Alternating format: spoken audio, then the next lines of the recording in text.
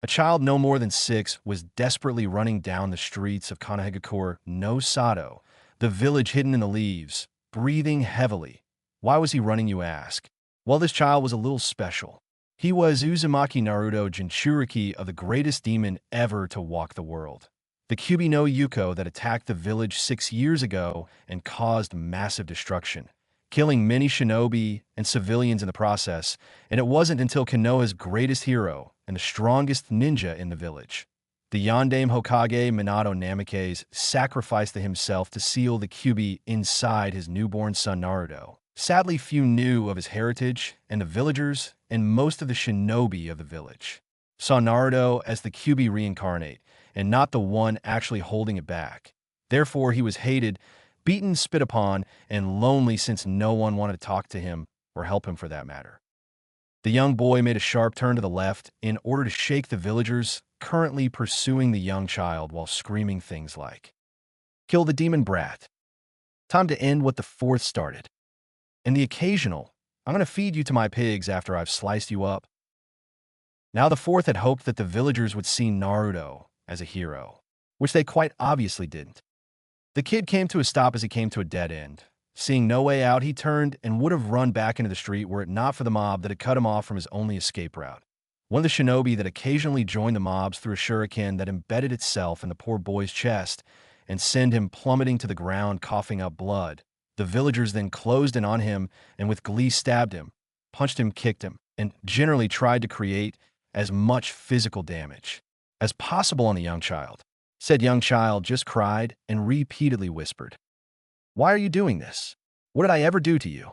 I'm sorry, I'm sorry, I'm sorry." At that very instant, the sound of 1,000 angry chirping birds was heard along with a cry of Raikiri, lightning cutter, and then several dull thuds as some of the villagers fell dead even before they hit the ground. In front of Naruto stood a tall man clad in a full ANBU getup with a dog mask and gravity-defying silver hair. His hand was crackling with electricity, and one of his eyes were crimson red with 3 swirling tomos in it. "By order of the Sandaime Hokage, all of you are under arrest. MBU, get them." Suddenly, 10 masked cloaked persons appeared and knocked out the people, and then shunshined, body flicker, away, leaving only the boy and the dog masked ANBU. The man kneeled down and picked up Naruto as he silently spoke. "Arigato, Inu-san." While he couldn't see it, he could feel the man smile at him. "It's okay, Naruto. No one is going to hurt you anymore." His voice was filled with confidence and reassurance, and Naruto felt that he could trust the man. "So what happens now?" he asked in his tiny voice. The man's smile seemed to widen as he spoke his next words, the words that would forever change Naruto's life. "First, I'm going to take you to a hospital and make sure they treat you. Then I'm going to head to the Hokage, and then I'm going to request that I be allowed to adopt you." Naruto's eyes widened so much they looked like they were going to pop out of his skull. "Say seriously?" he asked shakily. "You want to adopt me?" He was really hoping that the man spoke the truth. If he lied, Naruto wouldn't be able to handle the disappointment. Of course, the man answered happily. "After all, that's what big brothers do, right, Naruto-kun?" the man said as he moved his mask, revealing his face to the boy. Naruto's face lit up in recognition. "Kakashi Nezen," he shouted happily, and would have moved to glomp the older man had his body not been racked with wounds. All right, let's get you to the hospital before you kill yourself," he said with a sigh. He already knew this was going to be one hell of a hassle. After dropping Naruto off at the hospital and promising them untold amounts of pain should they refuse to treat him right, Kakashi made his way to the Hokage's office and marched right on through, ignoring the secretary and kicking in the office doors as he slammed his hands onto the Hokage's desk. "Hokage-sama, I want to adopt Naruto. He suffered way too much already, and as his father's student, I should be more than qualified for the task," he nearly shouted into the older man's face.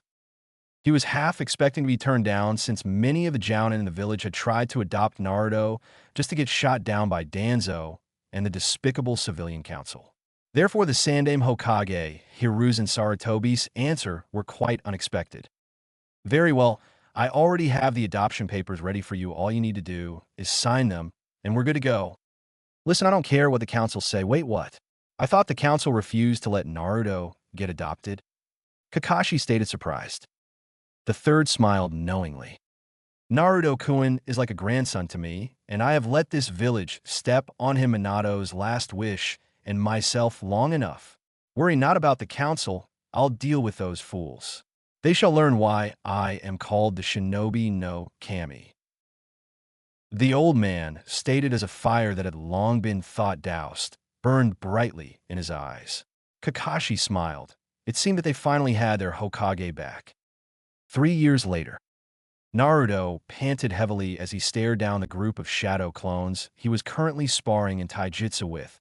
To his left, 100 clones were practicing advanced chakra control, and to his right, 100 additional shadow clones were practicing the katas associated with his Chikudo, straight single-edged sword without guard, the same kind as Sasuke uses in Shippuden. His observations was cut short as the 10 shadow clones in front of him spread out to cover all sides and then charged at him some with their fists poised and ready to crack open his skull, while others had kunai, and 2 of them had even drawn their Chikudo. The first one came from the left and tried to bash Naruto's skull, but he tilted back and grabbed the outstretched arm, and then in one deft move cut the clone in 2 with his sword just as 3 others closed in. Naruto quickly dropped to the ground and kicked 2 of them far up in the air. He then sweep-kicked the last clone's feet out from under him. Naruto quickly got on his feet and punched the still-falling clone hard in the stomach. Not missing a beat, he grabbed the 2 airborne clones by their ankles and smashed them into the ground, making them disappear, as well as the one he had punched square in the stomach. The last 6 charged from the front weapons drawn. Naruto dropped low, and in a blur flashed through the hand seals, sucking in wind as he called out his technique. Gaton, Gaki no Jutsu. An enormous fireball erupted from his mouth and connected with the group of clones, easily destroying them. With a sigh, he fell on his ass, trying to catch his breath. He had been sparring with the shadow clones for hours, and even with his chakra reserves, the Katan Gokakyu no Jutsu cost him a lot of chakra. He was after all only 9, and for a 9-year-old, being able to do an elemental jutsu, as well as being able to spar for hours, were quite impressive. He was even aware of his 3 affinities: wind, lightning, and fire. He had indeed come quite a long way since Kakashi Nizen had adopted him, he mused. Right now, he was home alone as Kakashi was on another mission. This time, it was an S rank, and along with a squad of the best ANBU in Konoha he had left about a week ago.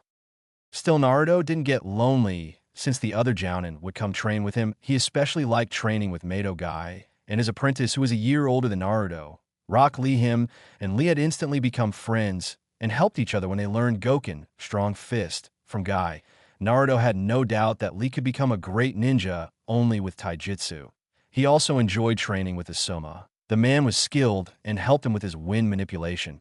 He had even taught Naruto how to channel his wind chakra into his sword, since it was made of a material that could be used to enhance the chakra channeled through it.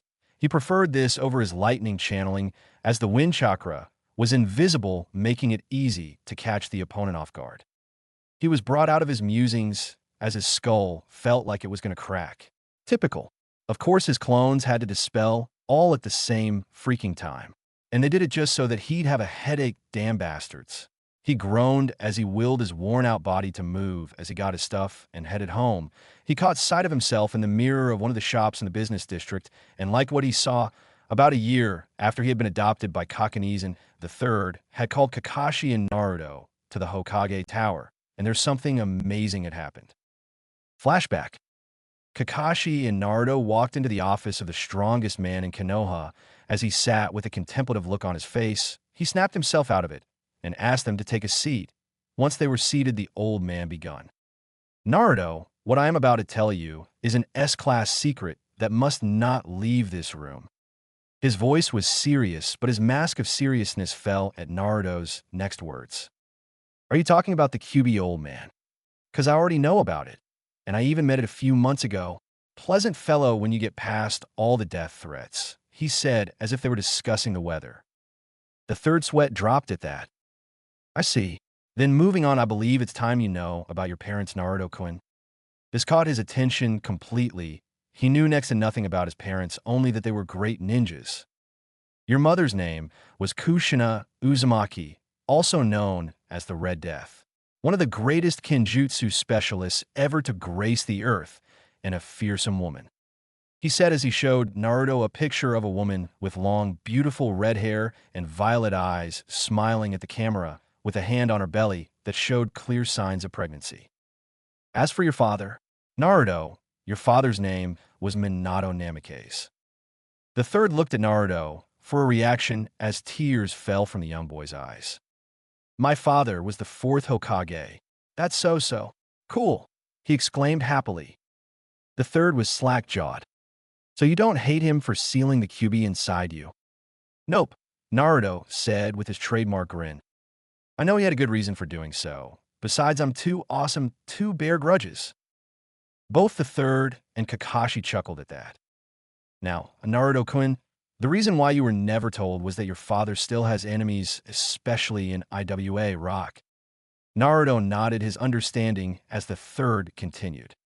Now for your inheritance.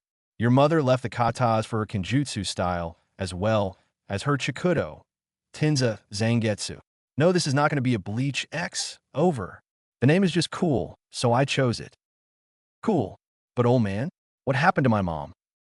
The third sighed. She died protecting you from an attack by the QB after Minato had sealed half its chakra. So you see you were loved by both your parents. Naruto smiled and wiped away some tears before they fell. He then examined the sword and was awestruck by its beauty. The sword was a masterpiece. The scabbard was black with red and white symbols resembling flames reaching from the tip all the way up to the handle, which were white with the same pattern only with red and black flames.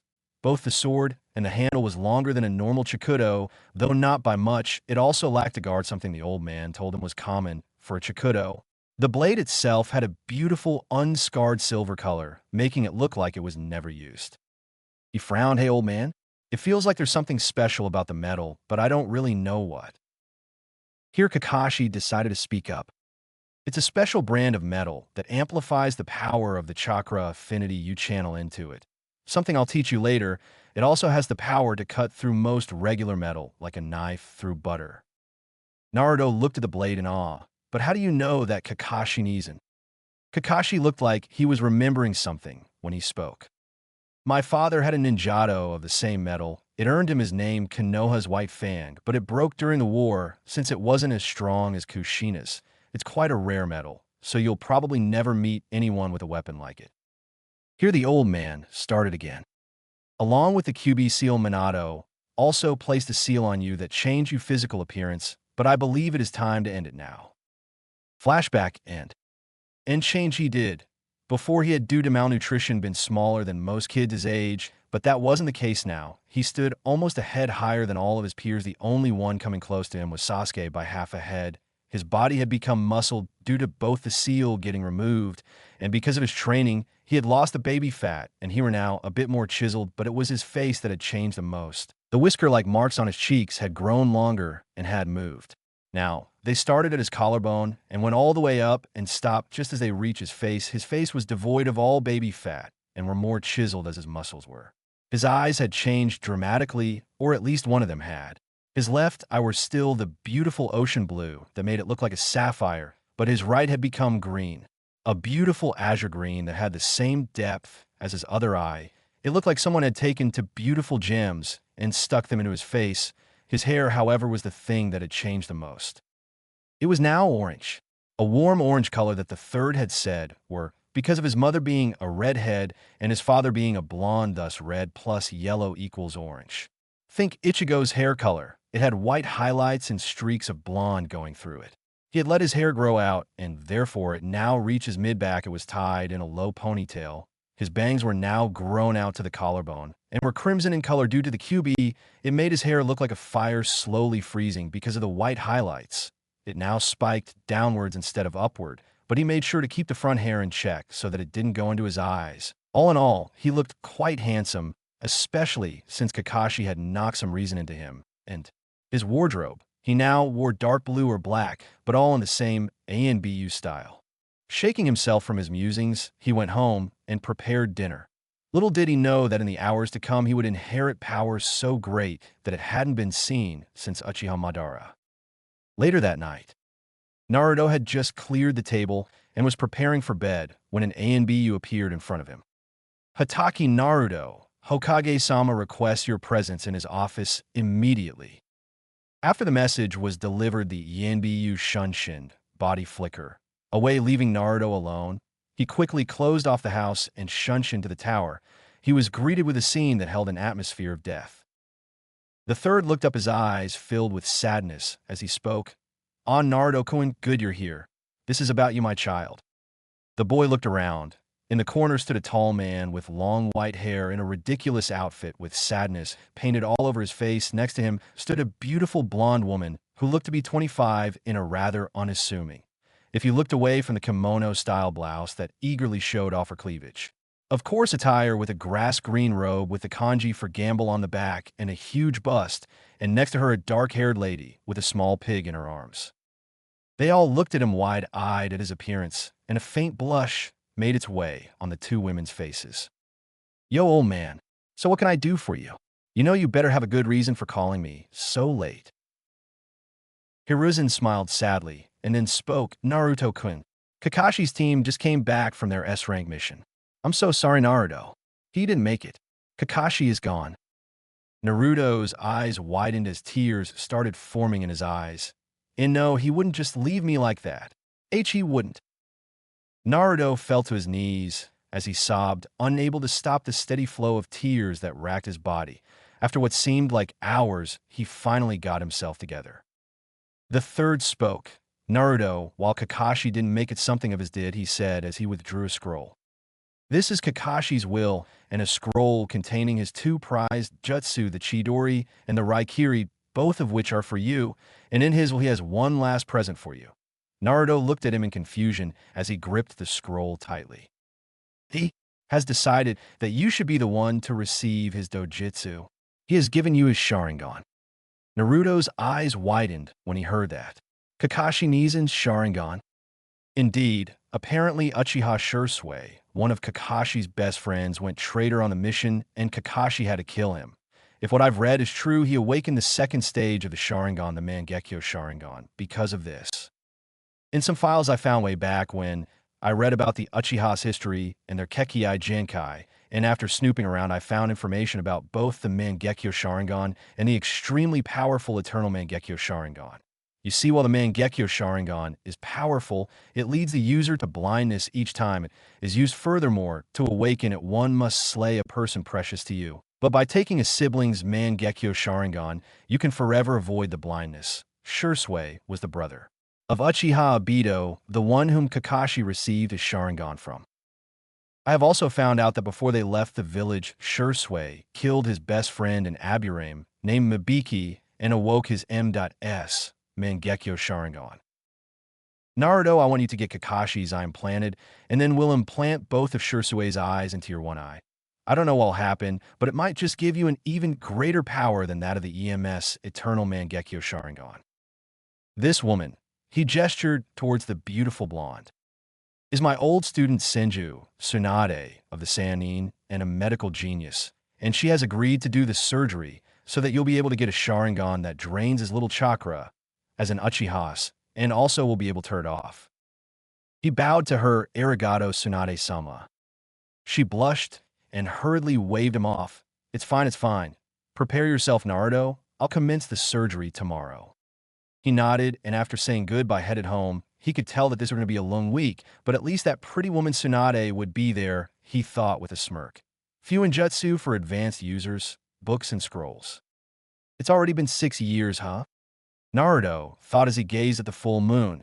It had indeed been 6 years since he had received Kakashi's eye, and a lot had happened in those 6 years. When he had been 10, Uchiha Itachi had slaughtered all of his clan and had then left Konoha, not being heard from since. His skills had also rapidly grown, easily making him the strongest genin in Konoha, even without his Sharingan. His taijutsu was amazing, something easily acquired when you spend a lot of your childhood with Psycho Bushibrow Jr. and Sr. His kenjutsu was also ridiculously great, and he could easily match Yuzuki Yugao and Hate Gecko, the two greatest swordsmen in the village, in a sword fight. His Jinjutsu was also excellent thanks to his Sharingan. Without it, he knew he would be completely hopeless in this area.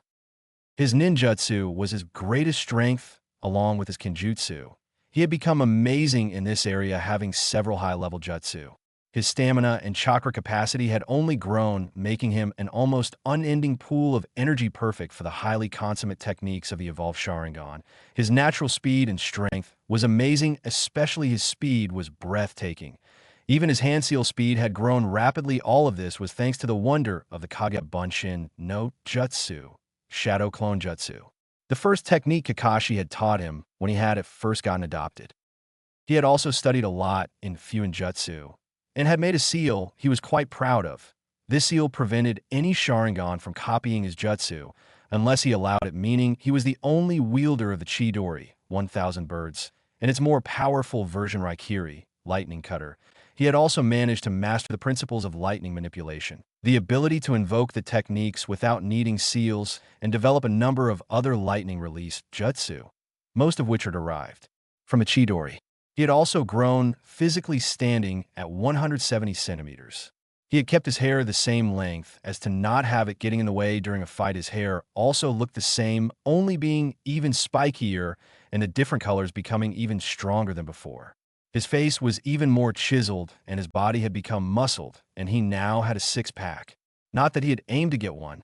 Really, not at all. He was now a regular heartbreaker, especially with the older women of the village.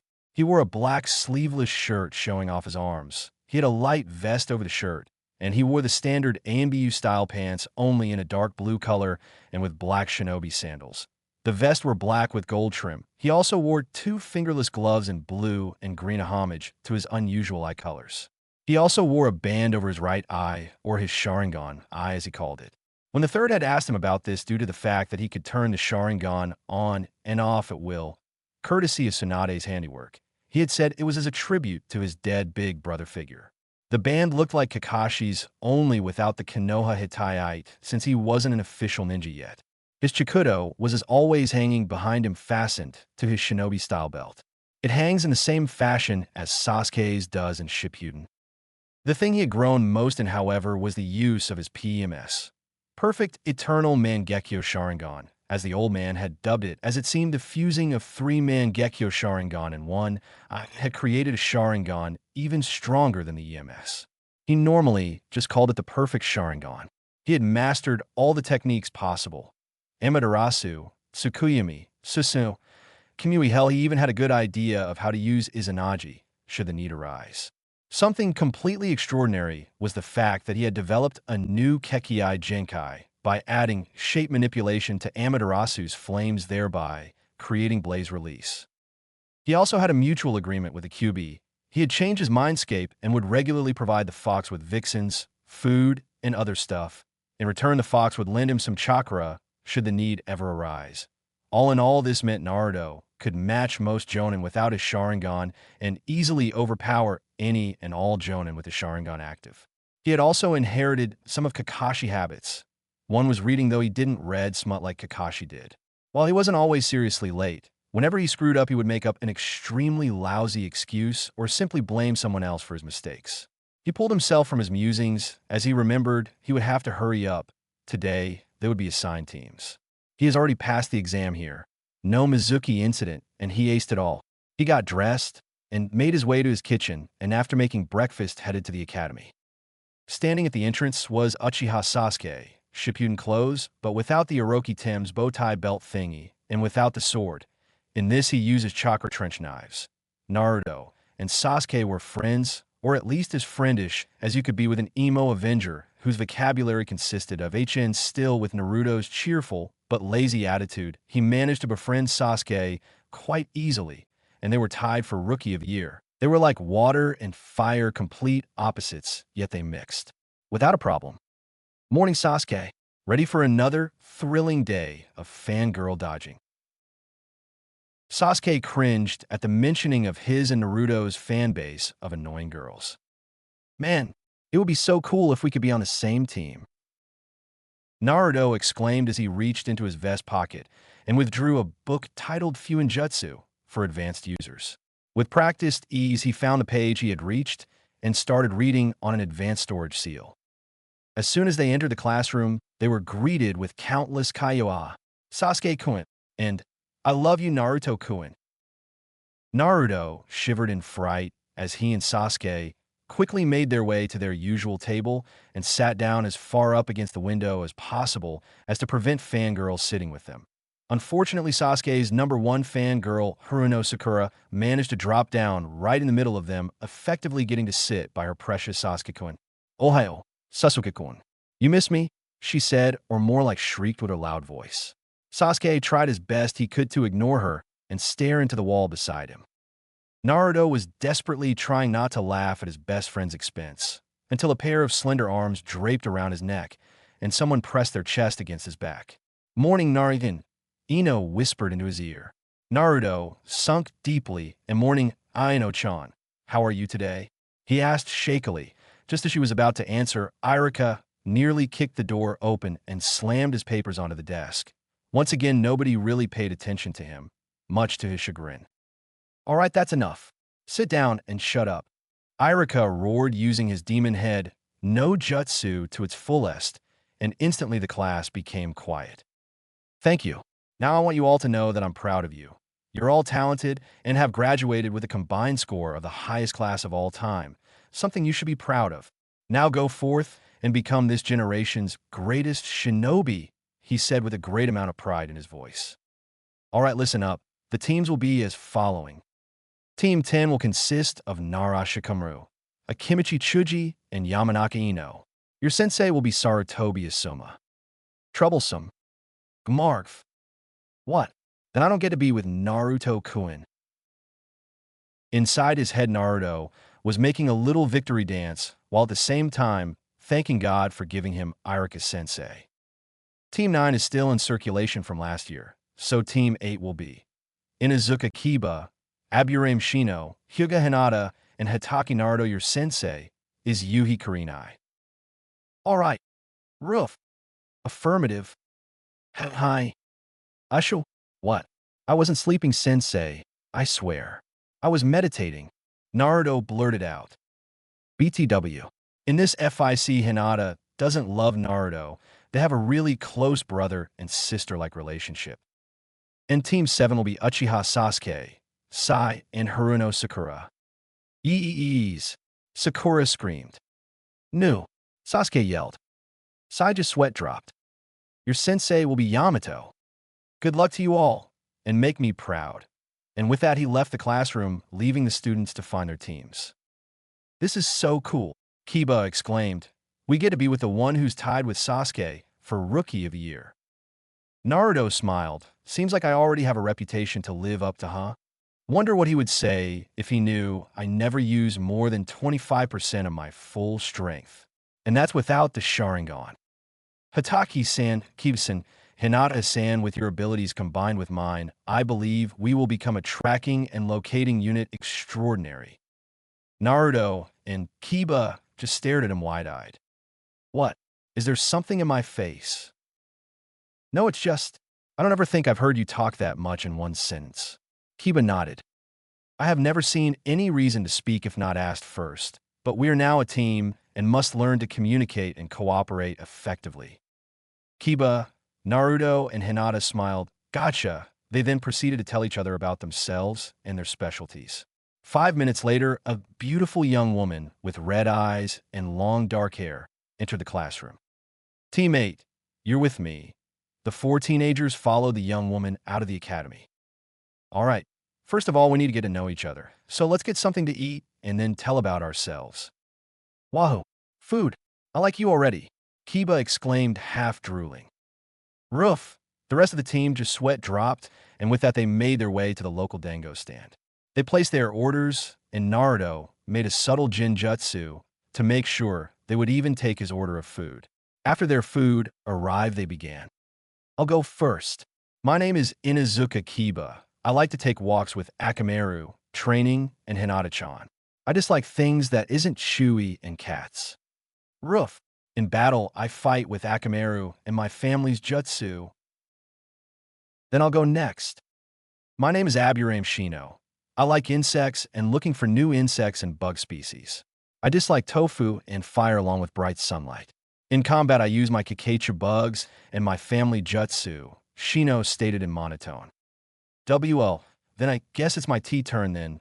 Naruto smiled at her, and under the table Kiba took her hand, encouraging her. Hinata took a deep breath and steeled herself. My name is Hyuga Hinata. I like cinnamon rolls, Kiba-kun, Naruto Nizan, Shino-san, and flower pressing.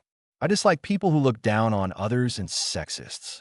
In combat, I use my Kekiai Genkai Byakugan and my family's Taijutsu style Jukin.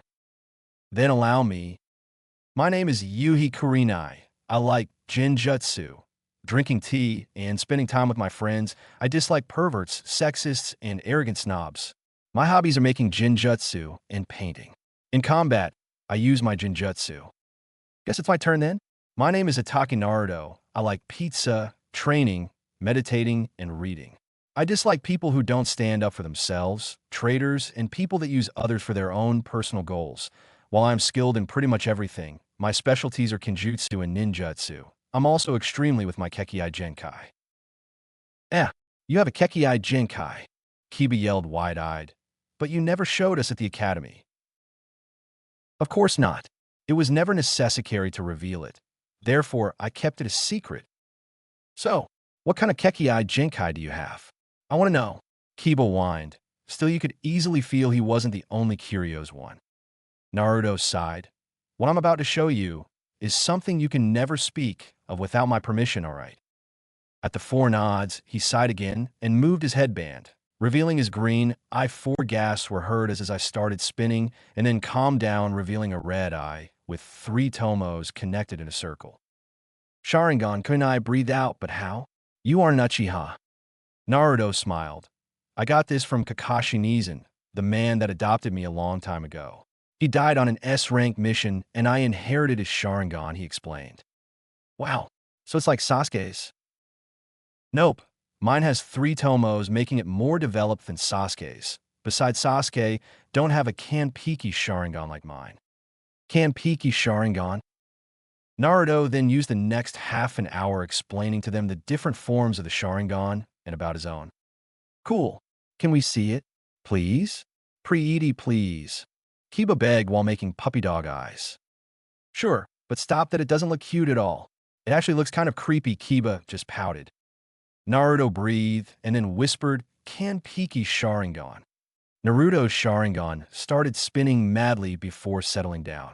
The 4 spectators gasped loudly as they took in the new eye. The normal red color was now black and covered by 3 overlapping ellipses, giving it 6 points. The design was red. Around the pupil was a shuriken-looking design. The pupil in the middle was slit like an animal's. The ellipse design was glowing red. Think Sasuke's Mangekyo Sharingan with Kakashi's Mangekyo Sharingan around the pupil in the middle. The pupil in the middle is slit like Naruto's eyes become when he uses the Fox Chakra. Whoa, that's so cool. So, what can it do? Naruto smiled. That'll have to wait till another time. But I will say that its power dwarfs any other Kekiai Genkai in existence. Kurinai spoke up. All right, listen up, tomorrow we'll meet at Training Ground 8 at 9 sharp. There, you'll take the real Genin exam. The real Genin exam?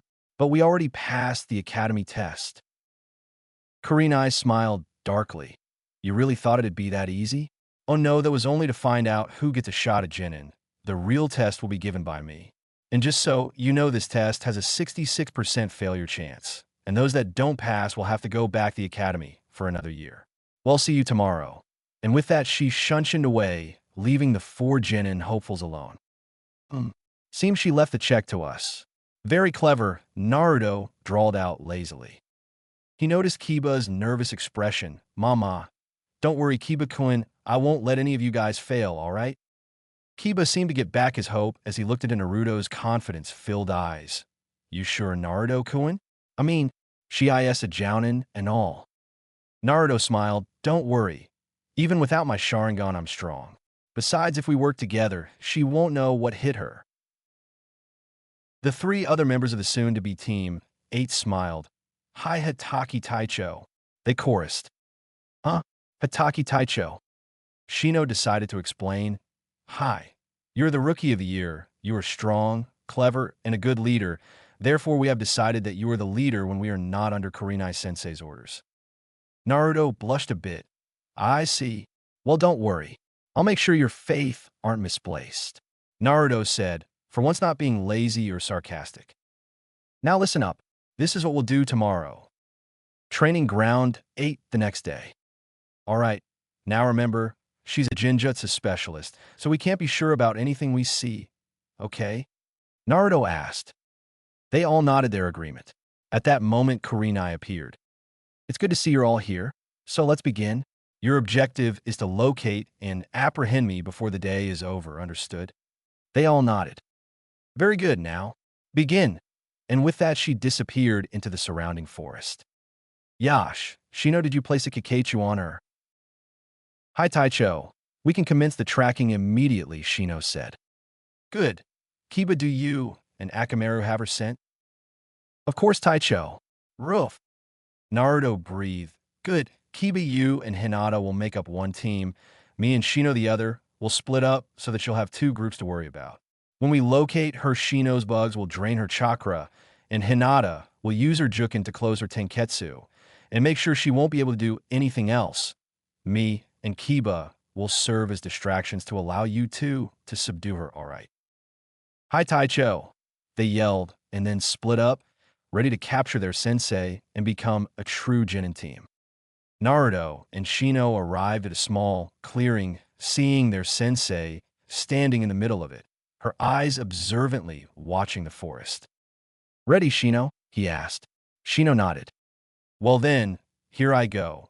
And with that, he drew 10 shuriken and threw them with pinpoint accuracy, only for his sensei to dodge at the last second.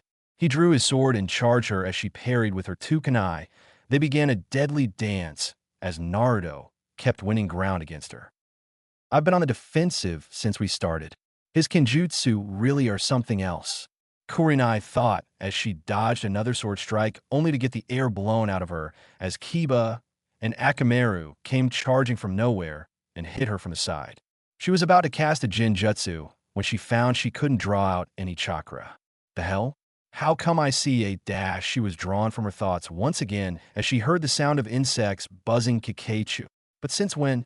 In a blur, Hinata dashed out from the darkness of the forest and hit their sensei with several strikes to the chest and abdomen and knocking her into a tree. Before she could react, she had a blade and several kunai aimed at her neck. Apprehension completed. Target confirmed, Yuhi Kurenai, Naruto said with a smile. Kurenai smiled as the Kakashi withdrew into Shino. Congratulations. You all passed this with great pleasure. I hereby appoint you as the new team. 8-inch Naruto was currently angry. Very angry. Why was he angry, you ask? Because he and his team had spent the last 3 hours getting their asses kicked. While Naruto was strong, he knew he wasn't unbeatable. It did, however, hurt his pride that the one that kicked his ass was a cat. Yes, a cat, more specifically the demon cat of evilness, Tora, the daimyo's wife's cat. It had scratched Team 8 beyond recognition. It was therefore with great glee that they watched as the cat was crushed by its owner. Sufair evil monster cat. Suffer. Mwahaha. Naruto thought with glee. That'll teach ya. Damn stupid feline. Almost scratched my face off. That's why I prefer dogs. Kiba thought angrily. For once, I enjoy seeing a creature suffer, Shino thought in a rare show of emotion. Kurenai and Hinata's sweat dropped, as you could almost see the malicious aura coming off the three males. Right. Anyways, that's yet another mission completed by Team 8-inch, Kurenai said, turning her attention back onto the Sandaime. No, old man, can't we please get a C-rank mission? We're tired of these ridiculous choirs, Naruto said, not looking up from his new book, Advanced Medical Knowledge. Pressure points while he was chewing on a senbon. It was something he had seen a Konoha shinobi do, and he thought it looked badass, and since then it had become a habit. Hiruzen sighed. Well, I do have a C-rank escort mission, but only if your sensei believes you ready for it. Kurenai nodded. She hated Duranks as much as her genin did. My team is more than ready. They are without a doubt the strongest genin team in Konoha. They'd even give Guy's team a run for their money. Hiruzen smiled, such confidence. Very well, you may come in now. He said the last part to the door as their client entered. The man looked to be in his late 50s, and he was holding on to a sake bottle tightly. "I am the super bridge builder Tazuna-sama. Wait, these are the super genin tasked with protecting me. They look okay, I guess. Except for that dog boy. He looks like a super brat. I mean the hell, kid. Leave your pets at home, will ya?" The old man was completely oblivious to the killing intent coming from Kiba and from Hinata. She was pissed at him as well. Who does he think he is? Insulting here, Kiba-kun. Why you old drunk? I ought to kick your ass. Kiba screamed as he charged the old man. He was, however, caught by the collar by Naruto with the hand not holding on to his precious book. "Mama, Kiba-kun, we can't have you kill the client now, can we?" He let go of Kiba and looked at Tazuna. "As for you, Tazuna-san, you should know that Kiba-kun is of the Inuzuka clan, one of Konoha's greatest clans whom specializes in tracking and combat with their canine companions, which means Kiba-kun is a first-class ninja and is almost impossible to ambush." Tazuna was slack-jawed. The dog boy was that great? Also, that lazy kid seemed to be quite unique too. Furthermore, Naruto continued, "You shouldn't insult your bodyguards, Tazuna, and to accentuate his point, he grabbed a pencil from one of his vest pockets. He uses them to write down notes in his books, and charged it with electricity. He then flung it at Tazuna, as it easily made its way through the wall right next to Tazuna's head. "Are we clear, Tazuna-san?" he asked in a lazy voice with an undertone of something dangerous. "CC crystal clear," Tazuna stuttered out. Kurenai sighed. "Naruto, don't threaten the client, all right?" At his nod, she continued, but not before hearing him mutter, "I never get any fun, do I?" She smiled. "All right, team. You have half an hour to pack, and then meet at the village gates. Now, move out. Hi, sensei." And with that, the four genin shunshined away. 15 minutes later, Naruto had finally gotten everything packed and was currently examining himself in his mirror. His normally black sleeveless shirt was now crimson in color. He had wrapped bandages around both his arms all the way from the shoulders to his wrists. He now wore only one fingerless glove on his left hand as he used his sword and the Raikiri with his right hand, and wearing a glove would only shred it due to the density of the lighting chakra. The new glove was green on the right side and blue on the left. In the middle of it was a red circle with 3 tomos, a tribute to all 3 of his eye colors. His vest covered his whole torso, ending just where his pants began. It was black with a red design that looked like lightning spreading all over the vest. It also had a hood. He wore ANBU-style pants in dark blue, with a black flame design coming from the end of the 2 legs and spreading up the pant leg. He also wore white ninja-style sandals. He had updated his shinobi-style belt a lot. Now, not only did it hold ninja wire and explosive notes, but also 2 pouches with senbon, and at the hips it was fashioned as to hold 2 folded Fuma shuriken. His kunai pouch was at the right thigh, and his shuriken pouch at his left thigh. His chikudo, as always, hang in his belt. Overall, he had a black cloak with a red flame design and a dark blue lightning design. The reason why I'm explaining in detail is because this will be his outfit for much of the story minus cloak, of course. Satisfied with his new look, he made sure he had everything packed and then holstered his backpack over one shoulder. He then shunshined to the Inuzuka compound to pick up Kiba. He arrived at the compound gates, and the guards immediately let him in. Team 8 minus Kurenai would usually train, make strategies, and just hang out at each other's houses. Even the Hyugas accepted when they were there, but they mostly used the Inuzuka compound since it was big and the Inuzukas was friendly. He hurriedly made his way to Kiba's room and prayed to all the gods that Kiba's sister Hana wasn't awake. It seems like the beautiful woman had a thing for Naruto, calling him Alpha and stuff like that. Unfortunately, the gods wasn't with him today, as 2 slender arms suddenly made their way into his cloak and under his clothes and moved up and down his muscles. The person whispered into his ear, "You couldn't wait to see me again, Naruto-kun?" Naruto swallowed. "Innocent. Long time no see, huh?" He stuttered out while trying to ignore the hands moving toward his waistline and the chest pressed against his back. "Indeed it has. I've been so lonely without you." Her voice carried an undertone of something he couldn't quite place, but it made him blush furiously. Her hands had almost reached his waistline now, and Naruto couldn't move his body at all. Kiba chose this moment to burst through the door on her left and run straight into Naruto at full power, knocking both of them down the stairs head first. "Ouch! What the hell? Yeah, Taicho? Oi, Taicho, are you alright? Talk to me, man. Kiba exclaimed when he saw Naruto. Naruto slowly sat up and turned to look at Kiba with a completely neutral expression. Kiba flinched. Oh boy, he's gonna kick my ass. He definitely didn't expect Naruto to hug him. But that was exactly what Naruto was doing at the moment, with anime tears streaming from his eyes as he repeatedly thanked Kiba for saving his virginity. Sure, you're welcome. Anyways, we have to get to the gate before Kurenai-sensei goes ballistic on us. And with that, he grabbed Naruto and quickly shunshined to their meeting place. Hana pouted, you got away this time, but I'll make you mine soon enough. Naruto shivered in mid-shunshin.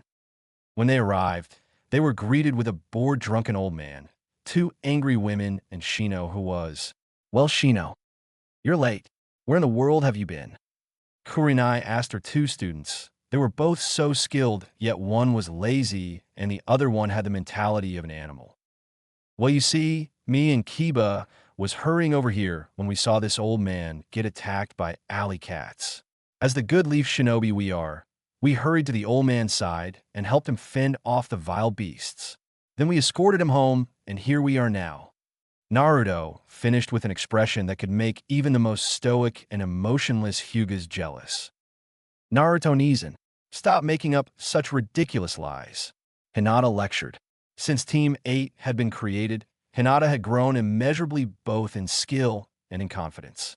She was now outspoken, friendly, and didn't shy away from an argument if she believed she was right. Mama, it's fine, Hinata-chan. We're here now, right?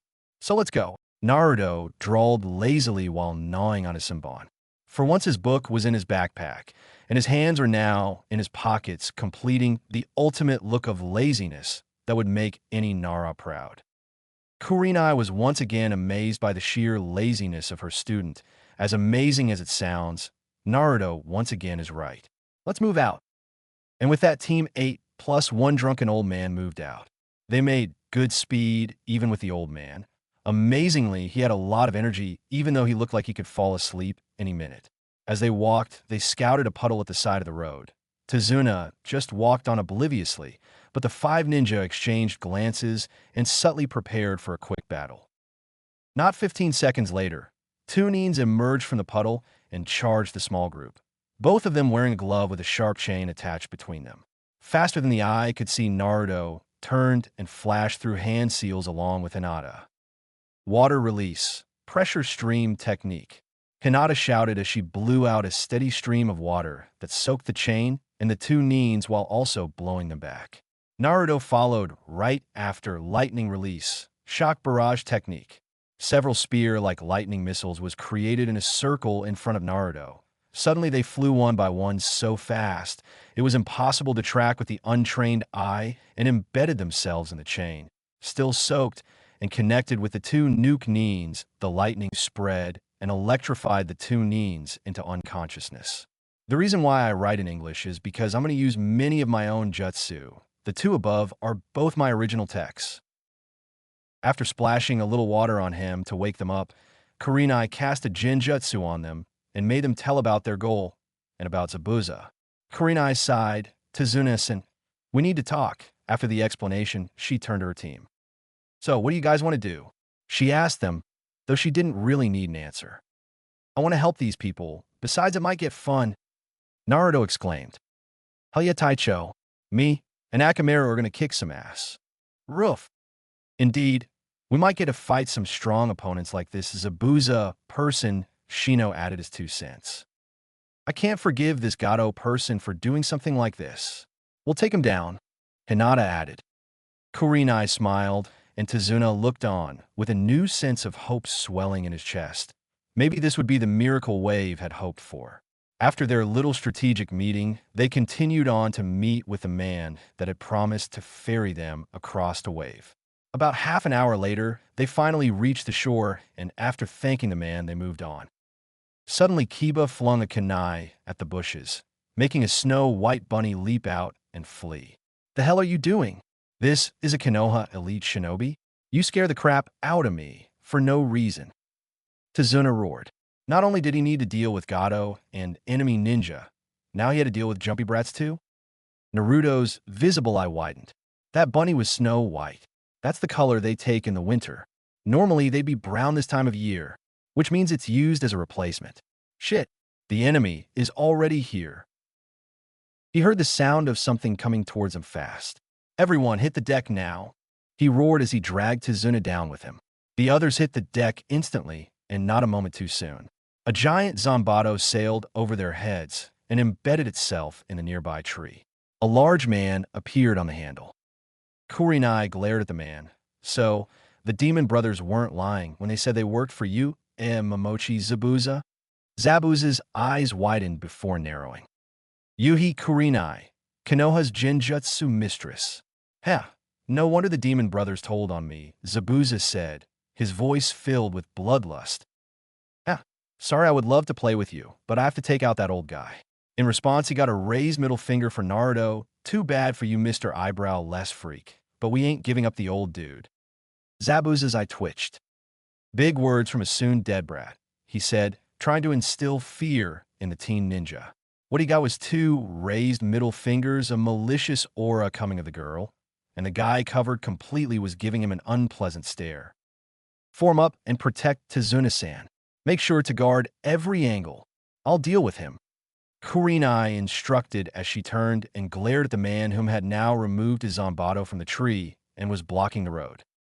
Kurenai instantly went on the offensive demonic illusion, great forest strangulation technique. Trees sprouted from the ground and enveloped Zabuza, slowly strangling him while completely binding his body.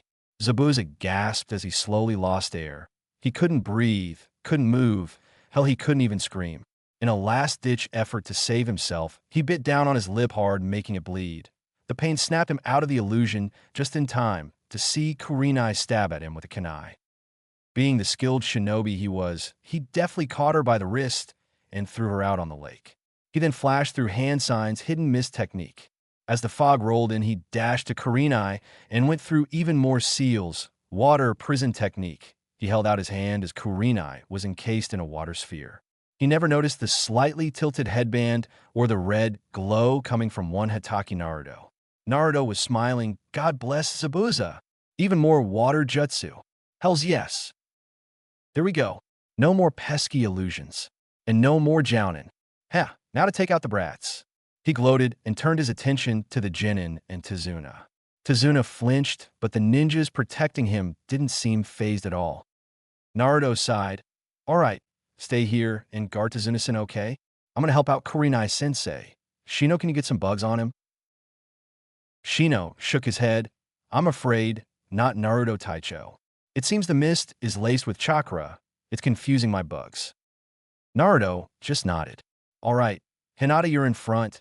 If he tries to sneak up on us, your Byakugan will instantly pick him up. And with that, Naruto walked through the mist, quickly disappearing from sight. Zabuza noticed someone coming towards him, and from that he could see the person was alone. He smirked to himself. Did they think only one genin could take him out? To his surprise, it wasn't one of the genins, but his target Tizuna that emerged from the mist. I will go with you, the old man slurred. He was obviously half drunk, but you have to let the woman and the brats go. I won't let Gato hurt anyone not involved. Zabuza smirked under his bandages and charged the old man, leaving a Mizu Bunshin, water clone, in charge of the sphere. Like you have anything to barter with, old man. I'll kill all of you. I could buy you old drunk. Zabuza roared as he swung his Zanbato and cut through the bridge builder. To his surprise, the old man disappeared and reappeared right behind him. Only he had changed back into the orange-haired kid. Damn, I thought I could make you drop your guard with a henge transformation, but I guess that was wishful thinking. And with that, Naruto drew his sword impossibly fast and sliced into Zabuza, giving him a deep gash across the chest. Zabuza cried out in pain and quickly jumped back, making some distance between the kid and him. Naruto flashed hand seals, wind release, furious gale technique. Naruto sucked in wind and blew out. The wind formed a tornado that blew away everything in its path. Zabuza only barely managed to stay on his feet, applying large amounts of chakra to his feet and shielding himself with his sword. Yeah, nice try, kid, but I'm afraid I'm still here, Zabuza said with a smirk. He quickly dropped the smirk, however, when he saw his opponent smile at him. That jutsu was meant for your fog, not you. With that, he lifted his headband, revealing his eye and drawing his sword. I'm not going to use the Sharingan just yet. Zabuza growled and heaved his own sword, pointing it threateningly at the kid. You want a sword duel? You're dumber than I thought, kid, but I will gladly take you out. He threatened and prepared to charge. Naruto smiled. Momochi Zabuza, huh? All right, let's dance. With that, the two sword-wielding shinobi charged each other, intent on ending the other's life. Naruto quickly began a series of rapid slashes and blinding speed, making it hard for his opponent to follow. However, Zabuza wasn't a jounin for no reason and used his superior battle experience to narrowly dodge each and every slash. They clashed in a stalemate again, and Zabuza decided to end it. He used his great strength to knock back Naruto, and the flash through hand seals, water release. Great Titan's Wrath technique. The water around him started rise and shift, eventually creating a giant formed purely of water. The being roared to the heavens before raising its massive fist ready to smash Naruto. Zabuza could only stare as he looked at Naruto's eye. Before it had been an azure green color. Now it was crimson red with 3 tomos. SH Sharingan, he breathed, but how? Who the hell are you? He yelled the last bit. Naruto smiled, and then flashed through his own set of hand seals. Water release. Great Titan's Wrath technique. Much faster than Zabuza's, the giant rose from the water and roared at him before attacking the other giant. The two clashed as they spread water all over the surrounding lake and trees. Zabuza sneered angrily and flashed through hand seals for the jutsu he knew would finish the fight. Water release. Great Water Demon's Raging Stream monster technique. The water around Zabuza boiled as several demon-shaped water beings rose and screamed as if they were being tortured. Then they merged together, creating a being that looked like a mix between a hydra, a knight, and a bear.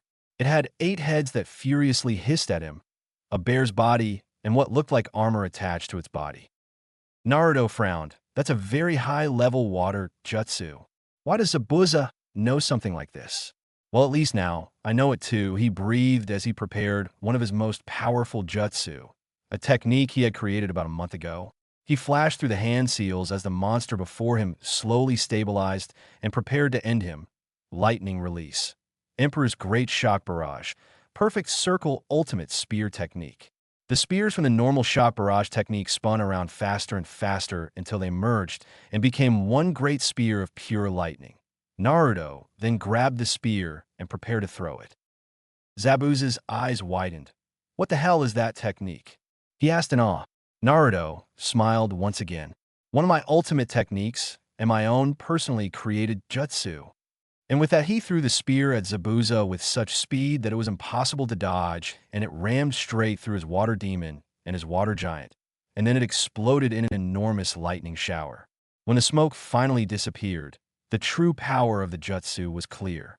There was a giant crater easily bigger than most lakes, and all the water in the area had vaporized due to the density of the electricity making it so hot that it was only surpassed by Amaterasu's flames. Zabuza was slumped against a 3 that was right at the edge of the corner. Since Naruto had blown away the fog, they had all witnessed his fight with Zabuza. He slowly made his way towards Zabuza. Ashashuri Cup. I knew Taicho was amazing, but this is ridiculous. To think he made a jutsu like that. Kiba whispered to the others. They could only nod in response. Even Shino had dropped his usually impassive mask in favor of a completely astonished one. Kurenai had long since been freed from the water prison, and she too could only stare. Naruto, just how strong are you? Zabuza glared at him as best he could. Naruto just drew his sword and prepared to end Zabuza. WHWHU? Who in the world are you? He asked with fear and awe evident in his voice. He hated himself for it, but he couldn't deny that this kid was of a whole different league. Naruto looked at him for a while before answering, Sharingan no Naruto. And with that he swung his blade, only to stop mid-swing as Zabuza was killed by 3 Senbon piercing his neck. A hunter Nin appeared beside the corpse. I must thank you for making my job a lot easier. Because of you I had no trouble apprehending this criminal. But now I must take my leave. I still need to dispose of the body. And with that, he shunshed away, leaving the group confused. Kiba sighed as they regrouped, glad that's over with. At least Gato can't have any ninja stronger than Zabuza, right? I mean, he was an A-class nuke nin. Huh, guess he wasn't expecting Taicho. Naruto smiled at the praise as he repositioned his Hittite. Naruto shook his head. I wouldn't be too sure about that Kiba-kun. At their confused stares, he continued. Normally, nuke nins are disposed of right then and there. Yet that hunter nin we just saw took Zabuza with him, which means he was probably Zabuza's partner. Shino, what do your bugs say? He asked as he turned to the bug user. Shino was quiet for a minute before answering. It seems you were right, Taicho. This fake hunter was indeed Zabuza's friend. It would seem he has also, somehow, resurrected Zabuza. Naruto's visible eye widened and then narrowed. I see the near-death state that would explain his so-called resurrection. The others looked at him as they resumed their trip to Tezuna's house. It's a state that stops all bodily functions for a few minutes while not completely killing their target, giving the illusion of death. It seems Zabuza's pal is skilled with Senbon. After that, they resumed talking about nothing and everything to make the time pass on their trip. Kiba was constantly pestering Naruto to teach him his ultimate spear technique, but was disheartened when he found out that it required a ridiculous amount of chakra. It wasn't long till they reached Tezuna's house. Naruto knocked on the door, and it was almost ripped off its hinges as he came face to face with a beautiful young woman with long black hair. She blushed heavily as she took in his features. She then noticed the others and broke into a smile when she saw Tezuna. To-sama, you're safe, thank God. I was so worried that something would have happened to you. Tezuna smiled sheepishly. Sorry for worrying you, Tsunami-chan, but let's not be rude and let our guests here out in the cold. And with that, they hurried into the house. It wasn't long till Tezuna was telling Tsunami about their trip. You should have seen it. This kid made an enormous spear of lightning, and then he flung it. The damage was unbelievable, he exclaimed as he gestured towards Naruto, who was currently doing handstand push-ups on one finger. He flipped himself on his feet and then looked on the 3 other Genins from tomorrow on. We're going to train each and every day while we switch who guards Tezuna. Hinata voiced everyone's question. Training Naruto and Izan? But why? It's just a guard job, right? The hardest we'll face are bandits. That's where you're wrong, Hinata-chan. Zabuza is still alive, and you can be sure as hell he's coming back for Tezuna-san's head. That's why we're going to become much stronger, Naruto explained. But why would we need training so badly, Taicho? If worse comes to worse, you and Kurenai-sensei can surely defeat him. Shino asked. Indeed, we could, Shino-kun, but I'm worried about that partner of his. That person was strong, maybe more so than Zabuza himself. The other occupants of the room looked at him in shock as he smiled back at them. Don't worry. By the time we're done with training, you're going to be unstoppable. He cheered. The mood instantly changed from serious and grave to cheerful and happy. Naruto felt someone glaring at his back and turned to see a little kid with black hair and green clothes with a striped hat on. He was giving Naruto a look that could kill plants. Why? Why you try to fight against Gato and his thugs? They'll just kill you all. You should just leave. Gato has already taken everything from us. What do you guys even know about pain? All of you should just get lost right now. And with that, he ran upstairs. Tezuna looked sad, and Tsunami was at the point of tears. That was my son, Inari. I am so sorry. He's endured so much, and it's turned him into a sad and lonely boy. She apologized with tears streaming down her face. Naruto smiled at her with his patented smile that made you feel like you could carry the entire weight of the world on your shoulders with no problems at all. It's fine, Tsunami-chan, it's fine. She couldn't help but blush from the smile and the kindness in his voice. Naruto turned his attention towards Tezuna. Tezuna-san, would you mind telling me a story? Pain is something I can relate quite well to. His teammates and sensei's faces darkened at that. They knew all too well about the kind of life Naruto had to endure before he was saved. He had even told them about the QB and said that if they didn't want to work with him, he would transfer to another team. They had instantly shot that idea down. After all, he was him, and the QB was the QB. Tezuna sighed sadly as he shifted his gaze from the stairs onto Naruto. I guess it wouldn't hurt to let you know. And with that, he began his tale. After telling them about how Inari was saved from a man who would become like a father to Inari, and about how he saved the town only to be executed by Gato in order to crush the country's hope, Naruto disappeared to go talk with Inari. Naruto approached Inari's room from which sobbing could be heard. He smiled sadly and knocked on the door quietly. "May I come in?" When he received no answer, he pushed the door open and walked in the room to see Inari sobbing over a picture as he sat on his table. Naruto quietly positioned himself on Inari's bed and was about to start a conversation when Inari interrupted him. "CC, come to scold me? Come to preach for me? Come to tell me how I'm an ungrateful brat?" He yelled at Naruto, but was surprised when he got a small, sad smile in return. "I've heard about what happened from Tizinus.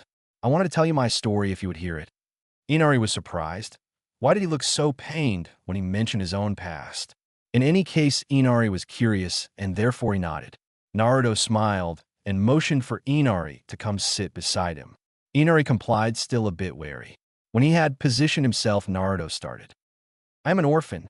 I grew up never knowing who my parents was in an orphanage that hated me. Actually, all of Konoha hated me. From I was 2 years old, I was beaten within an inch of my life every night. People told their kids to stay away from me, that I was evil.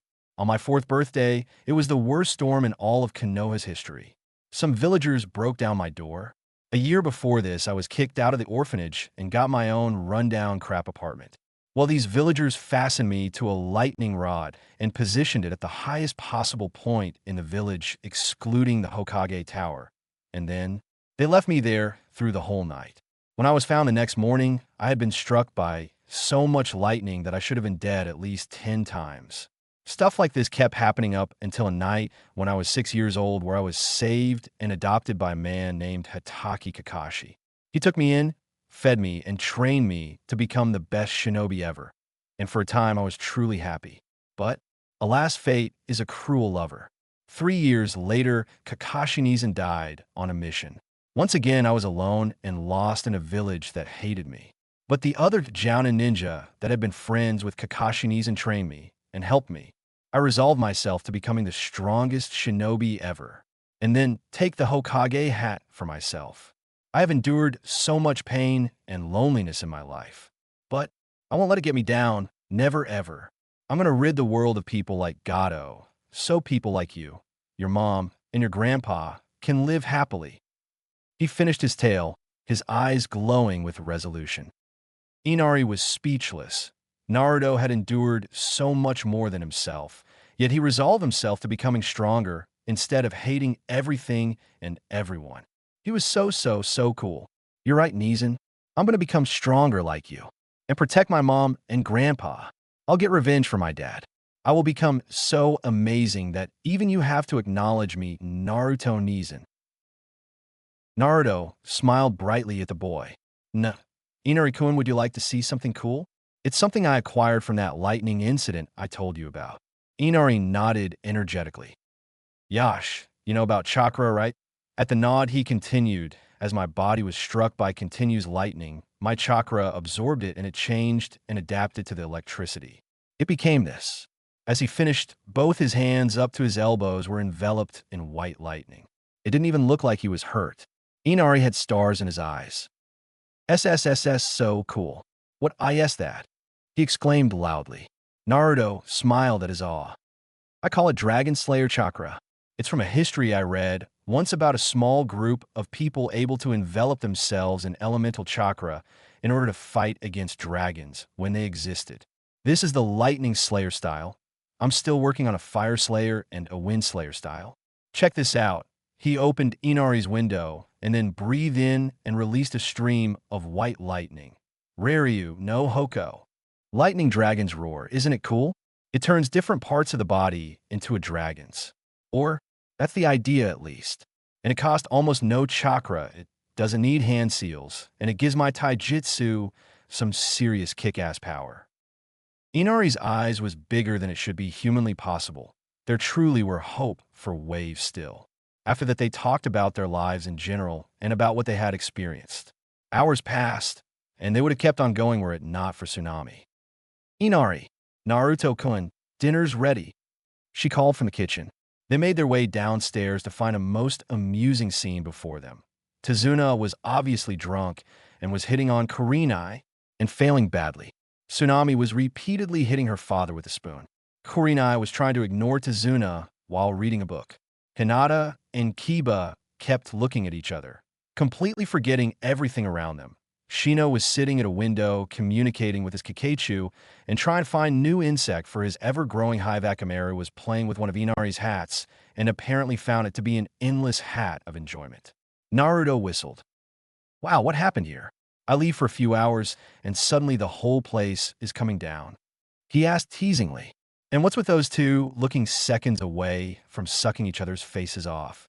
He continued as he gestured towards Kiba and Hinata, both of which blushed a bright red. Inari couldn't help but burst out laughing at the comment. Everyone instantly noticed the change in Inari's mood and demeanor. Tazuna was wide-eyed. He managed to get Inari to smile again. This boy gets more and more amazing with each passing minute. Tsunami was also overjoyed. My little boy is smiling again. Thank you, Naruto. Truly, thank you. Yash. Eating time. Man, I'm hungry. It's surprising how taxing it is to go around being a miracle worker, he said with a grin that everyone else mirrored. That night was the most joyous and happy one Tazuna and his family had had in a long, long time. Afterwards, they went to bed with the 3 males sharing a room and the 2 females sharing a room with Tsunami. The next day, after grabbing some breakfast, Team 8-Sensei had gone off to train as she had accompanied Tazuna to the city to buy groceries. All right, line up. This training is going to be grueling, it's going to be harsh, and most of all, it's going to make you wish you'd never become shinobi. But when it's over, you'll be that much stronger. So, any of you want to back out? Naruto asked as he looked them over. Receiving nothing but determined glares, well, it was kind of hard to tell with Shino, but they had learned to read his facial expressions quite well. He continued. Okay, all of you will be training your clan jutsu to perfection. I'm going to come back in 4 hours, and if you haven't perfected your chosen jutsu by the time I get back, there will be no dinner, and you will sleep outside. Now get to it.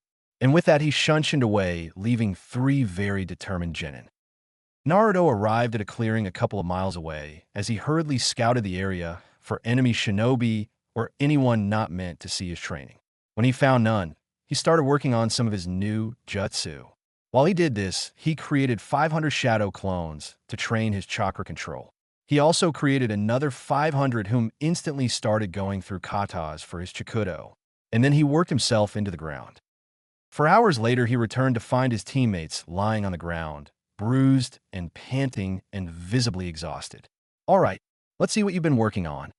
They showed him the jutsu they had been working on. The Kaiten, Heavenly Spin, for Hinata, the Gutsuga, Dual Piercing Fong, for Kiba and Akamaru, and the Mushidama, Insect Sphere. For Shino, Naruto made a mental note on finding out how the Kaiten worked. If he could combine it with his Dragon Slayer style, he could emit a continuous dome of electricity or fire and wind for that sake. Afterwards, they went home and had dinner and then went straight to bed. This process continued itself over the week as Naruto and Kurenai took shifts guarding Tazuna on the bridge. One evening, Naruto went out for some late-night training and fell asleep in a small clearing. Naruto frowned as something pulled him from his sleep. Sharpening his senses, he could feel a presence next to him. The presence was not someone he knew. It was, however, a shinobi, as he could tell from his chakra sensing, an ability he had developed that allowed him to tell stuff from a person's chakra. The chakra seemed familiar, but he couldn't place his finger on it.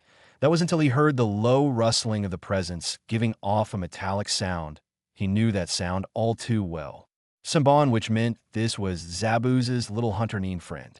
Deciding to play innocent and unknowing, he opened his eyes and met a couple of hazel brown eyes in the middle of a beautiful face. Yeowan, morning, something I can help you with? He asked cheerfully with a smile that the person mirrored. Good morning, mister. I was just wondering what you were doing sleeping in a forest.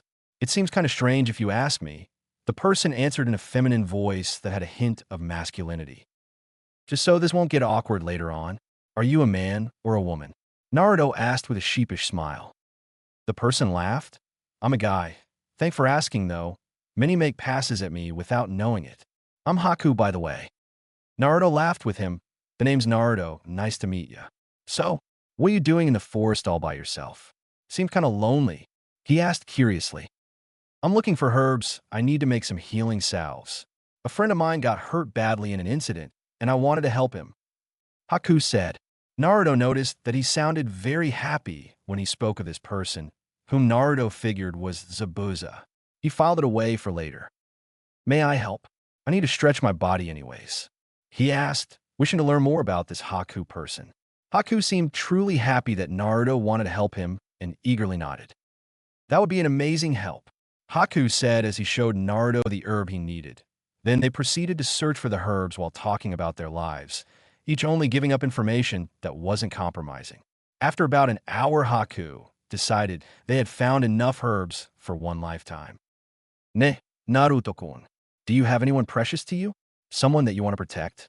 No matter the cost, Haku inquired as he looked at his newfound friend/enemy. Naruto nodded as he laid down on the grass at the clearing. Yeah, I do. My teammates. The few people in Konoha that didn't treat me like trash. And the people of Wave, he said fondly. If they treat you so badly, then why do you continue to fight for Konoha? Haku couldn't understand why someone that had been treated worse than the lowest of low criminals by his village would still be loyal to it. Naruto had told him about the horrible treatment he had gotten. Well, as I said, I have some precious people that I want to protect there. Also, my mom, dad, and the person that was like a big brother to me died defending Konoha. Therefore, I would put shame on their names, were I to abandon the village. I decided I would become the best ninja in Konoha's history, that I would become a Hokage that surpassed all others, and that my village would recognize me. He stopped to let the words sink in with Haku. What about you, Haku-kun? Do you have anyone precious to you? He asked the boy he had found to be very kind-hearted despite being Zabuza's partner. I do indeed. A man who saved me when I was alone. He fed me, clothed me, and trained me to become strong. That person is like a father to me, and I would gladly give my life for him, Haku said with conviction. Naruto froze completely. Haku and Zabuza's relationship was exactly like his and Kakashi's. They had both been saved from loneliness and death. Well, I better get back to my team. They're probably beginning to worry. Maybe I'll see you some other time, Haku-kun. And be careful of Gado's thugs. That bastard has his goons spread out all over Wave. Haku smiled at his protectiveness. I'll definitely be careful, you too. And with that they walked their own ways. Just before they were out of hearing reach, Naruto yelled to him. Something that made his blood run cold. Something that surprised him greatly. And something that made him wonder why Naruto hadn't killed him. One more thing. Say hi to Zabu-chan for me, will ya? And wish him a fast recovery. And with that he shunshin away. Haku couldn't help but smile as he walked towards the base where Zabuza was located. You could say a lot about Naruto, but the kid had style. Naruto appeared before Tezuna's house and quietly made his way into the house as not to alert anyone. He had taken 2 steps inside when he was attacked by a black blur.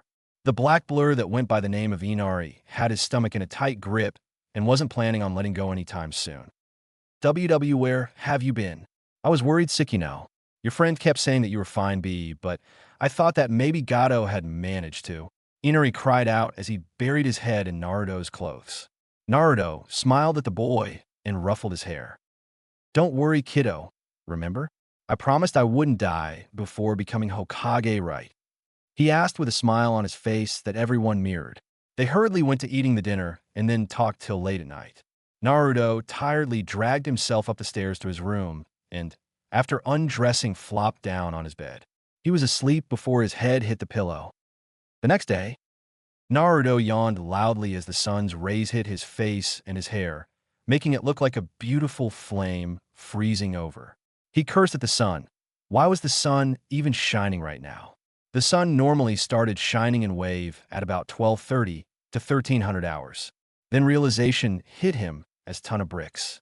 He had overslept, very much overslept. He hurriedly dressed and was about to charge down the stairs when he heard turmoil in the kitchen. It sounded like tsunami screaming. His blood ran cold. Had something happened to her? He moved down the stairs, fast as a cheetah, quiet as a shadow. He glanced around the corner to find Inari standing in front of his mother, yelling at two bandits that seemingly cut down the house wall, that he would protect his mother from anyone that wished to harm her. Naruto smiled. The brat had really grown up in these past days. He shunned Shin silently, appearing right behind the two bandits and effortlessly knocking them out with a chop to the back of the head. He smiled at Inari. You did it, Inari-kun. You protected your mom from Gato and his thugs. But now it's time to take the fight to Gato, wouldn't you say? Gather the villagers. If you want to be free from Gato's control, then you have to defeat him yourself. All right, he asked the young boy. Of course. I'm going to rally the townspeople. It's time we take the fight to Gato. With that, Inari and Tsunami ran off to gather the townspeople, and Naruto took of his attire and fastened it around his neck loosely. His Sharingan spun into action. Now, it's time to test this new ability I discovered. I shall call it Shuinpa, Flash Steps. The technique that made Uchiha Shursui, known as Shunshin no Shursui, Shursui of the body flicker, the fastest technique in the world. Impossible to copy and impossible to track. I'm quite lucky that is where the eyes I received. And with that, he disappeared in a soft swoosh. Meanwhile, at the tool shed, the bridge, imaginary cake to anyone that knows where that line is from. Team 7 and Tizuna had arrived at the bridge only to find the bridge builders lying around on the bridge in heaps, many of them having dangerously bordering on mortal wounds. Kurenai rushed to the nearest man. What in the world happened here? How did all of you end up like this? She asked the man, blood oozing from the wound on his chest as he harked up bile and blood. De demon. He breathed out as he succumbed to his wounds. Kurenai cursed shit. What the hell? Only then did she realize that the whole area had become bathed in a suffocating mist. Kiba, Shino, and Hinata hurriedly stacked up in front of Tizuna as the mist approached. Kiba sniffed the air and cursed loudly. Shit, this mist is laced with the smell of chakra. It's the same as back it with Zabuza. Relax, stick together, and don't let Tizuna-san out of your sight. Remember, we might be dealing with his partner as well. Kurenai instructed as she went into professional mode. The three Genin nodded and readied themselves for combat. With a small cry of Byakugan, Hinata's eyes bulged as veins appeared on the side. Shino sent his bugs out to scout, and Kiba threw Akamaru a soldier pill. Nice try, brats, but you'll never be ready enough to face me. A voice rang out as the mist shifted and then slowly disappeared, revealing Zabuza and his accomplice. Zabuza-sama, did you notice something different about those three? The masked person asked. Indeed, I did. It seems they become quite a lot stronger since last time. Still, they shouldn't be a problem. Ini Haku? The masked boy, now known as Haku, nodded, and then he and Zabuza charged the group. You three take Zabuza's little friend. I'll take Zabuza, Kurenai shouted as she charged Zabuza. Huh, you think you can win? This time your orange-headed brat isn't here. Zabuza yelled as he grabbed his Zanbatsu and swung at Kurenai, whom deftly dodged, and went for a strike at his gut with a kunai. He grabbed her by the wrist and swung her into the air and then down into the ground with enough force to crack the ground. He smiled only for Kurenai to crack and sprout vines from everywhere. They quickly grabbed and bound Zabuza, immobilizing him. Suddenly, Kurenai appeared behind him with a kunai at his neck. Demonique illusion. Elle est suffocating vine technique. She announced her technique as she prepared to strike Zabuza down. I hate illusions, Zabuza said as he realized what happened. Kurenai smiled. I get that a lot. And with that, she struck. With the Genin. Kiba, Shino, and Hinata was hard-pressed against Haku, who made good use of his superior speed to beat them to bits. Please, just give up and hand over to Zunissan. I don't want to hurt you more than necessary. Haku pleaded with the Konoha shinobi. Like hell we will. Kiba sneered.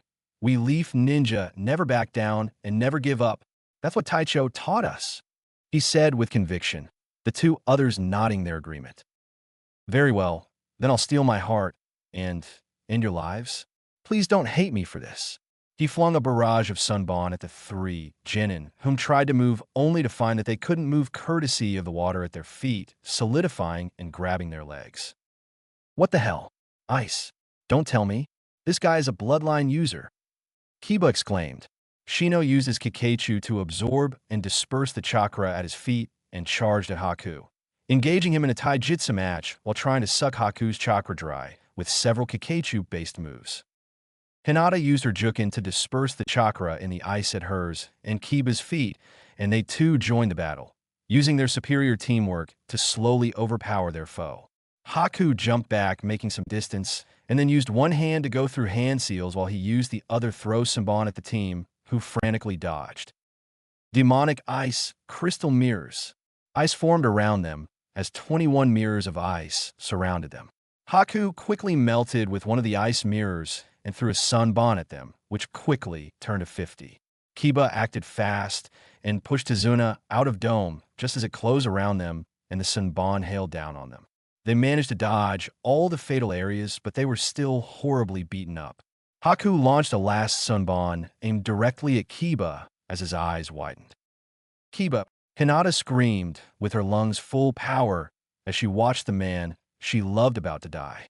Shino sped towards Kiba as fast as he could, but to everyone he was almost painfully slow as the Senbon came closer and closer. Kiba closed his eyes and sent his final regards to his family.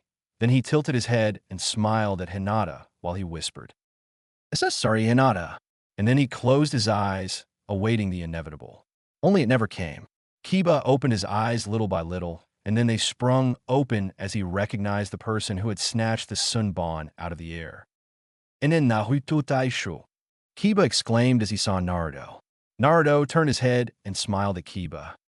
"Yo, Kiba-kun, sorry I'm late. Would you mind going with Hinata and Shino to protect Tizuna-san? We don't know if there's any more enemies around here. I'll take care of this, guys," Naruto asked, the smile never once leaving his face. "You got it. Be careful, Taicho. This guy can use ice somehow. I think he has a bloodline limit." Naruto's eye widened momentarily before returning to normal, a vicious smile playing on his lips. "This might get interesting yet. Now, get out of here, Kiba." Kiba nodded and hurriedly left along with the rest of teammate. Naruto turned his head towards the mirror in the upper right corner of the dome. "What do you say we play a little Ini Hakukoin?" he asked. Haku flinched inside his mirror. How did he know which mirror I was located in? Haku thought as he faced the person he knew he would have to fight, even though they had so much in common. "Very well, Naruto-kun, let's play." And with that, he threw a hail of Senbon at Naruto, whom only smiled and dodged them all using his amazing speed. The barrage of Senbon kept coming, and Naruto was getting annoyed. He charged, and with his sword, cut 3 mirrors in half with one move. Haku emerged from one of the shards and would have moved to another had Naruto not caught him by the ankle and smacked him down onto the bridge hard. Haku was about to merge with another mirror when lightning emerged all around Naruto's body. Chidori Nagashi, 1,000 birds current. The lightning spread out and simultaneously pierced every mirror left. Haku was wide-eyed, his ultimate jutsu crushed so easily. Not even Zabuza had managed to do that in his training. "Bitch, how did you know? How did you catch me so easily, how?" He yelled at Naruto, whom just smiled back. "When I destroyed the mirrors, I heard you move. Going by my sense of hearing, I could easily track you." Haku was slack-jawed. He had used his hearing to defeat him. That was ridiculous.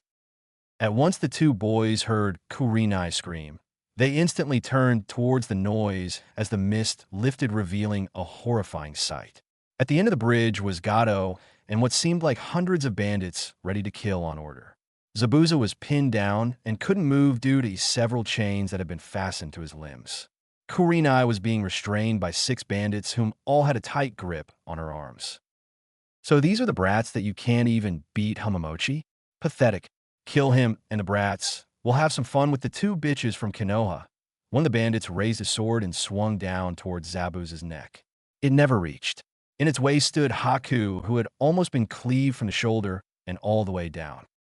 Naruto's eye widened and then narrowed in anger. The bandit lay headless not even a second later. Naruto sliced Zabuza's chains without even looking at him. He was glaring at Gato. "For now, we are allies, Zabuza-san." "Now, why should I care?" Haku was nothing but a tool to be used, and then discarded, he said with something making his voice very heavy. Your face is telling another story than your voice, Zabuza, Naruto said as he glanced at Zabuza. He, the terrifying demon of the mist, was crying like a child. All right, Brad, let's give him hell. The two sword users charged as Naruto appeared almost instantaneously by Kurenai's side and decapitated the 6 men restraining her. Don't worry, Sensei. Me and Zabuza-san will take care of these guys. Please get Hinata to tend to Haku. Kurenai nodded and went off to search for Hinata with the young boy in her arms. She knew not to say anything as she slowly shook with fear. She had never seen anything like this. Naruto's chakra had been like that of a monster. He was very angry. The two ninja engaged the small army in a flurry of death and blood. It looked entrancing, yet at the same time scary, like a beautiful monster about to eat you. Zabuza was clearly going for Gato as he charged through the masses, not even glancing at them. He was completely obsessed with the death of the small man. Gato was getting more and more frightened by the minute. These guys was not human, it was simply not possible. His train of thought was cut short as Zabuza suddenly appeared right in front of him. It's over, Gato. You'll regret ever messing with this demon. Let's see just how hell is, shall we? And with that, he sliced Gato in two, just as Zabuza himself was stabbed several times by Gato's henchmen. Naruto's eye widened. Zabuza-san. He sliced his way to Zabuza, who was silently bleeding out on the ground. You okay? Hang on, I'll get you some medical treatment right away. He was stopped as Zabuza grabbed his wrist. Brat, take my sword and make sure it gets back to Kiri. You were an amazing foe. I would have lost anyways.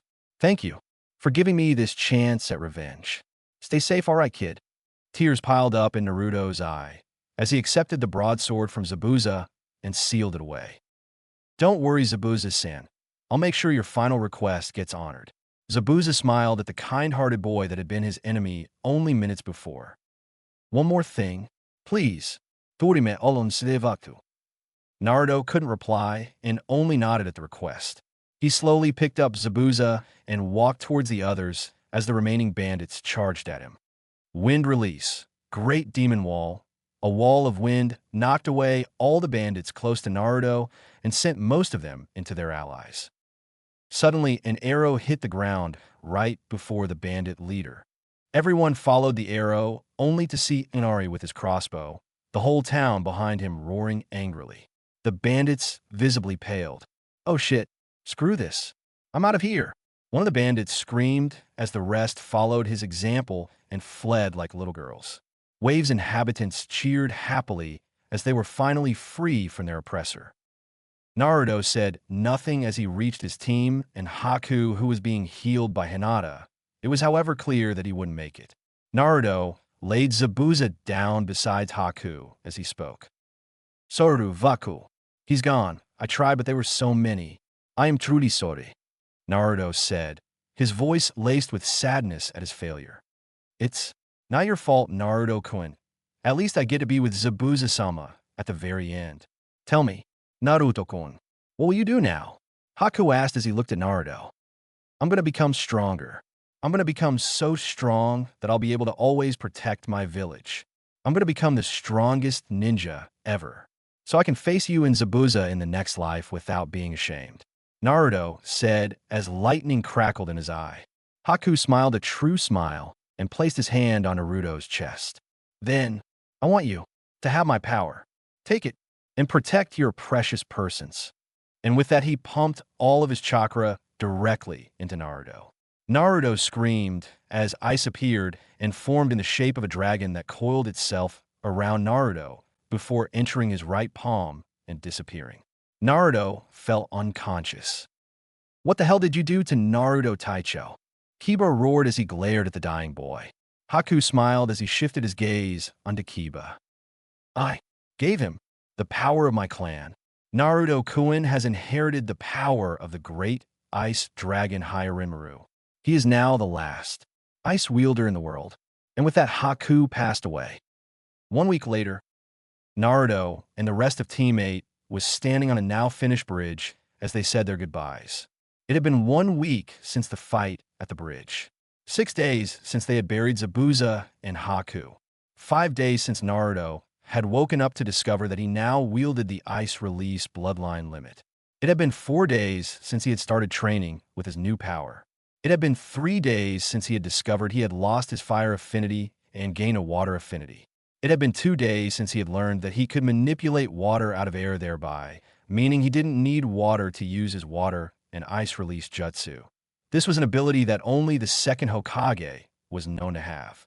It had been 1 day since he had used the ice-release power to create the most badass ice scythe in history, and had started working on a water and ice dragon slayer style. Since all his hard work on a fire style was now thrown out the window, he had cursed Haku at this. Well, I guess this is goodbye for now, Kurenai spoke as she watched her team say their goodbyes. Naruto ruffled Inari's hair. See you some other time, kid. Don't forget to eat your vegetables if you want to be strong like me, alright? He said with a huge smile that Inari mirrored. Of course. I'll surpass you in no time, Naruto Nizan. Naruto smiled and shook Tazuna's hand as the old man repeatedly thanked him. He then took Tsunami's hand and placed kisses up her arm. I'll miss you, Tsunami-chan. Every living second I'm away, I'll yearn for your touch. Tsunami blushed a bright scarlet from his words. He would have gone on, but Hinata grabbed him by the collar and dragged him off as everyone laughed at the scene. Team 8 made their way back home. The Kiri Kage Tower. Madarumi, the fifth Mizukage, was slack-jawed. Using a secret jutsu to see what her spies saw, she had just witnessed Momochi Zabuza, one of the 7 swordsmen feared all over the elemental countries, being thoroughly owned by Konoha Genin, and a handsome one at that. Sharingan no Naruto? How utterly delicious, she thought with a blush on her face. Naruto stood at the top of an earth spike protruding from the ground. Down below was a large amount of trees, easily enough to cover a medium-sized town. Above him, the lightning roared as it arched across the sky, and rain fell seemingly endlessly. Naruto raised a hand as lightning sparked to life around it, sending a lightning bolt into the sky. It soon erupted in bright light as a demon head appeared, followed by its upper body. It let out a thundering roar that dwarfed all other sounds. Naruto closed his hand with his index and middle finger extended, and then brought his hand down as he whispered silently. Disappear with the thunder, Kirin. And then the whole area erupted into a bright light. Naruto looked at his jutsu's effect and smiled before making his way home. Where his attack had connected with the earth was an enormous crater that had completely devastated the forest area and wiped everything out. Thank for the food, old man, Naruto said cheerfully as he finished his 5th bowl of ramen at Ichiraku. No matter how much Kakashi had tried to change Naruto's bad habits, he could never get the boy out of his ramen addiction. Tucci, the owner of the bar, smiled at his favorite customer. The kid and him went way back, and he loved Naruto like a son. Neither him nor his daughter Ayam had ever seen Naruto as the demon, and they would always serve him food when no one else would. Huh, you're welcome, you little brat. But tell me, shouldn't you be with your team? Tucci asked as he took the bowls and started cleaning them. Naruto smiled as he closed his eyes and extended his chakra, sensing the people around him. He noticed Konohamaru and his friends hiding around the corner, watching him intently. Well, since we just gotten back, we have some free time. Now that I think about it, the Chunin exams are coming up. Would be cool to become a Chunin so fast. Well, anyways, I think I'll go around Konoha for a bit. The weather is amazing. Naruto gave Tucci the money for the ramen and then headed out. All the way up to Konoha's graveyard, where he walked straight to the back where a humble gravestone was placed. Joe, Kakashi Nizan. It's been a while since I was last here. I had a mission to Wave. I met a lot of amazing people there, and I received a new power. The Chunin exams are coming up. I bet we'll get entered, Naruto whispered to the gravestone. For a long time, he just stared at the grave, and then he spoke again. Well, I have to go now. See ya, Kakanizan. Naruto smiled sadly as he looked at the grave. He quickly manned himself up and turned around before shinning to the graveyard entrance right in front of a brick wall with holes in it. Konohamaru-kun. That's kind of obvious, you know. Suddenly, the brick wall exploded in a bright light, revealing Konohamaru with his 2 best friends, Udon and Moegi. All of them was on the ground, coughing from the dust that the mini explosion had created. That was nothing, but as expected by the person that I admire. So how have you been, Aniki? Konohamaru yelled as he got back up on his feet. Naruto's sweat dropped. He then smiled. I've been fine, Konohamaru-kun. How about you? He asked. That's when Konohamaru noticed it. You don't have your headband over your eye. I thought you had lost that eye. Konohamaru exclaimed, loudly. Naruto winced at the loud voice. Geez, it's like talking to Sakura. Nope, it was more of a thing, really, Naruto answered as he grabbed his sunbon and started chewing on it. Konohamaru looked at him like he was crazy. Oh my god, Aniki, you're eating metal. No, Aniki has finally gone crazy. Relax, Konohamaru-kun, and observe. Remember, a shinobi must look underneath the underneath. Naruto proclaimed as he picked at the edge of the sunbon and tore the metal off like paper, revealing a sunbon-shaped chocolate. Konohamaru almost fainted from the awesomeness of what he had seen, and his friends wasn't much better off. Wow, hidden chocolate. But what? Naruto smiled at the question as anime tears poured from his eyes. Well, you see, Hinata-chan won't let me eat any more chocolate. She says it's bad for me.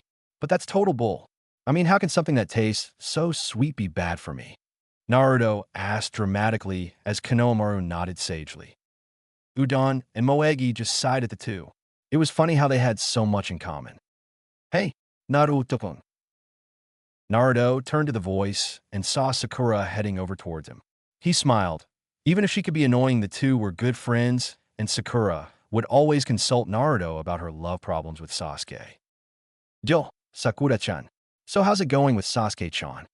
He asked in his normal lazy voice with both his hands securely placed in his pockets. Sakura smiled at her brother-like figure. It's going really well. He started to talk more often with me. Maybe we can even eat together sometime soon, she said excitedly. Naruto smiled at her happiness.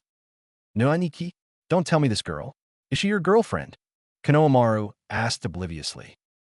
Naruto just stared at him long and hard before speaking. Seriously, Konohamaru-kun. Sakura? Dude, I'm single, not desperate. This earned Naruto a smack over the head from Sakura.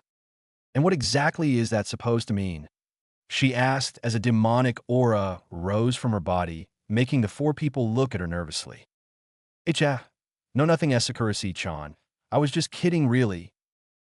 Oh, really? That's good, isn't it? Sakura continued as she scared the four. In the instant she started moving, Naruto shouted, "Run for your lives!" And that they did. They dashed through the streets with a demonic Sakura just behind them, mumbling incoherent things. Konohamaru gained speed and turned sharply around a corner only for the sound of something colliding to resound through the streets. Naruto turned around the corner in time to see Konohamaru getting lifted in the air by his scarf by a guy with purple makeup in the face and what looked like a pajamas with cat ears. Next to him was a beautiful blonde woman with her hair set up in 4 small ponytails and a huge fan on her back. She was wearing a black combat dress and was trying to calm down her partner. They both had Sunagakure headbands on. Naruto's gaze hardened when he saw that Konohamaru was getting strangled. Oi, I suggest you put down Konohamaru-kun before I do something you're going to regret, Naruto said as he moved closer to the pajamas guy. He noted offhandedly that he was a good few inches taller than both Chunin. The pajamas guy seemed pretty pissed off by his statement as he turned to glare at Naruto, only to recoil when he saw that Naruto's pupils had become slits. Who the hell do you think you are? He asked in an attempt to sound brave, but you could hear the fear in his voice. Naruto flashed him a crooked smile that made the blonde girl blush a bit. Suddenly Naruto was gone, and Konohamaru had left the pajamas guy's grip. The Chunin's eyes widened when they felt Naruto behind them, with Konohamaru in his arms. They turned with amazing speed to face him, but the instant they made it all the way around, he was behind them again, walking toward Sakura, Udon, and Moegi. He sat Konohamaru down and turned to face not the Chunin's, but the nearby tree. "Please come down, miss," he said kindly. Sand formed in a little whirlwind and then settled down, revealing a beautiful girl. She had long red hair that reached her mid-back, which was braided. Her face was cute, but still held an aura of something dangerous and sexy. Her eyes were a sea foam green, with seemingly no pupils, and she had black rings around her eyes like a tanuki. She had the kanji for love on her forehead. She was wearing full-length dark trousers, a long-sleeved red coat with a flaring hemline, and a purplish-gray vest, same as Shippuden. Her body, despite obviously being at Naruto and Sakura's age, was quite enviable for any girl, and out of the corner of his eye, Naruto could see Sakura glancing at the redhead's bosom. Even so, she showed the same signs of malnourishment that Naruto also had. 6 years of starvation and living off trash had left irreversible damage to Naruto's body. Strange. Mother doesn't want me to kill you. Who are you, if I may inquire? The redhead spoke in monotone as she tilted her head and stared at Naruto. Naruto gave her a friendly smile back. The name's Hatake Naruto. Nice to meet ya, he said cheerfully. She nodded as she spoke. These are my siblings Kankuro and Temari. My name is Sabaka no Gaara. Only then did she notice that Kankuro had turned pale. Slowly he spoke. Hatake Naruto, Sharingan no Naruto. The guy who single-handedly took down Momochi Zabuza, the demon of the mist. An A rank bordering on S rank Nuke Nin. He also took down 100 trained mercenaries single-handedly. Holy shit. He looked at Naruto with only a small amount of fear, as it had been replaced with another emotion. Awe. Naruto smiled at the boy No identified as Kankuro. You know about me? I am surprised. Didn't think word would spread as far as soon as this fast. Well anyways, Kankuro-kun, Temari-san, Gaara-chan, I really need to get going. See you at the Chunin exams, Ini. Naruto said as he smiled once again. He then turned and walked away with Sakura, Konohamaru, Udon, and Moegi following. As Gaara stared at Naruto's retreating back, she felt something weird. He felt similar to her, but he radiated power like no other being she'd ever met before.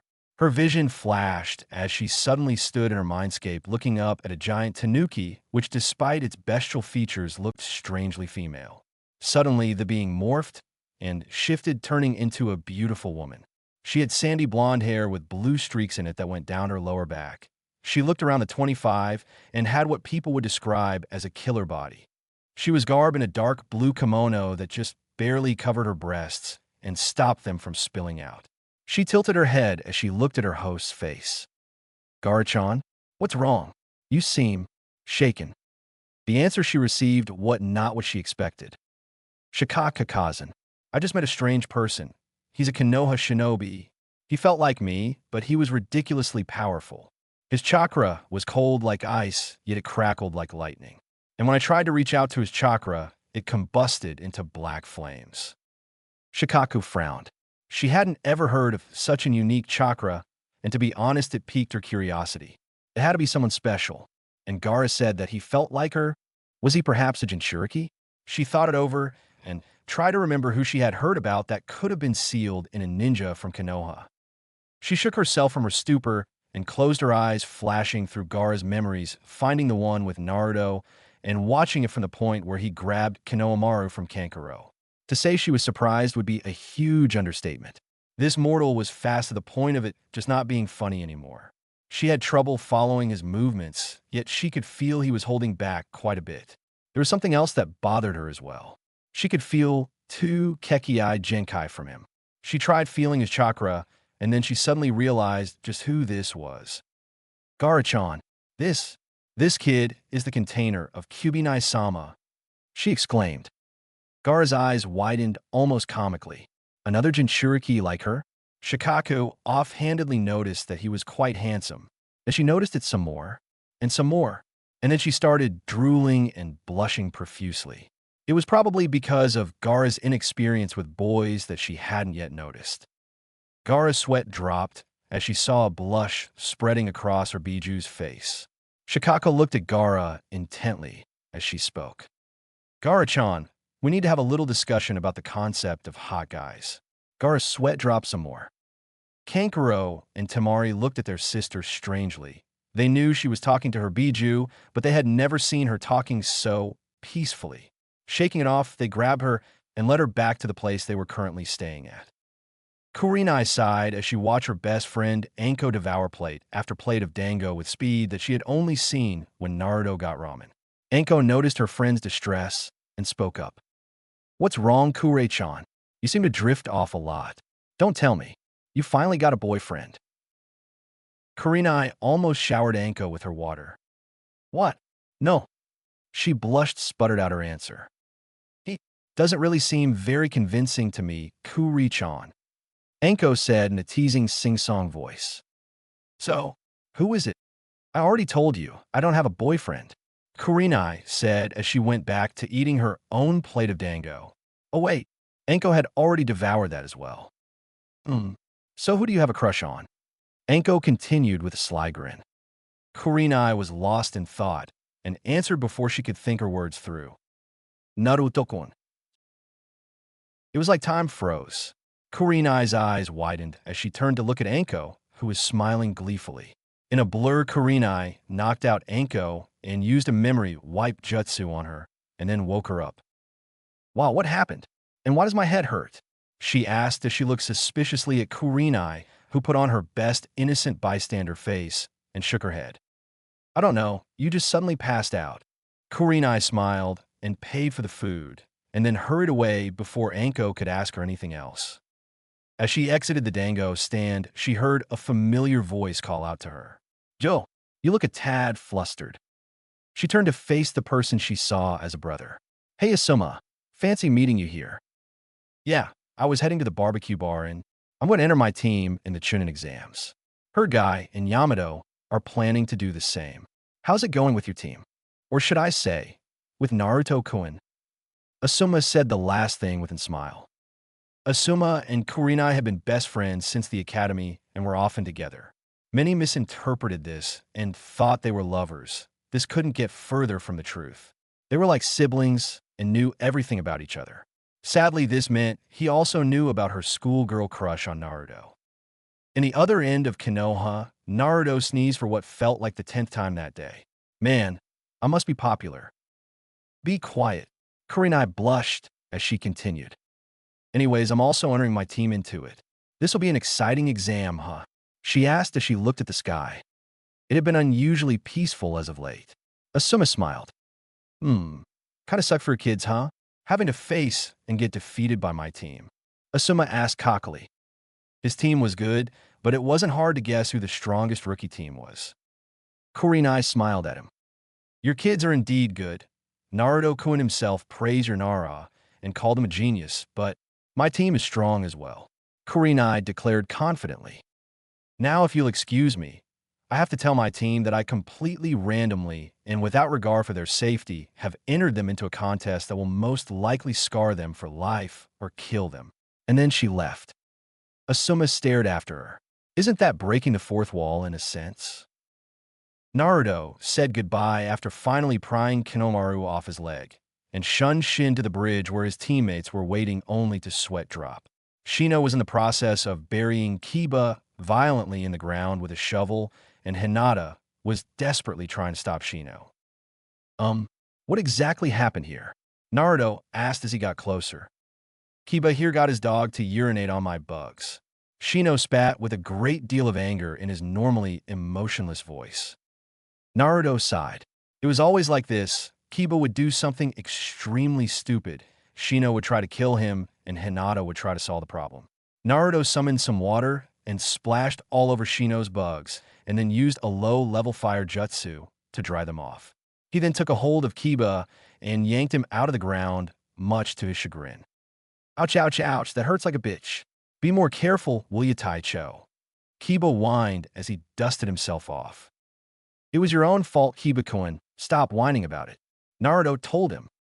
Hinata shot Naruto a grateful look before checking over her boyfriend and then lecturing him on proper behavior around other people.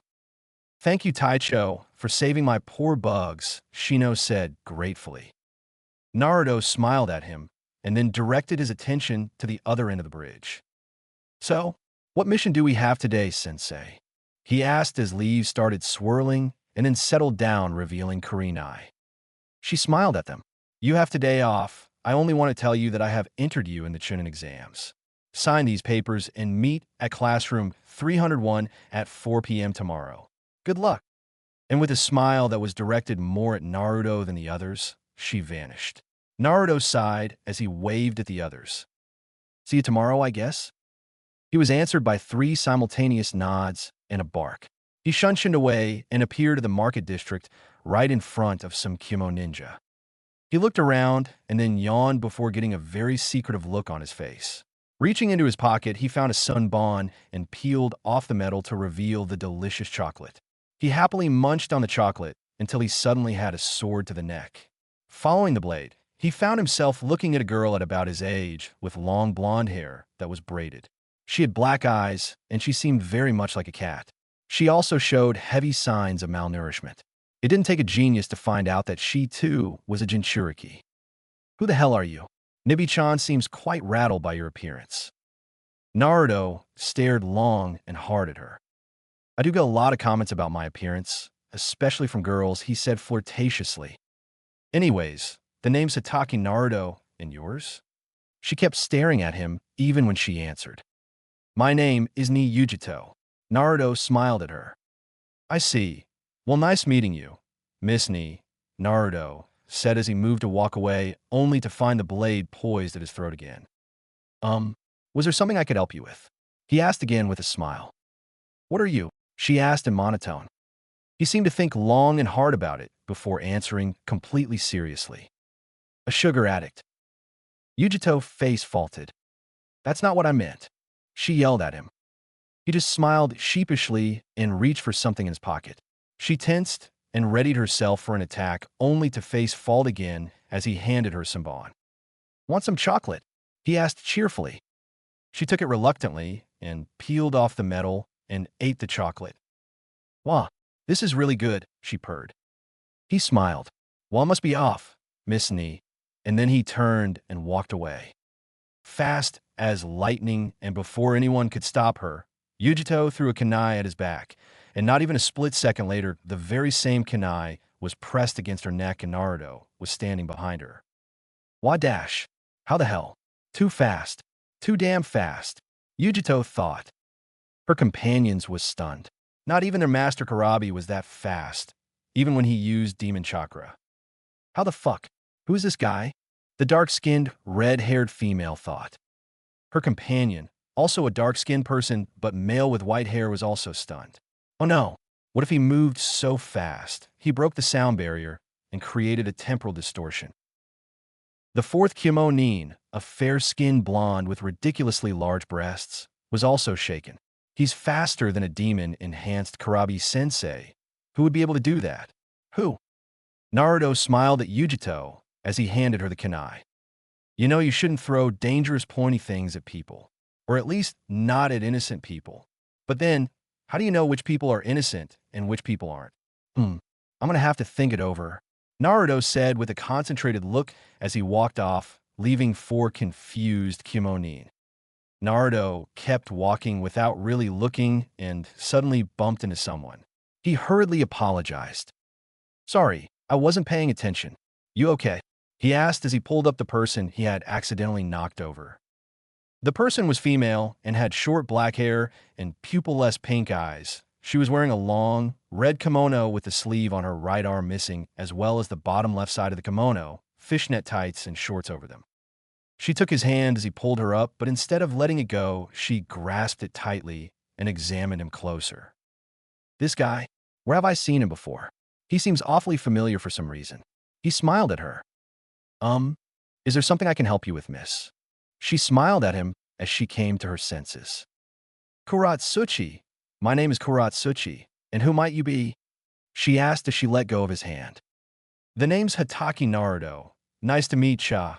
Naruto answered cheerfully and was then sent flying through the air only to land perfectly like nothing had happened. Miss Kuratsuchi, did I say something wrong?" His answer was an eerie smile. "You're the guy that beat Momochi Zabuza, no? I'd like to see that strength for myself," she said as she charged. Naruto did the only thing a guy whose pride had just been challenged would do. He ran while screaming like a little girl. I mean, seriously, there's nothing as scary as an angry woman. I just lost all my female readers, if I have any straight face. Finally, after several hours of fleeing, Naruto made it back to the safety of his home. Just so we're clear, he lives in Kakashi's house as he inherited all of Kakashi's belongings along with a small fortune. "I'm home," he yelled, even though he knew he wasn't getting an answer. as lazy as ever. He started cooking dinner. Amazing how the time flies by when you're running for your life. After dinner, he went to bed. After all, he had a long day ahead of him. At the Inuzuka household, Inuzuka Hana laughed menacingly to herself as she looked at her work. With this outfit, seducing Naruto will be easy. And then, she mumbled to herself incoherently as she drooled and a huge blush made its way onto her face. At Naruto's house, Naruto shivered as he laid in his bed. I sense a disturbance in the force, he thought as he fell asleep, only to wake up and see one of his tenant's big red eyes staring at him. He stared back in what felt like hours until finally the eye blinked and Kyubi roared in rage. No, why can I never beat you in this? You never blink at all. To be beaten by a mere human. How shameful. Naruto smiled at the giant demon fox. Relas, Kyubi-sama. You'll probably win one of these days. So, why did you call me here? Naruto reassured the demon lord as he turned his attention to his tenant. Oomph. Easy for you to say. You always win. Anyways, I wanted to warn you about those two girls. Sabaka no Gara and Ni Yujito. Both of them are demon containers. If I'm right, they probably contain the Ichibi and Nibi. Naruto looked at him suspiciously, and then a perverted smile made its way onto his face. If those two demons, like their hosts, are female, then don't tell me you've. He trailed off as he grinned at the demon lord. Kyubi deadpanned. I should never have let you read those Aika books, should I? But seriously, us Biju are like brothers and sisters. I see. Thanks for the heads up. Now I think you need some sleep, as well, Kyubi-sama. We have a long day tomorrow. Naruto said as he slowly faded from his mindscape, leaving a fuming demon lord who instantly tried to figure out ways to win in their staring contest. At classroom 301 the following day, Naruto yawned lazily as he reached the classroom and noticed his team waiting. Raising a hand in a lazy greeting, which was returned with much anxiety and nervousness, they went inside only to be greeted by a huge crowd of Chunin hopefuls gathered around the door leading to the classroom. Two boys that looked quite a lot older than the rest was blocking it. They had knocked down a kid in a green spandex suit with bowl-cut hair. When Naruto saw this, a devious smile appeared on his face. I see. Good plan, Lee Quinn. Now, I know you might think us cruel, but this is for your own good. The Chunin exams are super hard, and every year people get killed. Not only that, it's seriously hard to pass. Me and my friend here has failed it 3 times already. One of the two said as he looked at the Genins and saw their faces of distraught and fear and smiled to himself. His evil smile was lost when Naruto greeted him. Joisumo-chan, Kotetsu-chan, you guys riling up the kids? Shame on you guys, and not only that, you even put up a jinjutsu to fool us. Naruto smiled at the two disguised Chunin as they gawked at him. Naruto, it's supposed to be a secret to test people, to see who's worthy. They roared at him as he just stared blankly back at them. Whoops, he said sheepishly as tick marks appeared on their faces. Wise as he was, Naruto decided to flee, and his team was right behind him. After they'd left the raging Chunin behind and had headed to the second floor, Naruto suddenly turned and kicked, only for his kick to impact with another leg and send the offender back down the hallway, revealing it to be the green-clad kid from before. Behind him stood a girl with her brown hair in 2 buns and a Chinese dress and a huge scroll strapped to her back. Beside her stood a beautiful girl with long brown hair, wearing a traditional Hyuga robe. Her assets were, like Hinata's, quite large, and that was even with a robe covering most of her bust. Her Byakugan held a tint of gray-purple. She was glaring slightly at Hinata. Jolekun, long time no see. Naruto greeted the spandex-wearing boy as he took in the 3 people before him. His team looked surprised that he knew such a person. Yash, it's good to see you again, Naruto-kun, and to see your flames of youth burning brightly, as always, Lee exclaimed, making everyone's sweat drop. Right. Likewise, Naruto said as he tried finding an answer to the very energetic greeting. Fire seemed to ignite in Lee's eyes. Such a youthful greeting, Naruto-kun. Gome, we must all hail youth, he screamed as he ran around in circles. Naruto took a few steps back. Okay, I guess it's best not to get smitten by his craziness. Suddenly, Lee stopped and looked back and forth between his team and Naruto's team, and then he started screaming again. Oh no, I have failed you, Gi-sensei. I have forgotten to introduce my teammates. Such unyouthfulness. I must be punished when the Chunin exams are over. A/N. Yes, I do know that it's all in caps. Remember, Lee is very energetic. The girl with the bun sighed and looked at her teammate while shaking her head. My name is Tintin, and this is Hyuga Niji, she said as she pointed at the other Hyuga. The woman now identified as Niji shifted her gaze from Hinata to Naruto, and they stared at each other. Suddenly, Naruto remembered the time. Oh crap, we gotta get to the exams, he exclaimed, which woke the other up from their staring contests. Naruto waved to Team Guy before following his team to the place the exams would be held. When they entered, they were instantly met with glares from about 150 genins, and Naruto easily recognized the Chunin and the girl that had chased him all day long. In the corner, he noticed the red-headed beauty from the sand, staring intensely at him. He smiled at her, and she hurriedly looked away. Well, I guess they'll let just about anyone in nowadays, the voice of one Uchiha Sasuke rang out. Naruto pretended he didn't hear him, but just stared at Sasuke's hair. Then he whispered to Kiba, "Did that duck's ass just talk to us?" He asked, making Kiba, Hinata, and everyone in the vicinity laugh. Even the stoic Shino cracked a smile. Sasuke's face turned all different kinds of colors before settling on an angry red. One day, I'm gonna kill you, he said as he glared at Naruto, to which Naruto just smiled kindly. Silly Sasuke-chan. That'd mean you were stronger than me. Sasuke glared once again. Behind him came Sakura and Sai. Sakura smiled at Naruto, and when their eyes met, they went into LDTM, love discussion telepathy mode. How's it going with Sasuke-chan? It's going really well. We studied together before we came here. He said he wanted to be sure he was ready for anything. I know he just said it to get some alone time with me. Came the optimistic response from Sakura. Naruto sweat dropped. If that's what she wants to believe, he thought. He nodded to Sai and then noticed the other rookie teams from their class heading towards them.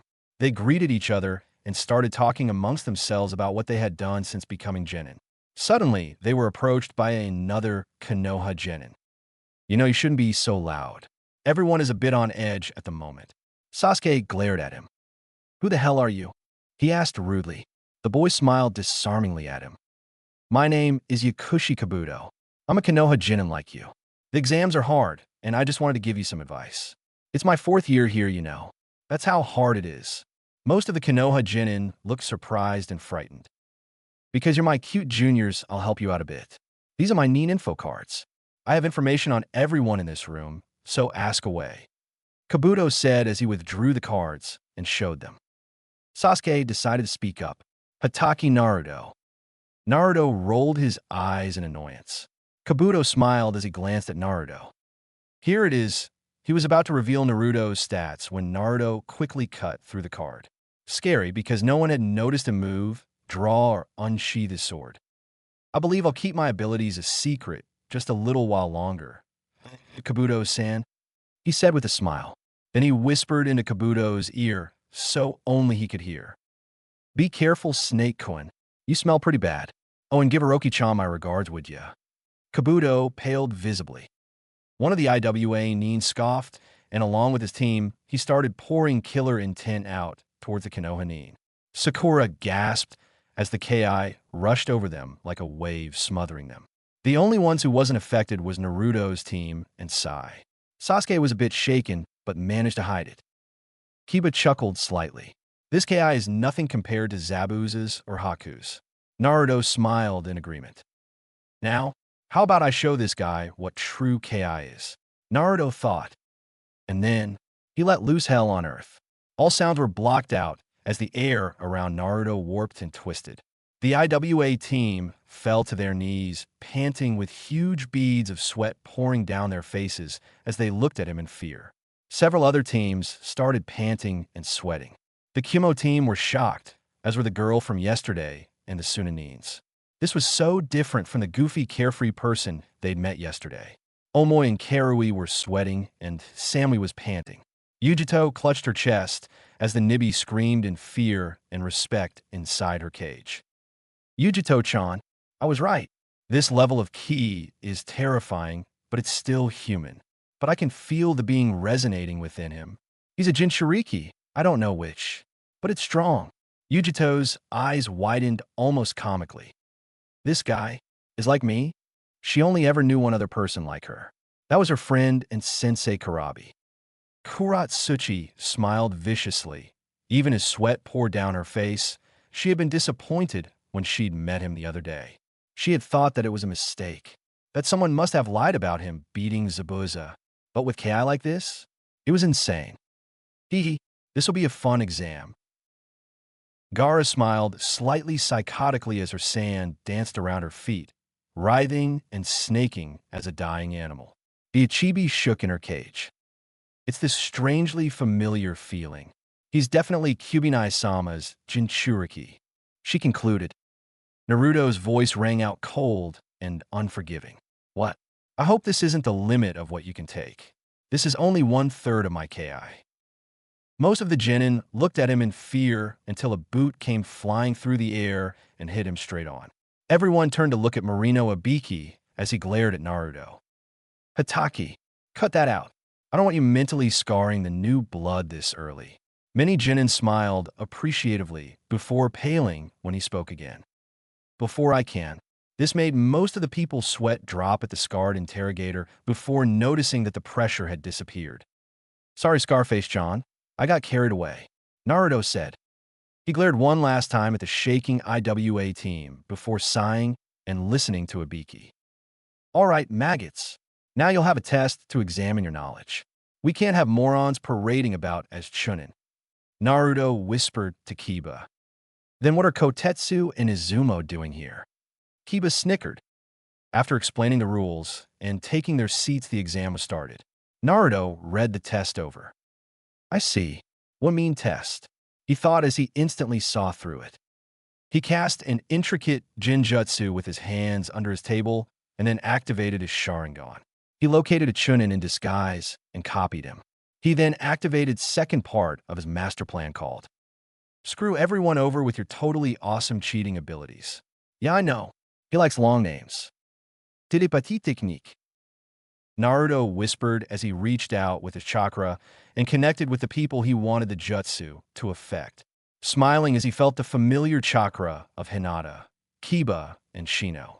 He closed his eyes and focused on them. Hey you guys, it's me Naruto. Don't freak out. I'm speaking to you through our chakra. Listen, all of these questions are way too hard for any Jin in Sepsakura to answer. This is without a doubt an information gathering test. We need to use our special skills to gather info from the Chunin placed around the room. Normally, I'd give you the answers, but look at this as another one of your tests for me. Now snap to it. Team 8 immediately initiated plan. Screw everyone over with your totally awesome cheating abilities. Naruto noted that many of the other genin had finally realized what the test was about. His experienced eyes darted around the room as he watched the other ninjas. When the allotted time was over, Ibiki spoke up. All right, maggots. Now it's time for the 10th and final question. Ibiki explained the rules. Needless to say, most of the ninjas were shocked. What the hell? This is ridiculous. There are guys here who's on their second and third year. Hell, even their fourth. Ibiki chuckled in a very maniacal way. That might be, but this year, it's my exam and my rules. Silence befell the classroom as many people started raising their hands. Quit. Sorry guys, I can't do this. Suddenly, the 150 genin had been reduced to 75. Ibiki smiled. The rest were still nervous and many of them were shaking, trying to hold back the urge to quit. Then he noticed Naruto and instantly his cold, superior interrogator mask fell in favor of an annoyed one. Hataki, what the hell are you doing? Everyone turned to see Naruto slumped across his table, sleeping. Ibiki had a huge tick mark at the back of his head as he searched for something sharp to throw at Naruto. When he couldn't find anything, he settled for throwing his chalk. Right before it would have hit him, Naruto waved his hand and the chalk was sliced to dust before reaching its target. As if to insult him further, Naruto yawned loudly. "Sup, Scarface-chan?" he asked, annoyed that he'd been woken up. Ibiki just stared dumbfounded at him. "You little brat. I'm in the middle of explaining the 10th question." Ibiki roared as everyone's sweat dropped. Naruto sighed annoyed as he waved Ibiki off. Yeah. That's nice. Now would you be quiet? I mean, seriously. Even if we don't become Chunin, we can advance to Jounin just as easy. Besides, I think I'm going to aim for the Hokage title. You know, to rub it in everyone's faces. So not becoming Chunin wouldn't really be that much of a blow to me. Oh, it would be funny to kick Jounin ass as a genin anyway. Naruto said offhandedly. The effect was instantaneous. The people who'd been unsure of what to do was now smiling confidently at each other. Ibiki smiled amusedly. This brat wiped away all of their worries just like that, huh? It seems this year will be interesting. All right, then you rejects. You all pass, he said with a huge smile. Everyone's sweat dropped as they thought collectively. His personality totally changed. What the hell is this? Just like that. Sakura screamed surprised.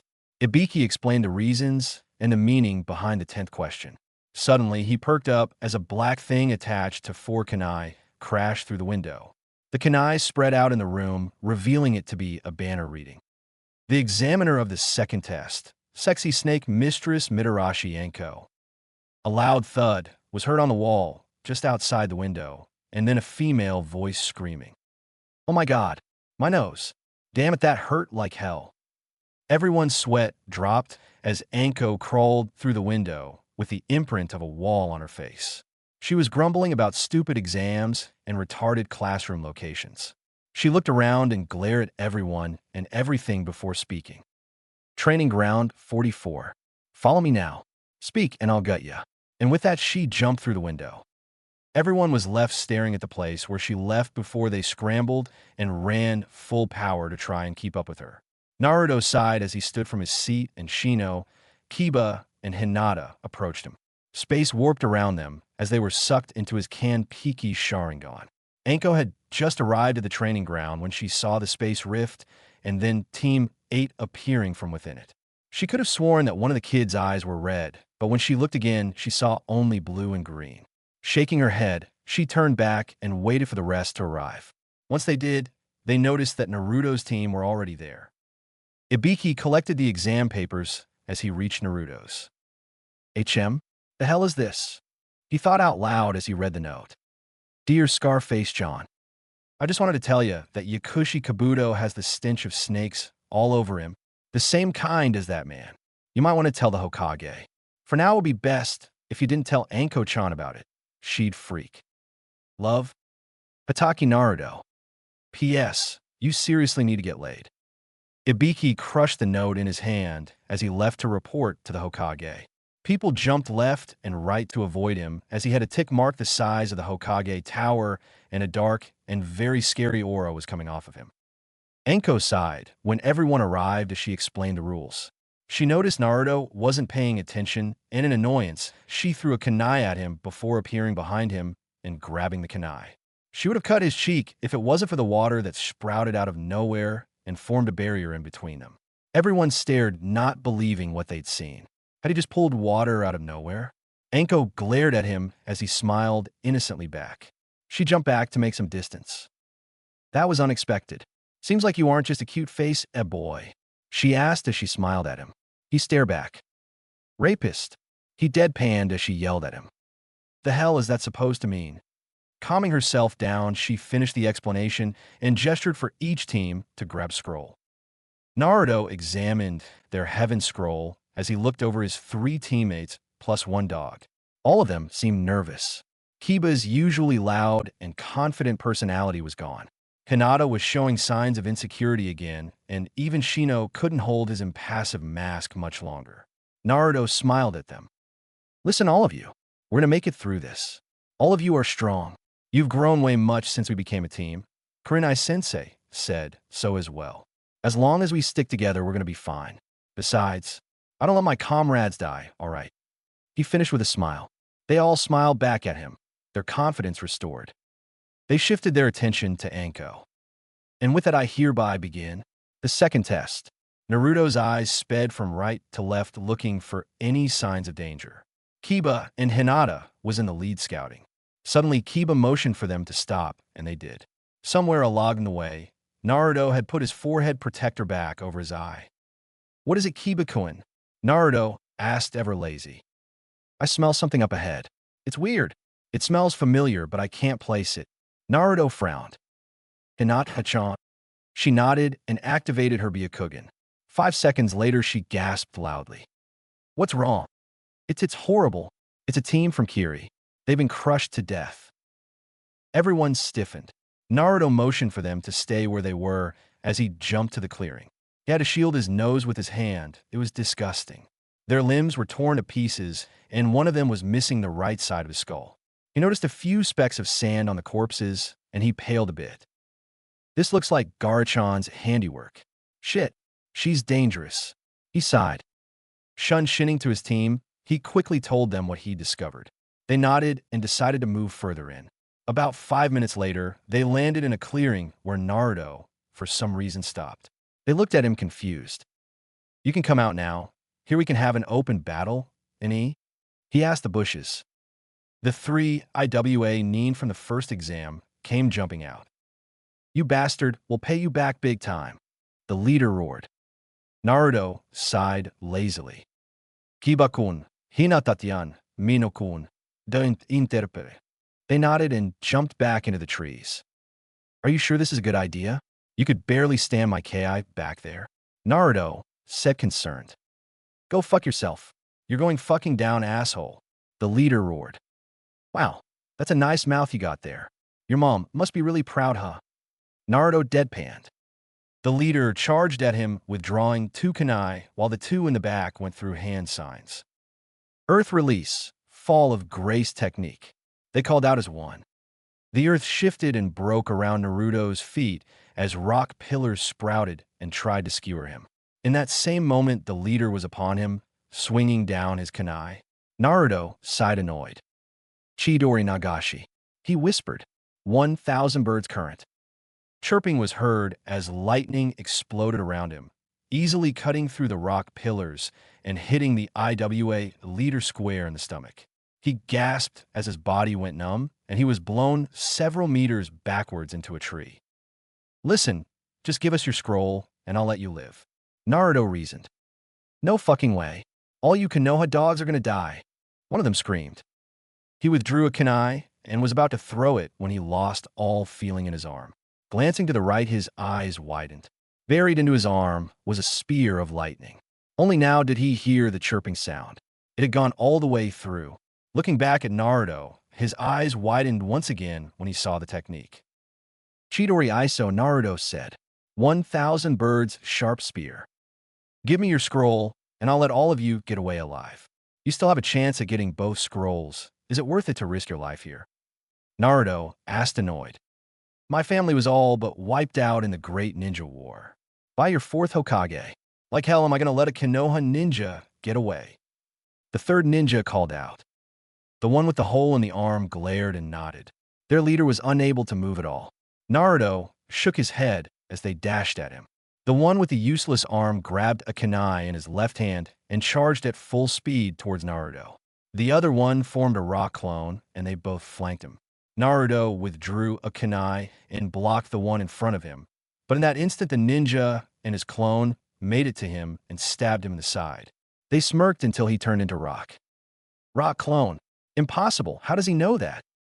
Naruto threw 3 Sanbon lazily, each of them hitting an IWA Nin at a critical spot, causing them to slump to the ground unconscious and the clone to crumble back to the earth. Naruto quickly searched their pockets, finding several kunai and scrolls with techniques. He finally found their scroll. "They have an earth scroll? How convenient." He chuckled. His team jumped down behind him. "Is it a good idea not to kill them off? They might cause us trouble later on." Shino trailed off. "We are shinobi. We deal in death. That doesn't mean we should indiscriminately kill anyone that crosses us.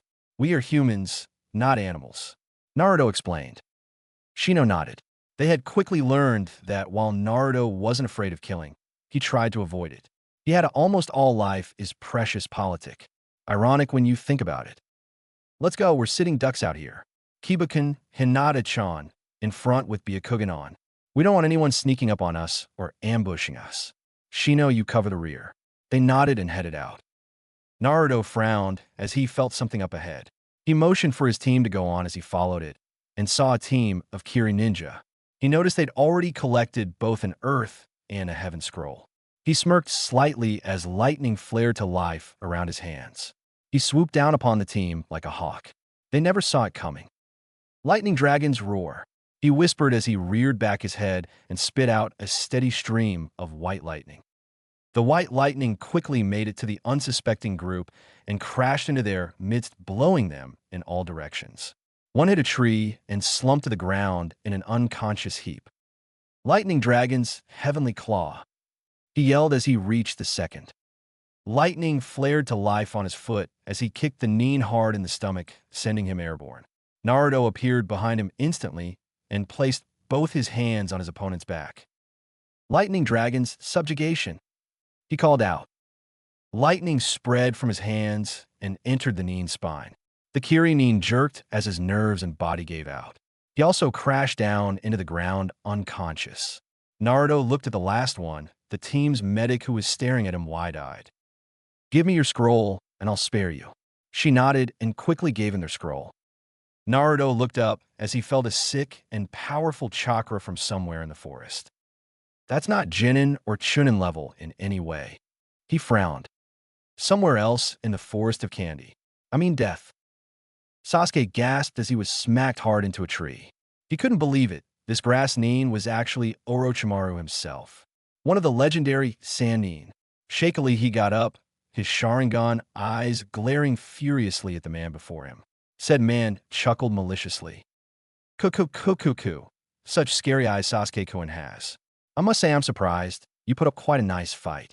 Still it is to no avail. Tell me, what have you been doing here? In this village? Surrounding yourself with friends and comfort while you should be training. You will never catch up to your brother like this, Sasuke-kun. Sasuke's eyes widened. This man knew of Itachi? What do you know about Itachi? Do you know where he is? What he is doing? Tell me. Sasuke roared. To what end? So that he may kill you? You are far from his level in strength, Sasuke-kun. But I can make you strong. Strong enough to defeat him. Come with me, Sasuke-kun. I shall grant you the power you desire. Orochimaru offered. Sasuke's eyes widened. This man could help him, but he had to leave this village? It meant nothing if he had the power to avenge his clan. He was about to accept when he remembered something from long ago. Flashback of doom. Two young boys were sitting by the water, staring at the night sky above them. One had raven-colored hair, and the other had bright orange. The raven-haired child glanced at his friend. I want to become stronger, so that I can avenge my clan, so that I can kill Itachi, but I need to get much stronger than I am now. The orange-haired kid lightly touched the other's shoulder. Don't worry about it, Sasuke.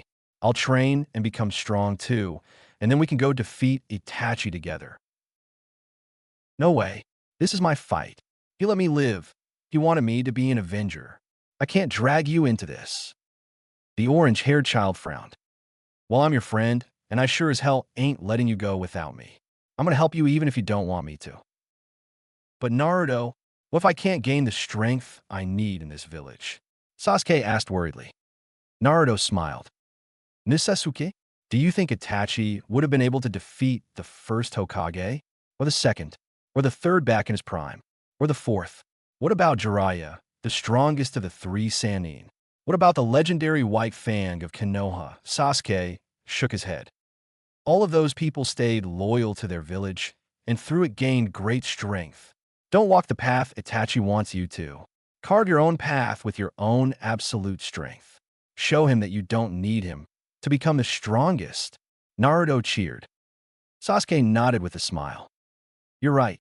We're going to get stronger, and then we're going to defeat Itachi. I'll show him. Will you help me? He asked as he held out his hand. Naruto took it smiling. Hell yeah. Flashback of doom. End. Sasuke smiled. Sorry, Orochi team, but I don't need your help. I'm going to surpass the peak myself. I don't need some weak traitor's help. I am Uchiha Sasuke, shinobi of Konoha, He roared. Orochimaru snarled. Then you are useless to me, Uchiha Sasuke Dai. He hissed as he charged. Seconds before he reached Sasuke, a kunai flew out and forced him to jump back. Sasuke looked around, his eyes widening. In front of him stood an individual with bright orange spiky hair. Yo Sasuke, sorry I'm late. Traffic was a bitch, so I had to take a detour, but on my way here I saw this old lady and I had to help her. Sasuke couldn't help but chuckle. Don't worry about it, just kick his ass. Naruto nodded as his team arrived on scene. Hinata healed Sasuke, while Kiba and Shino picked up Sakura and Sai. Orochimaru scanned his form with a critical look.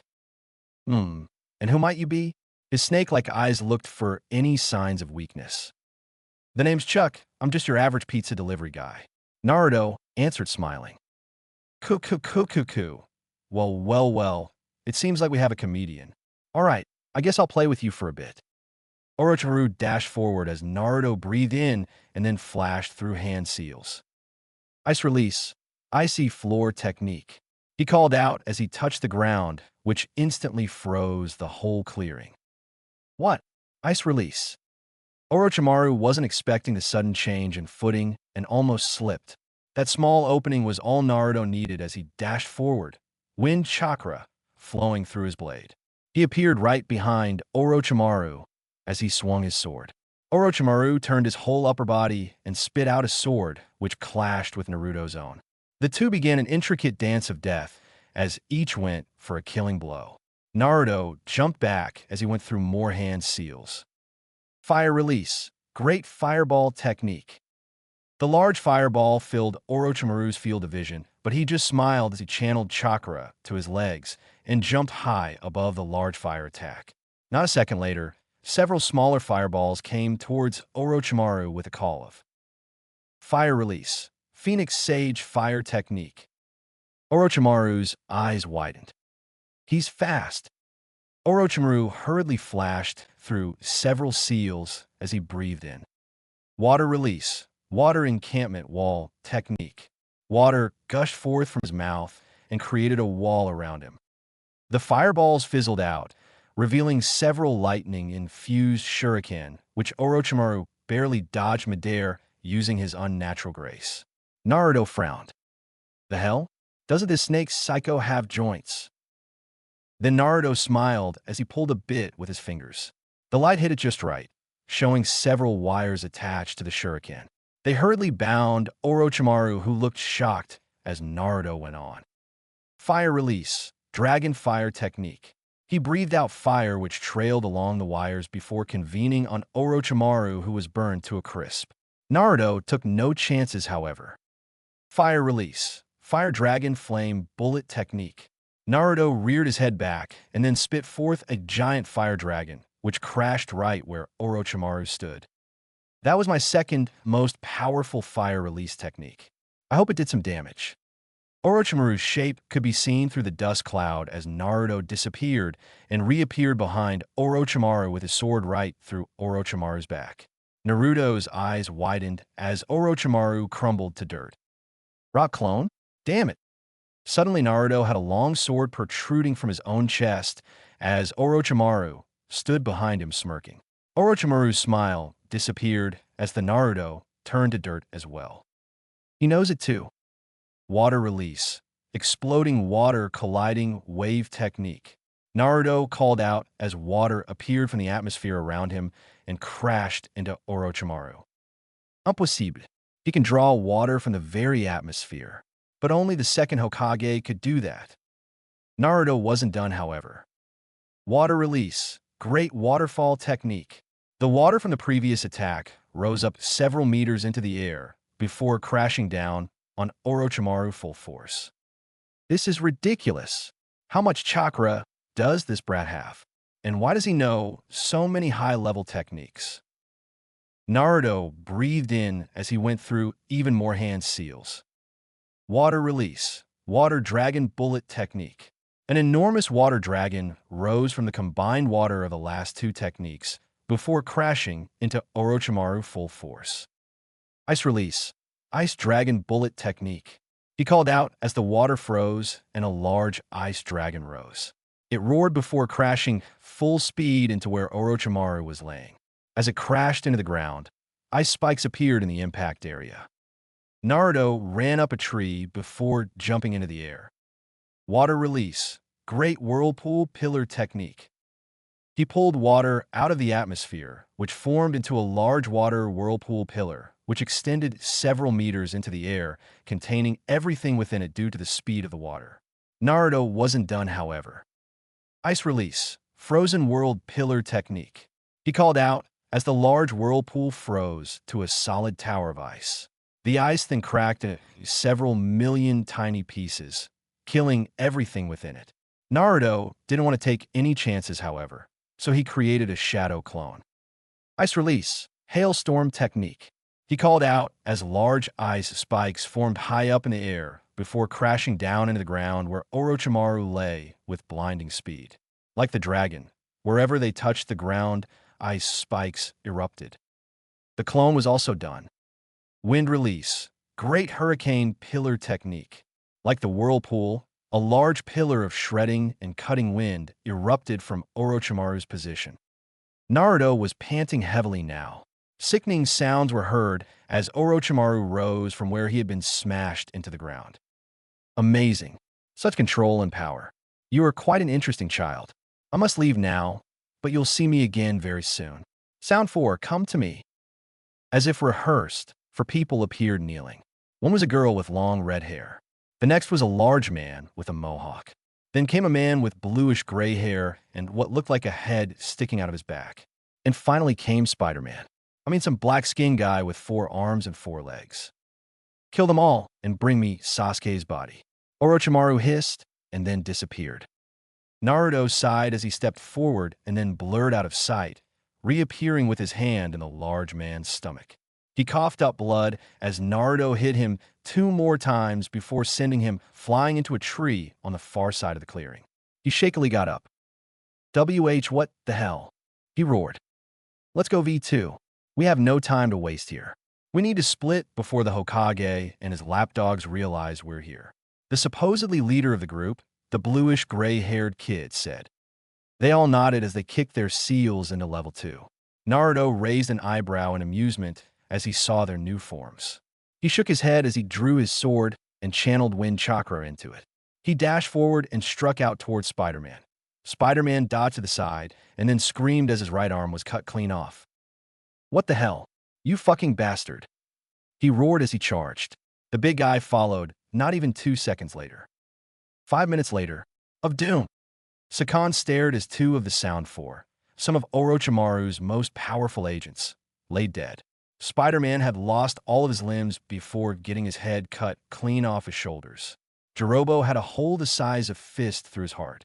Somewhere in the back of his head, Naruto could hear a tiny voice going. Didn't you say that killing should be avoided about 5 minutes ago? Naruto chalked it up to his conscience, amazed that he still had one, after living with a pervert and his godfather being an ultra-pervert. This is no freaking way. This guy's a monster. He's on par with Kimimaro. Tayuya, we're retreating, he called out. Something warm spread around his heart, and he looked down to see a monstrous claw, like appendage, sticking out through his chest. Looking up, he saw Tayuya. What? Tayuya. Why did you? Sakan slumped to the ground dead. Tayuya scoffed before marching across the clearing towards Naruto. When she was close enough, she pounced on him and kissed him deeply. Wow, I guess you missed me, huh, demon girl? Naruto said with a smirk. Shut up, asshole, about damn fucking time. I was beginning to get sick of playing fucking spy for you and that white-haired pervert, she said with a light blush. Naruto chuckled. Taicho, who's she? Kiba asked confused. This is Tayuya. She has been serving as Ero Senin's spy in Orochimaru's ranks. We decided to pull her out since he's been getting suspicious. Damn straight, she muttered as her cursed seal retracted. Mino-kun, Kiba-kun, Hinata-tian. Take Sasuke and his team and get to the tower. Here, take this, he said as he tossed them some scrolls. Where did you get these? Hinata asked. Don't ask. Anyways, tell the proctor that I've gone to the Hokage. I know we need to finish this as a team, but this is a special case. Get Sasuke's team there as well, and then rest up. He ordered. They nodded and jumped towards the tower. Naruto sighed as he held out his hand. Ready to go kill that seal of yours, Taya-chan? She smiled and nodded. She took his hand, and they disappeared in a Shunshin. They reappeared in the Hokage office where Sarutobi and Jiraiya were waiting for them. They both smiled as Jiraiya gestured towards a waiting chair. Tayuya sat down as she removed some of her clothes, revealing her curse mark. Ya ready, Gaki? You know you're the only one who can do this. Jiraiya boomed. Of course, Ero Senin. You ready, Taya-chan? He asked the girl. She nodded. He went through about 100 hand seals with blinding speed. Curse removal, transference of soul. He called out as he touched Tayuya's seal. She hissed lightly as a white snake sprouted from the seal and started wrapping itself around Naruto's arm and dug itself into his neck. Kyubi-sama, if you please. Hell yeah, kid. Naruto smiled as Kyubi's chakra flooded his chakra coils, exterminating the snake. Tayuya's seal had turned pure white. Is it over? She asked lightheaded. Yeah, I've killed the piece of soul in the seal. You'll still have the ability to use it to boost your chakra and such, but there shouldn't be any more problems with it. She nodded. I could really use a bath right now, she muttered. She tried to stand, but her legs gave out from under her, and she almost fell. Naruto quickly grabbed her and picked her up bride style. Tayuya blushed while mumbling about retarded orange-haired idiots. I'll take her to my house. It's reinforced with several seals, so she'll be safe there. The two men nodded. Naruto quickly disappeared in a Shunshin. Sarutobi sighed, while Jiraiya grinned like a pervert madman. Hee, genius, seal master and womanizer. Man, that kid is Minato reborn. They both chuckled. At the Hitaki family house. Wow, this isn't a bad place at all, asshole. Tayuya whistled impressed. Yeah, it's been passed down through the family for years, he said as he carried her upstairs.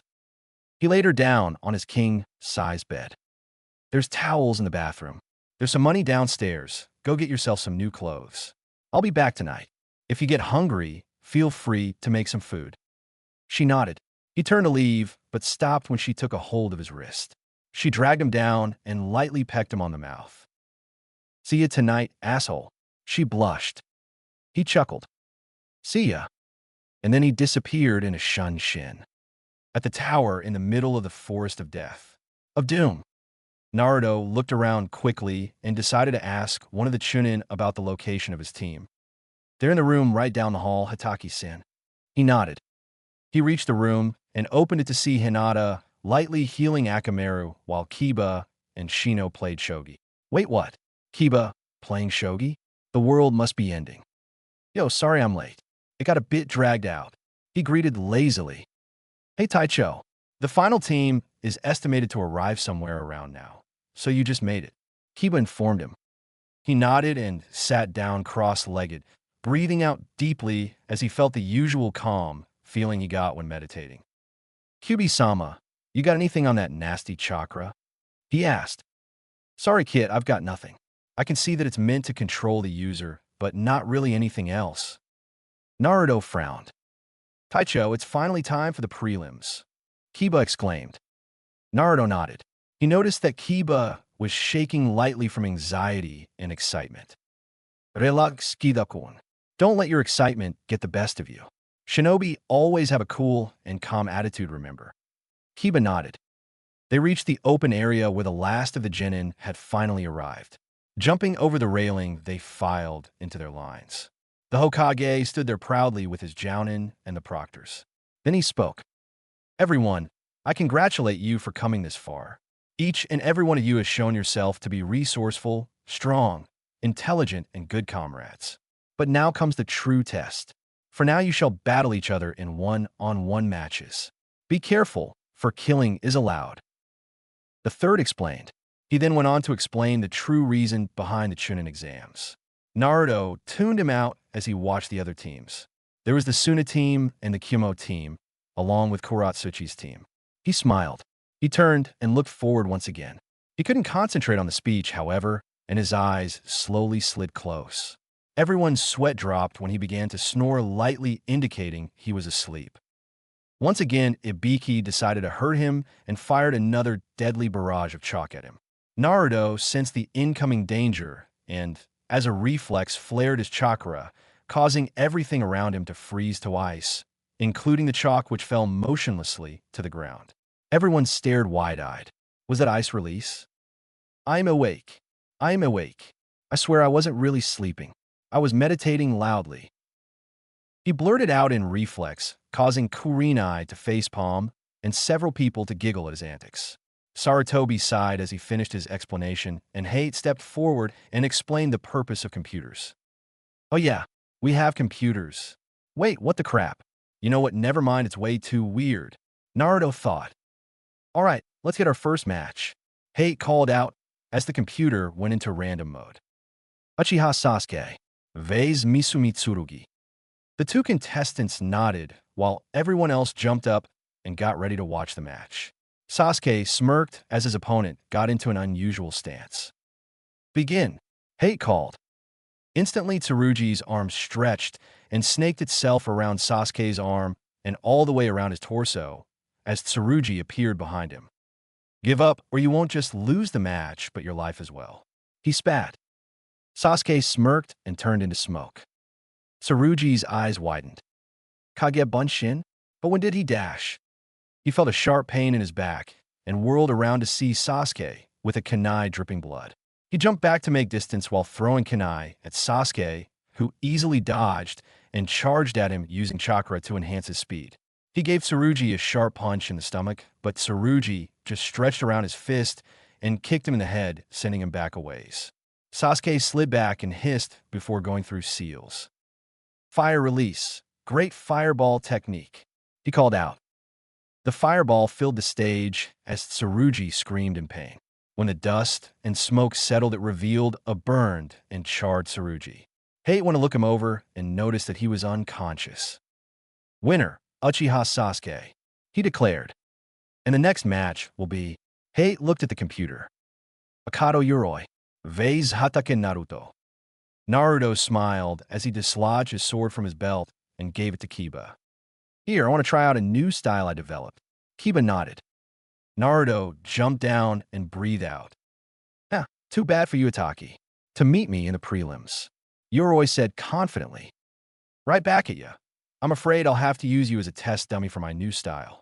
Naruto said cheerfully. Begin, Hate called out. Yoroi took a stance, but frowned when he saw Naruto. Naruto took a deep breath and slid into a stance similar to the gentle fist style. Everyone's eyes widened as ice wind formed around Naruto's hands, and he spoke. Reitu Heisu, Frozen Lotus. He dashed at Yoroi extremely fast and tapped said person 4 times. 2 on the arms and 2 on the chest before jumping back. Ice lotuses sprouted from the places where he'd been tapped. His eyes widened comically. What the hell is this? Naruto smirked. The Frozen Lotus style. I created it with help from Hinata-chan. Normally, I'd rather not tell you what it does, but for being my test dummy, you deserve to know. The lotuses that sprouted on you are timers. When the final lotus petal falls, the ice will expand and encase the target in solid ice. His eyes widened comically, as did everyone else's. Was that even possible? And one more thing. Time's up. Naruto smirked. The last petal fell as the lotuses expanded and connected with each other before spreading. Yoroi acted quickly and placed his palm on the ice, sucking out the chakra in it. The ice dispersed. Naruto raised an eyebrow. Oya, it seems like you have the ability to drain chakra. Man, guess this style wasn't as awesome against you then. Naruto sighed. Then he blurred out of sight and in a sight right in front of Yoroi in a stance that made Niji's eyes widen. It can't be, she thought. Reitu Heisu, Rokujion Sho, Frozen Lotus, 64 palms. He struck Yoroi at increasingly faster speeds, making his hands look like blurs. 2 palms, 4 palms, 8 palms, 16 palms, 32 palms. Frozen Lotus, 64 palms. He called out as the last one sent Yoroi flying into the wall on the far side of the arena. 64 ice lotuses were now adorning his whole body. This should do it, Naruto said as the lotus petals fell and the ice spread, encasing Yoroi completely in ice. Everyone were dead silent. Naruto had completely dominated the match. Naruto stiffened as his eyes widened a fraction when the ice burst, causing a chilly wind to roll in over the spectators. The dust and wind settled, revealing a transformed Yoroi. His skin was pitch black, and he had sprouted 2 extra arms. He had become much more muscular, and he towered over Naruto. His mask had fallen off, revealing 2 horns protruding from his forehead. His hair was ashen gray and reached his lower back. It was wild and unkempt. Naruto frowned. This is Orochimaru team's Curse Seal Level 2, isn't it? To think you had something like that, Naruto said. He just snarled and pounced on Naruto at high speed. Naruto's eyes widened just a little bit as he started dodging the 4-armed freak's attacks. He's nowhere near as good as Spider-Man back in the forest. Still, if he catches me, he'll probably be able to drain my chakra in a few seconds. He dodged another attack and tapped Yoroi several times before jumping over the behemoth and backflipping, making some distance. His eyes narrowed as the flowers dispersed with no visible effort on Yoroi's part. The freak laughed. In my Cursed Seal Level 2, I can drain chakra from anywhere on my body, not only from my hands. He roared. Naruto closed his eyes and sighed sadly. I see. Then I'll have to do this. I'm sorry, but I'm not going to lose here, he said as he slipped into a new stance. Ritu Wazu, Ritu o Yurimaru. Frozen Lotus, Frozen Step, Ice Ring. Naruto charged incredible amounts of ice chakra into his hands and then released it. The ice crackled as it formed 2 light blue dragon head ice chakra shrouds with red eyes, one on each hand. He charged Yoroi and hit him lightning fast with both shrouds. Yoroi coughed, but otherwise seemed unaffected. Naruto jumped back. Naruto looked at him for a second before turning and starting to leave. Where the hell are you going, huh? This ain't over, the large man roared. It is. That move I used will take effect now. Hayarimaru is a unique move. It doesn't freeze in the same way as the normal attacks. The Hayarimaru freezes from the inside out. When you're hit, it's over, he said. Yoroi scoffed and was about to attack him when he felt something weird. Seconds later, a million ice spikes erupted from within his body, spraying blood everywhere. Everyone was wide-eyed. A one-hit kill move? At least it seems like my Ice Dragon Slayer style works perfectly on living targets, Naruto thought as he walked to his team. Suddenly, Kiba called out, Taicho, behind you. Naruto turned to see a fist coming straight for him. Naruto managed to dodge at the last moment as it passed by the side of his face. Standing in front of him was Yoroi. His left shoulder was missing, and his body looked most of all like Swiss cheese, but he was still standing. Naruto glared. So, unless I kill you, it seems like you'll keep getting back up. Naruto sighed as he jumped backwards to make some distance. It was like time slowed down as everyone's eyes were on his hand, which moved to his tilted headband. He slowly moved it to his forehead, revealing his azure green eye. What is that supposed to do, Dash? Kankuro started, but was silenced as Naruto's I began spinning before settling. Silence reigned as everyone stared at Naruto's fully matured Sharingan. Sasuke smiled. About time you brought it out, asshole. Naruto spoke. His voice were no longer lazy. It was cold and hard. Give up now. My Hayarimaru has frozen and destroyed your chakra coils. You won't be able to use chakra any longer. You've lost. Never give up. Never give in. Kill. Kill. Kill. Yoroi screamed as he lunged at Naruto. Naruto sighed as lightning flared to life around his hand. He disappeared and reappeared behind Yoroi. Chidori, I spared your life. Be grateful.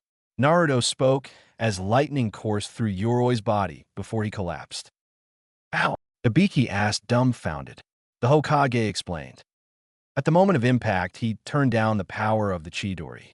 Instead of it being a piercing attack, it became a lightning discharge, which he then spread through Yoroi's body to numb his body. Wow! Winner, Hatake Naruto. Gaara smiled slightly psychotically. Hatake Naruto, as I thought, Against you, I can truly test my existence. Garachan, be careful. He was holding back even in that fight. He's strong. Mm. Nibi-chan, how strong would you say he is compared to the rest of us? Yujito asked her resident Biju. Impossible to say, kitten. He's definitely strong, and even now he's holding back. He's someone you do not want to fight in the near future. Everyone else just gulped. Was that level of power he displayed even fair? Kiba tossed him his sword with an awestruck expression. Hinata smiled at him. It seems like it works perfectly, huh? Naruto Naiken? She asked cheerfully. Yup, once again, thanks for the help. He answered as Kurenai frowned. Did you kill him? She asked solemnly. No, but he won't ever be a ninja again. I struck him in a very special way with the Hyarinru. I froze his chakra coils and then made them explode. It doesn't kill, but it does huge damage and takes away the opponent's ability to use chakra ever again. He explained. His team, minus Hinata, looked at him shocked. Whoa, I'm glad we're on the same side, Taicho. Kiba said. Shino nodded. The next battle is ready, Kurenai informed them. Tenten versus Kuratsuchi. The two contestants jumped down and readied themselves. Naruto was interested in seeing how the IWA girl fought. He sweat dropped 2 seconds later when he heard Lee and Guy. YSH. Good Tenten. Show her your manly flames of youth. I mean, womanly flames of youth. Lee screamed as he and Guy hugged. Lee, cheering for your teammate like that. How youthful. If I cannot cheer as youthfully as you, I shall hop around Konoha 5 times on my tongue. Youth. Gi-sensei. Lee. Gi-sensei. Lee. Naruto raised his hands as Shino, Hinata, and Kiba restrained him. Take it easy, Taicho. Come on, let go of me. I'll just freeze them a bit. No harm done. Let go of me. Everyone else sweat dropped as they turned back to the fight. Begin. Tenten jumped into action as she grabbed 2 scrolls hanging by her waist and used them to summon forth a shitload of kunais. As one they launched towards Kuratsuchi, who looked surprised before she quickly flashed through hand seals. Earth release. Earth-style wall technique. She called out. The floor of the arena shifted and groaned as it was raised in order to protect Kuratsuchi from harm. Sednin was already flashing through her next set of hand seals. Earth release. Fall of grace technique. She roared. The ground erupted into earth spikes around Tenten's feet, but she showed her grace as she dodged and weaved around the spikes. She looked up and her eyes widened when she saw Kuratsuchi flash through more signs. Quickly, Tenten fired off several kunai, which headed straight for her. Realizing that she wouldn't make it, Kuratsuchi jumped out of the way, abandoning her jutsu. Instantly, Tenten was upon her, unsealing a beautiful wakizashi, which Kuratsuchi just barely managed to block with her own kunai. They pushed against each other and was locked in a stalemate when Kuratsuchi suddenly pushed back Tenten with surprising strength. Tenten's eyes widened as the earth began to move around Kuratsuchi, who smiled. Now, the requirements have been met. This battle is over, little girl. She taunted. Suddenly, the earth around her started cracking and forming into little pieces of rock, which settled upon her arms.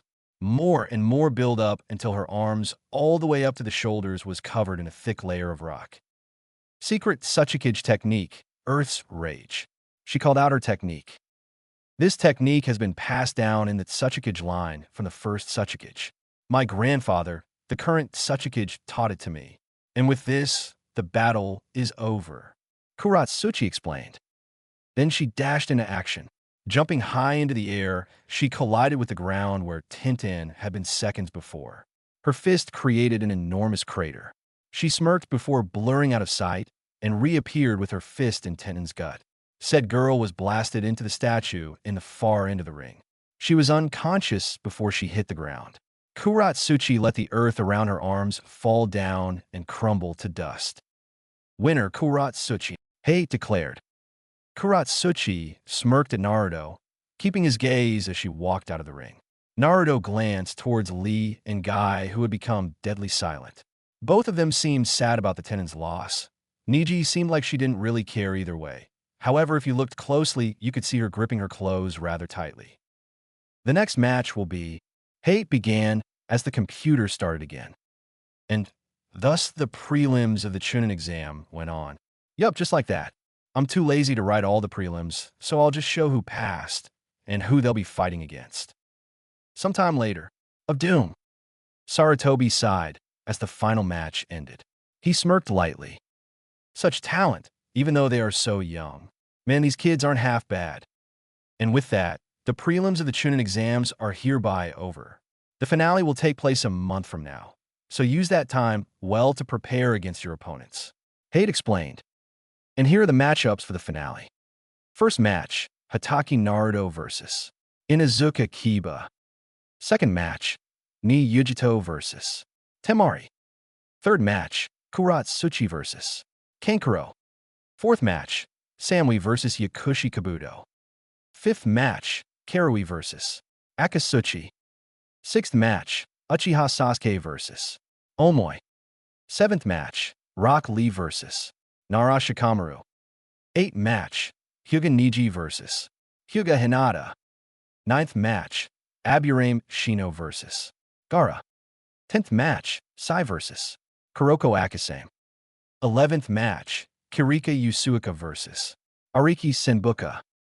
12th match, Karaki Roki vs. Nejui Iruka.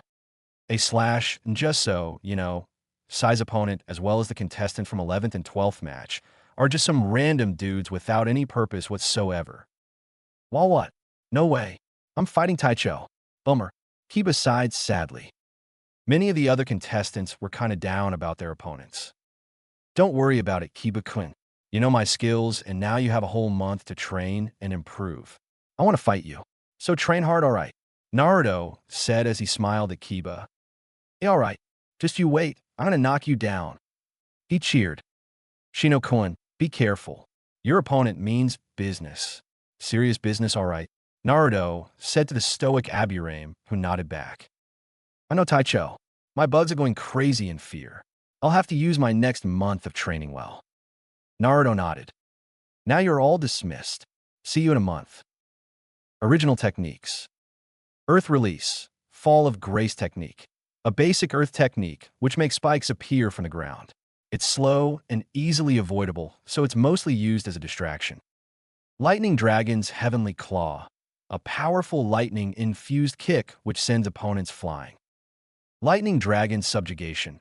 One forces electricity into another person's body. It stuns the nerves, making the body unresponsive. A Capture Technique. Ice Release. Icy Floor Technique. Freezes the moisture in the earth to quickly make a slippery floor of ice. The user is not affected by this. The more skilled the user, the faster the ground freezes. When used on water, it doubles as a capture technique. Ice Release. Ice Dragon Bullet Technique. A powerful ice attack. Creates a dragon of ice which attacks the target. The dragon can be controlled. When it hits, ice spikes will erupt and pierce anything around the impact area. Water Release. Great Whirlpool Pillar Technique. A powerful water attack. Creates a large pillar of water which moves in circles like a whirlpool. The speed of the water is so fast that anything that tries to escape will be blown back and cut. Ice Release. Frozen World Pillar Technique.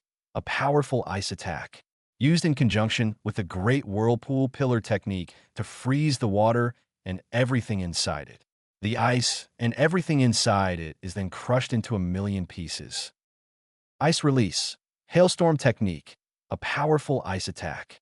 Creates several ice spikes from the moisture in the air and then flies towards a target with great speed. Wherever they touch the ground, ice spikes erupt and pierces everything in the impact zone. It should be noted that even if there existed other ice users, Naruto would be the only one capable of using this technique since no one else can pull water from the atmosphere. Wind Release. Great Whirlwind Pillar Technique. A powerful wind attack.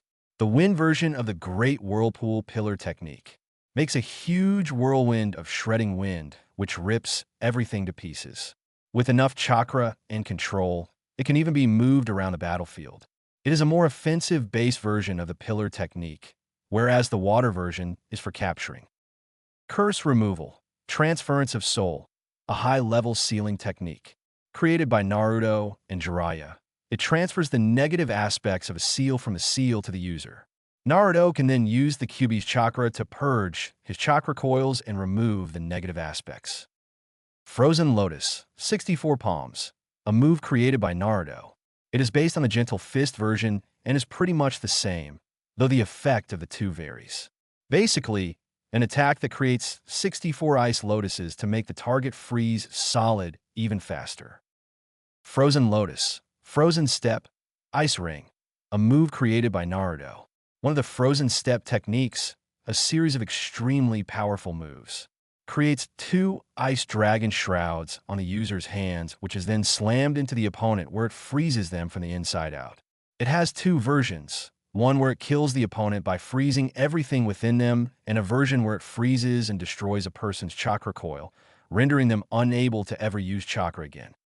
Secret Suchikage Technique, Earth's Rage, a powerful earth armor. A secret technique passed down in the Suchikage line. It allows a person to mold rock and earth on one's arms to create high-powered arms of rock. They're coated in a dense layer of chakra, which means that they don't weight down the body, and only an extremely powerful lightning technique can destroy them. Increases one's physical strength by an unfair amount. 1 month, huh? Naruto thought as he walked his house, having just said goodbye to his teammates. A lot of things can happen in a month, so I'll have to train seriously as well. He contemplated. He opened the door to his house and was instantly met with the smell of death. He rushed to the kitchen where the smell originated and slammed open the door, revealing his worst fear. Taiyuya was cooking.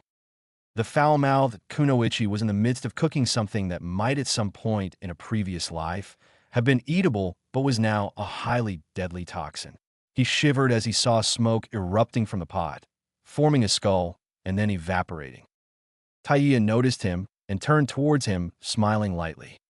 "You're back, asshole. I've just finished cooking," she said happily as she got out some plates. A distant, buried, perverted part of Naruto's mind noticed that she looked quite sexy in an apron. He quickly squashed the thought. It seems the Sharingan isn't the only thing I've inherited from Kakashi. Uiruta, if you have the time to stare, go set the table. Taiyuya interrupted his thoughts. All right. He waved disarmingly as he took the plates along with other dining necessities and made ready for dinner. Taiyuya happily placed the pot on the table, the foul substance within oozing. She gave Naruto some and then put some on her own plate before remembering the salt. Just a sec, she said as she went into the kitchen to find the salt. Naruto looked at the food on his plate and started sweating when it did something that looked very much like blinking. Did the stew just blink at me? He thought with a slightly disturbed feeling in his stomach. Making sure Taiyuya wasn't looking, he quickly threw the stew into a nearby plant's pot and then watched with detached fascination as the plant withered and died. Is that supposed to happen? Jokit, don't even think about eating that stuff. Even my chakra won't be able to save you. The Kyuubi warned him. Thank for the heads up, Kyuubi-sama. He thought appreciatively, having figured as much himself. One more thing, kid. HM. From tomorrow on, and for the next few weeks, you and I are going to be training inside the seal here. The Nibi and Ichibi are probably going to do the same with their containers, and there's still too many unknown factors from the other shinobi to take any chances. Cool. Training with the Kyuubi, this ought to be good. Naruto noticed that he finally found the salt and was now back. Wow, already finished? You must really like my stew, huh? She smiled proudly. Yeah, sure. Listen, why don't I cook from now on? Then you can do other things around the house. HM? Sure, whatever floats your boat, dumbass. Phew, that was one disaster in the making avoided. Nicely done, kid. You just saved our asses. Naruto smiled as he and Taiyuya talked the rest of the night away before going to bed. The next day, of doom. Naruto opened his eyes as he stood before Kyuubi. They were in his mindscape, which he had remodeled for their training. It now looked like a mountainous area. Kyuubi had changed his form to that of Naruto in six-tailed mode. A black collar with a kanji for seal on it hang around his neck. All right, kid. I hope you're ready for this. I am, But why am I wearing the seal over my eye? He asked confused. The QB smirked in a very demonic manner as clones sprouted from the QB and flanked him. The two clones were of Naruto in four-tailed mode. That's an easy question. You rely too much on a Sharingan whenever it gets tough. This can prove to be your downfall. That's why you'll be fighting three superior opponents without the ability to use your Sharingan. I see. In these coming weeks, we'll work on your speed and your taijutsu. We will also be expanding on your Jinjutsu. So get ready, brat, because for the next couple of weeks, you're officially my bitch. The QB smirked evilly. Is it too late to regret? Naruto asked, fearing for his life. Yep. And then the QB charged. At the Inuzuka compound of Doom. All right, Kiba, for the next couple of weeks, we're going to work primarily on your skills alone. Some instructed her son. But me and Akamaru always fight together. Why work only on my skills? Kiba asked confused. This went against everything he'd been taught as an Inuzuka. Some nodded. Indeed, and Naruto knows this. He'll take out Akamaru as the first thing he does, and then he'll come for you. Kiba's eyes widened. So, I'm going to level up your solo fighting skills. Yeah, but Mom, even with that I won't be able to defeat Taicho. He's freaking strong. Kiba exclaimed. Some smirked devilishly. Of course, I know that. That's why I'll be teaching you an ancient Inuzuka technique. Using this technique, our ancestor, the founder of the Inuzuka clan, was able to fight on par with the first Hokage for hours. What? Then why didn't he become Hokage instead? I said fight Kiba, not win. Hashirama-sama was simply too strong, and eventually he would outlast our ancestor every time they fought. I see. But anyway, you're going to teach me that technique. Yeah, but only if you get your fighting skills to a level I deem acceptable. Meanwhile, Kuramaru will be teaching Akamaru. Well then, let's get to it, Kiba said with fire burning in his eyes. Some smirked. Bring it, Gaki. At the Aburame compound of Doom. Shino stood across from his father, Aburame Shibi. The man was even more stoic and mysterious than his son. There is no doubt, however, that he was a great shinobi. So, what would you do if you had the key to the ultimate Aburame power, a power dating back to before the Aburame became part of Konoha? What if I told you that the Aburame clan was founded to protect this very power from falling into the wrong hands? I would use it to protect my friends, family, and village, Shino said instantly. Shibi raised his eyebrow in a rare display of emotion. That is a highly illogical answer, my son. Shino's eyes widened in realization of what he'd said. No, that's dash. I didn't say it was a bad thing, my son. Came the unintelligent reply from Shino. In a surprising display of feeling, Shibi smiled.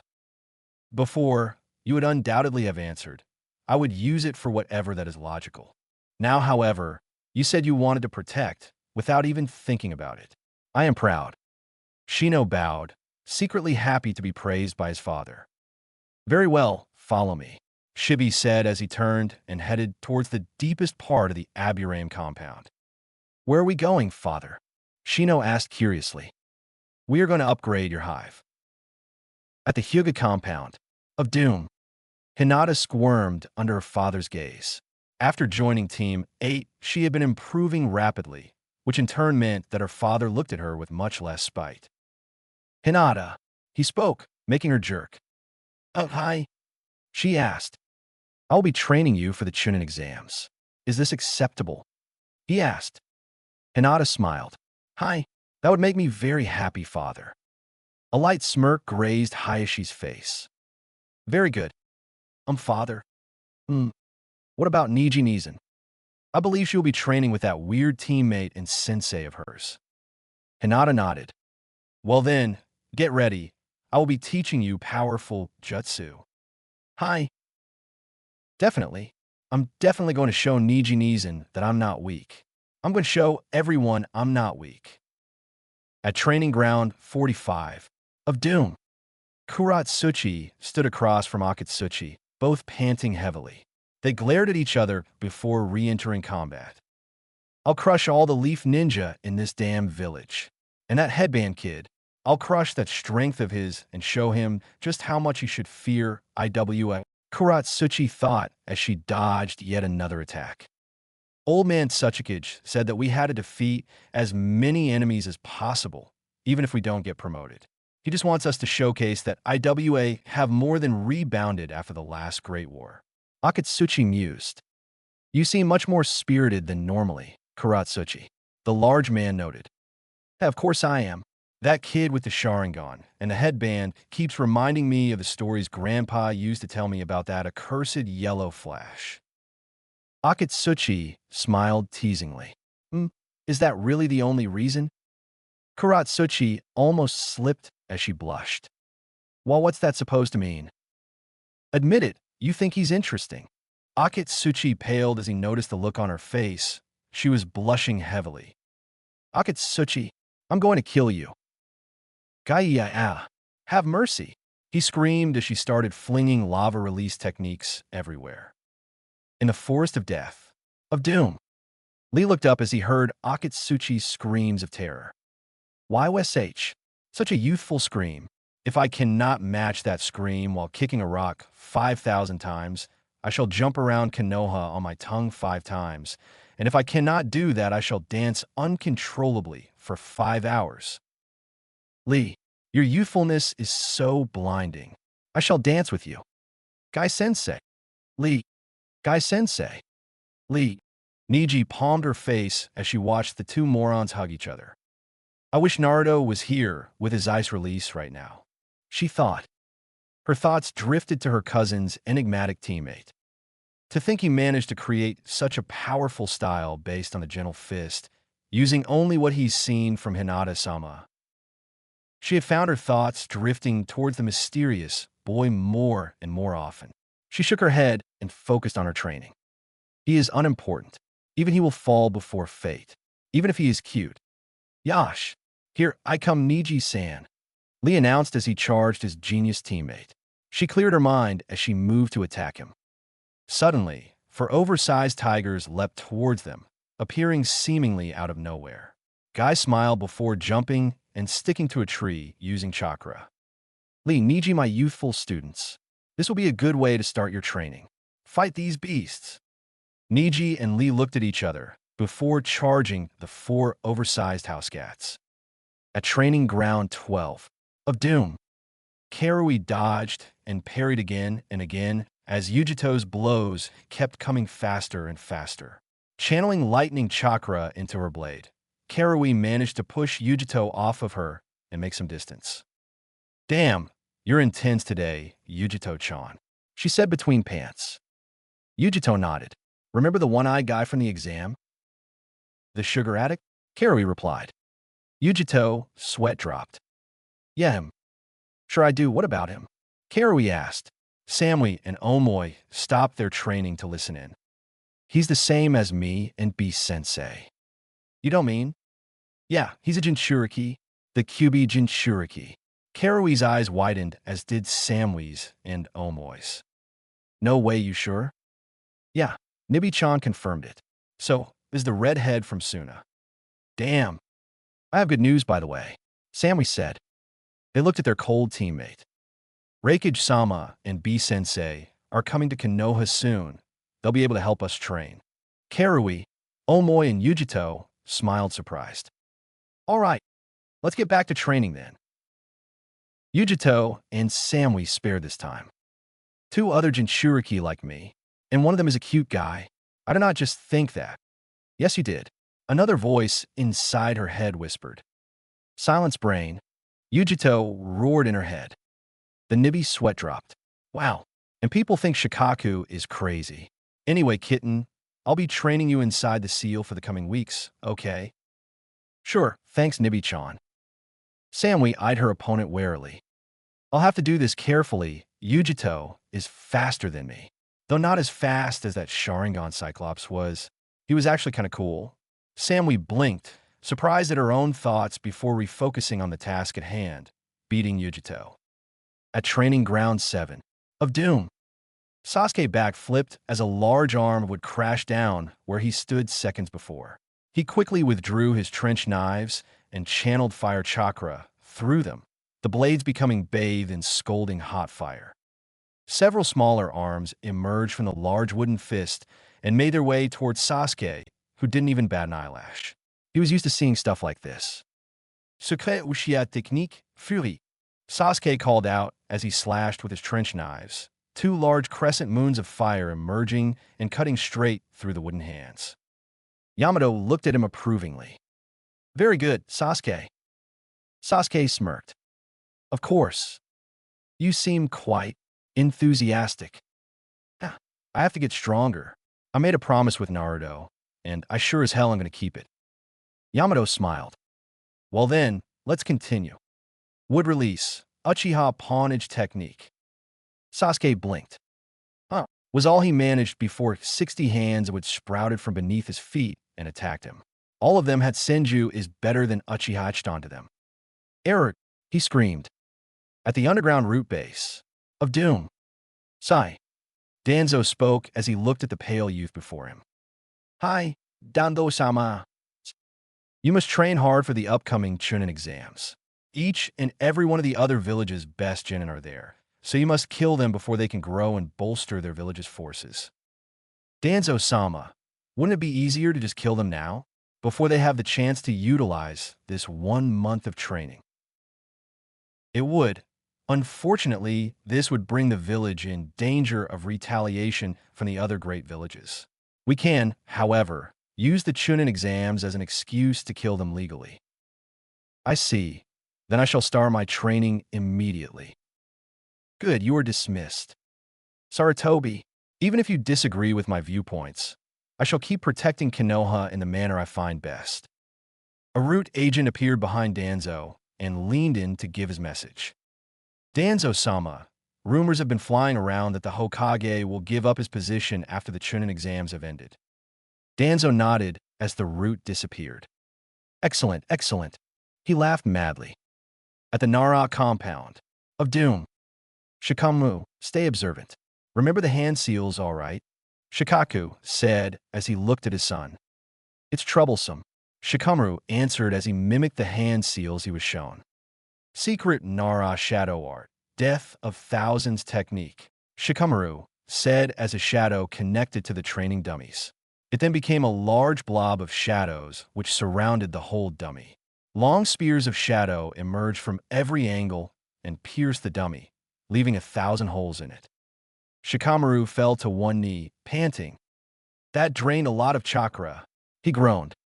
I know, it's one of our most powerful techniques, and one of our most chakra-consuming. Shikaku answered, giving Shikamaru a calculating gaze. He learned it after seeing the seals only a few times. It seems he isn't only a genius in brains, but in Nara techniques as well. Nara Yoshino chose this moment to burst through the door out into the training ground and glare furiously at Shikaku. What have I told you about mixing your white laundry with your green laundry, Shikaku? She screamed at him while beating him with a shirt which had at one point probably been pure white, but was now an ugly mixture of green and white. Ouch, ouch. Stop hitting me, you troublesome woman. He whined. What did you call me? She screamed. Shikaku shrunk. My sweet, beautiful, pleasant wife. That's what I thought. She huffed before stomping back to the house. Shikamaru coughed into his hand. Asterisk cough, whipped. Cough, cough. Shikaku glared at him. Brat, just for that you get to practice that technique until you faint. Troublesome. An unknown location. Of doom. Ah, Kabuto, how strange to see you training. Orochimaru said as he found his right-hand man training in the woods. Orochimaru-sama. Kabuto acknowledged his master with a nod before going back to training. May I ask what brought upon this sudden training? Orochimaru's voice washed over Kabuto. Well, I may end up fighting people like Naruto-kun, Sasuke-kun, or Gaara-san before the plan starts. And if I do not get some practice in, they might just beat me. Orochimaru nodded. By the way, Orochimaru-sama, I heard that the other 3 Kages will be here at the final exam. Does that not put a hinge in the plan? Indeed, it seems I will not be able to kill my old teacher. But that doesn't mean I won't be able to damage Konoha. After all, I'm going to use them. Kabuto stiffened, his eyes going wide as he looked at Orochimaru. Orochimaru-sama? Surely you don't mean? Oh, but I do, dear Kabuto, I do. Konoha will fall, one way or the other. With that, the snake slithered away, leaving Kabuto alone. Heh, Orochimaru-sama, it seems I have underestimated you. To think you would go that far. At Training Ground 16 of Doom, Kankaro's puppets danced back and forth as the puppeteers' fingers blurred. They evaded wind attack after wind attack, slowly making their way towards Temari, who was getting annoyed. She opened her fan fully and then started spinning around uncontrollably, stirring up a tornado, which she sent hurtling towards Kankaro. Wind release, dust storm tornado technique. She called out. Kankaro acted quickly. Sunagaku secret unisson art, ultimate shield technique. The three puppets smashed into each other, Churka linking them to each other. Then, one moved upwards while the two other went left and right. Like a net, the chakra was spread out, creating a triangle barrier of pure chakra. The two jutsu clashed with each other, fighting for dominance, before they canceled each other out. Both took some time to catch their breath before once again attacking each other. Gaara was sitting on a stone some 20 meters away from them. Her eyes were closed as she trained with her Biju. Needless to say, it was quite the brutal training regiment, given the fact that cuts and other wounds would occasionally appear on her body. Her shield of sand was levitating protectively around her, warding off any stray jutsu or pebble that might be blown her way. Indeed, all around Konoha, the young genin were training, all of them with eyes on the title of Chunin. 1 week later, of Doom. Naruto yawned as he exited the shinobi store. He glanced back at it and couldn't help but smile. The store's name was Darker Than Black. They specialized in shinobi clothes and armor. They were famous for their special clothes, which was made with exclusive material which made it absorb the shadows around the person wearing it, making them much harder to spot. Naruto had just placed down his special custom order for his Chunin exam outfit and was now heading towards the best weaponsmith in the village. The doorbell chimed as Naruto opened the door and stepped in. He could hear the telltale sounds of workout back. Before long, a giant of a man, easily 2 times Naruto's size, with a large black beard and arms as thick as logs, entered from the workshop area. He looked around before his eyes fell on Naruto, then he smiled. Naruto, M-boy, what a pleasure to see you again. What can I do for you? The large man exclaimed, his voice deep and booming, not unlike the Kyuubi's. Hey there, Mifune-san. I came to ask if you still have the metal you used to forge my mother's blade with. Of course I have it, just wait a second, he said as he started looking around. Mifune was an old friend of Naruto's parents. He was a genius weaponsmith, and using the unique metals Kushina had brought with her, he had forged the Chikudo that she and now Naruto used. Uh-huh, here it is. I knew I had it somewhere, he exclaimed as he placed some metal on the counter. It was the same kind of beautiful and deadly metal Naruto's sword was made of. What did you need it for, boy? Mifune asked, curious. Naruto took his Chikudo and placed it on the counter. Mifune-san, I wanted to reforge Tensa Zangetsu into a katana, Naruto said seriously. Mifune looked at the blade before smiling. So the day had finally come. Huh. Your mother, before she died, said that you would probably want to have it remade someday. You see, the truth is that that weapon has been passed down through your family for generations, with it changing form each generation. One generation it was a scythe, once it was a pair of trench knives, and so on and so forth.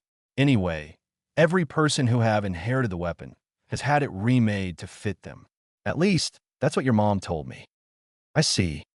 So, I shall put all my being into remaking it into the greatest goddamn katana the world has ever seen. Does it have a name? Yeah, Masamune. That's a good name. It carries strength. Come back in 2 weeks or so, and I'll have it finished just in time for the final Chunin exam. Thanks, Mifune-san. Well, I've got to go train. See ya. See ya, brat.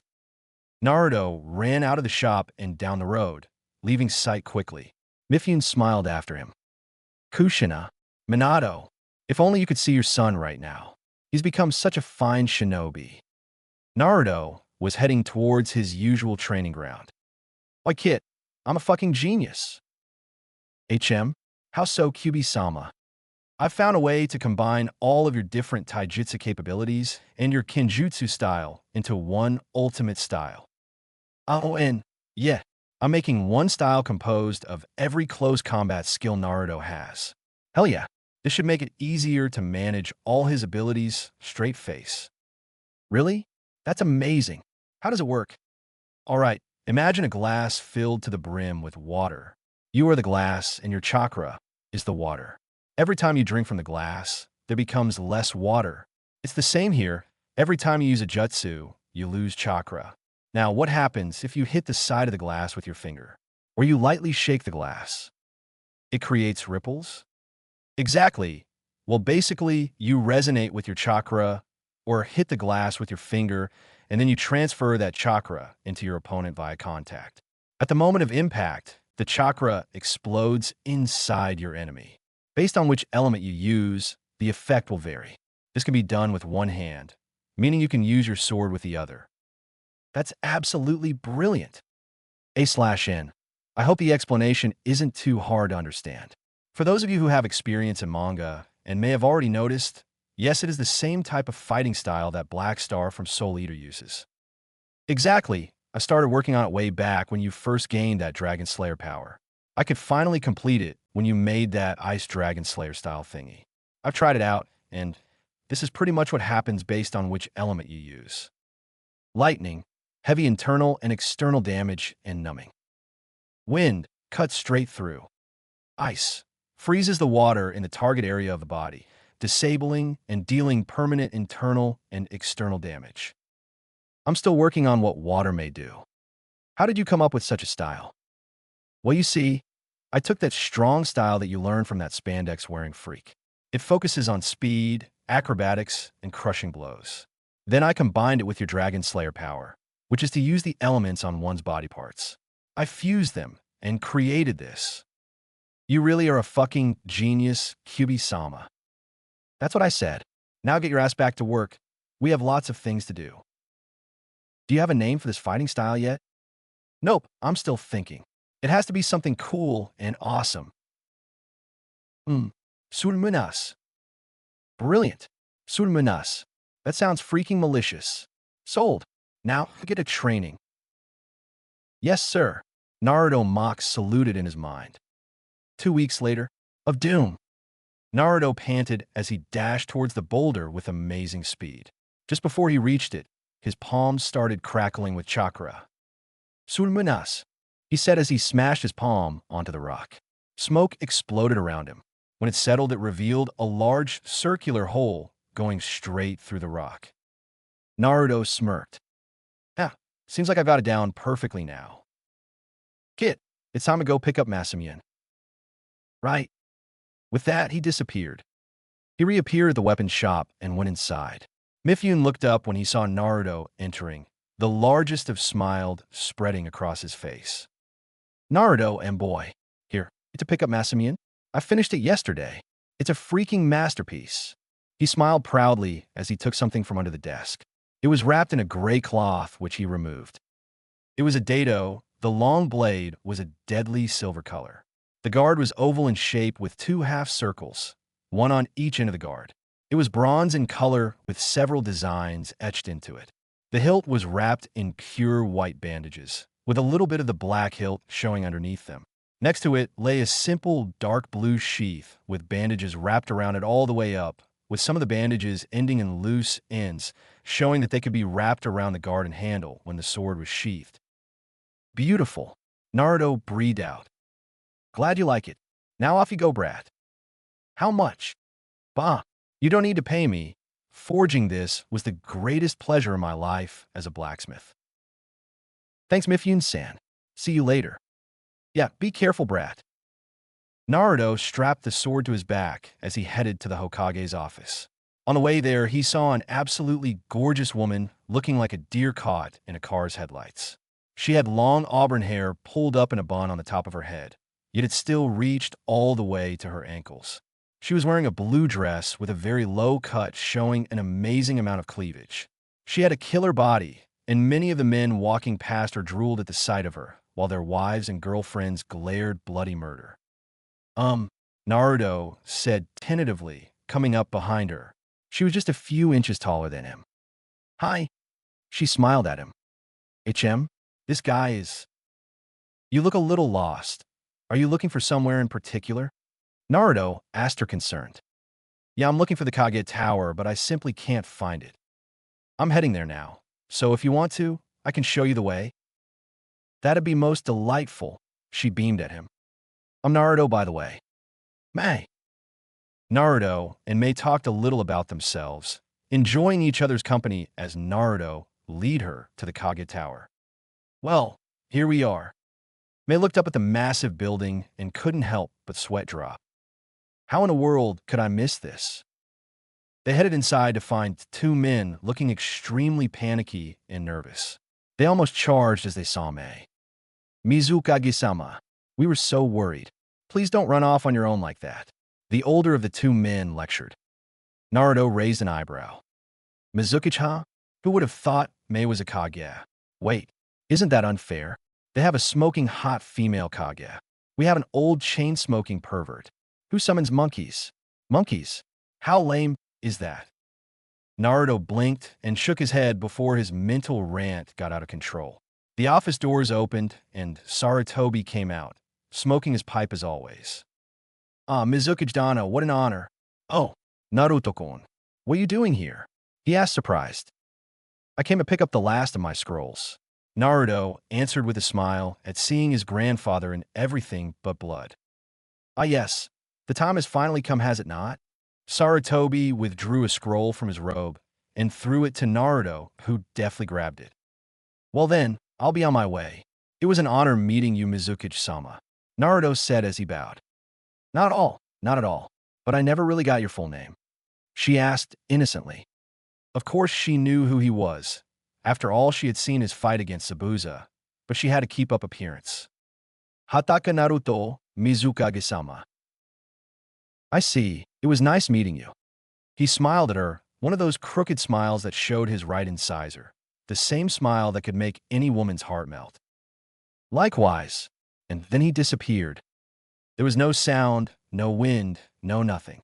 It was like he hadn't been there at all. Mei said, a bright blush still evident on her face.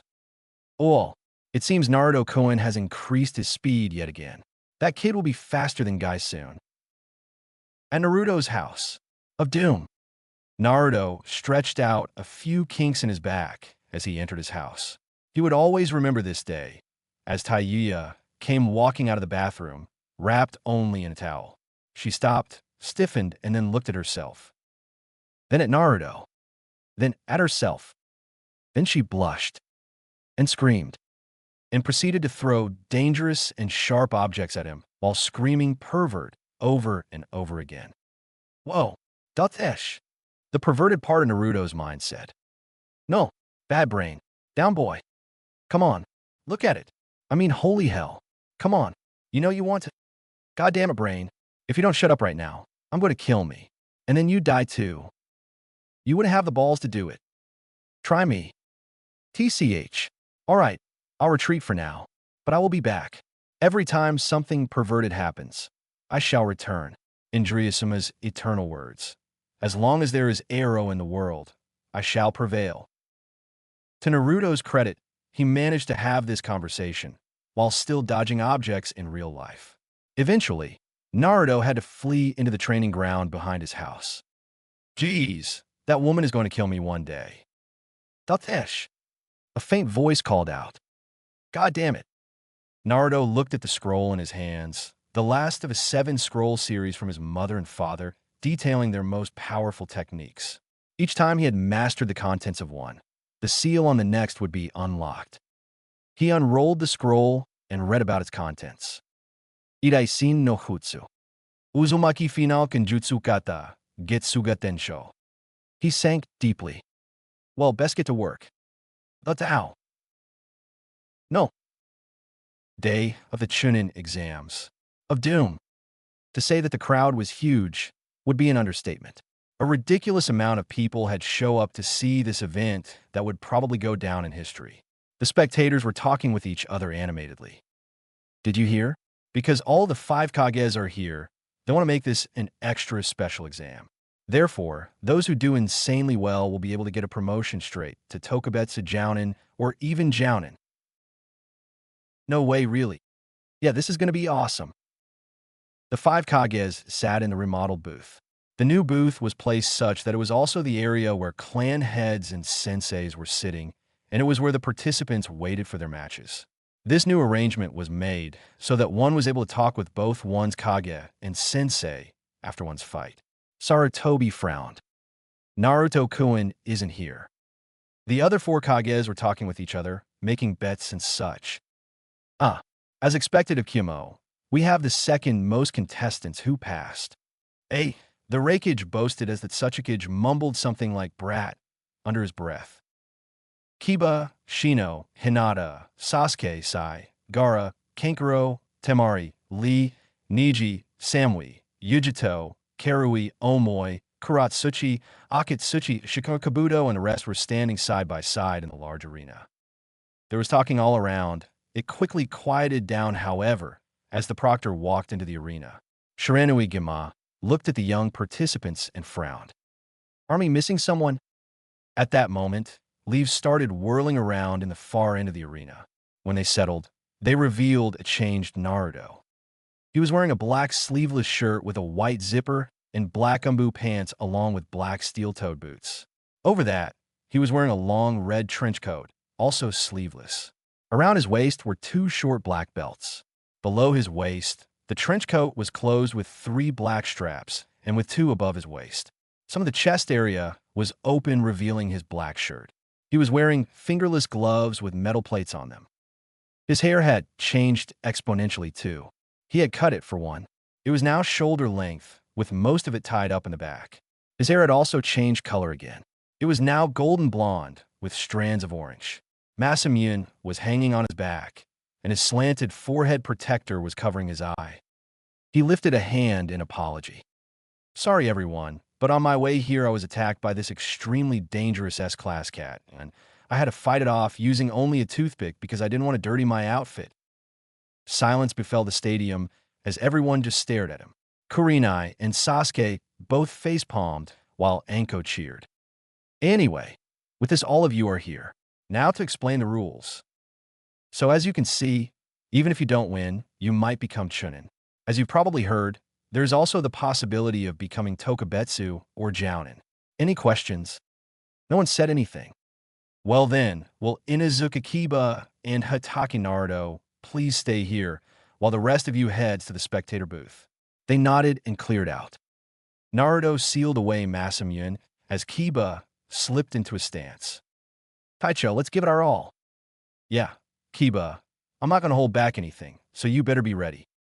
Kiba smirked and nodded. Well then, with this, let the first round of the Chunin exam finals begin. Well then, with this, let the first round of the Chunin exam finals begin. Kiba charged at Naruto, engaging in taijutsu. Naruto easily dodged all of Kiba's blows before landing a heavy blow on Kiba's gut. Kiba coughed and slid back a little, a smile on his face. Naruto blinked until suddenly Akamaru rushed at him from behind with Itsuga. Naruto swiftly dodged as he frowned. I couldn't feel Akamaru's presence at all. What kind of training did he go through? The two ganged up on him, Kiba unleashing a flurry of punches while Akamaru repeatedly tried to scratch him. Left, right, low kick. Going for my eyes. Punch, kick, bite. Saw the, but even without my Sharingan, I can easily see your moves. Naruto slid into Kiba's guard, giving him a devastating elbow to the gut. He coughed before going up in smoke. Kage Bunshin? But when did he? Naruto's eye widened as several smoke clouds exploded around him, revealing several Kibas and Akamarus. As one they charged him with a cry of Getsuga. Naruto closed his eye before smiling lightly. So you've already grown this much, huh? As the first 2 clones were upon him, he grabbed their arms mid-spin and threw them into 2 other clones. An Akamaru came from behind him, but before the poor clone could blink, it had been completely destroyed. Naruto jumped high into the air before creating two Kage Bunshin. When the Kage Bunshin dropped down onto the ground, they all went through seals. Fire release, great fireball technique. Wind release, great breakthrough technique. Earth release, binding shackles technique. The earth release technique bound all the clones to the ground, making them unable to move as the wind-enhanced fireball crashed down onto the stage, exploding in a wild firestorm. Kage Booth. Ho ho, that kid ain't half bad, Saratobi. A boomed.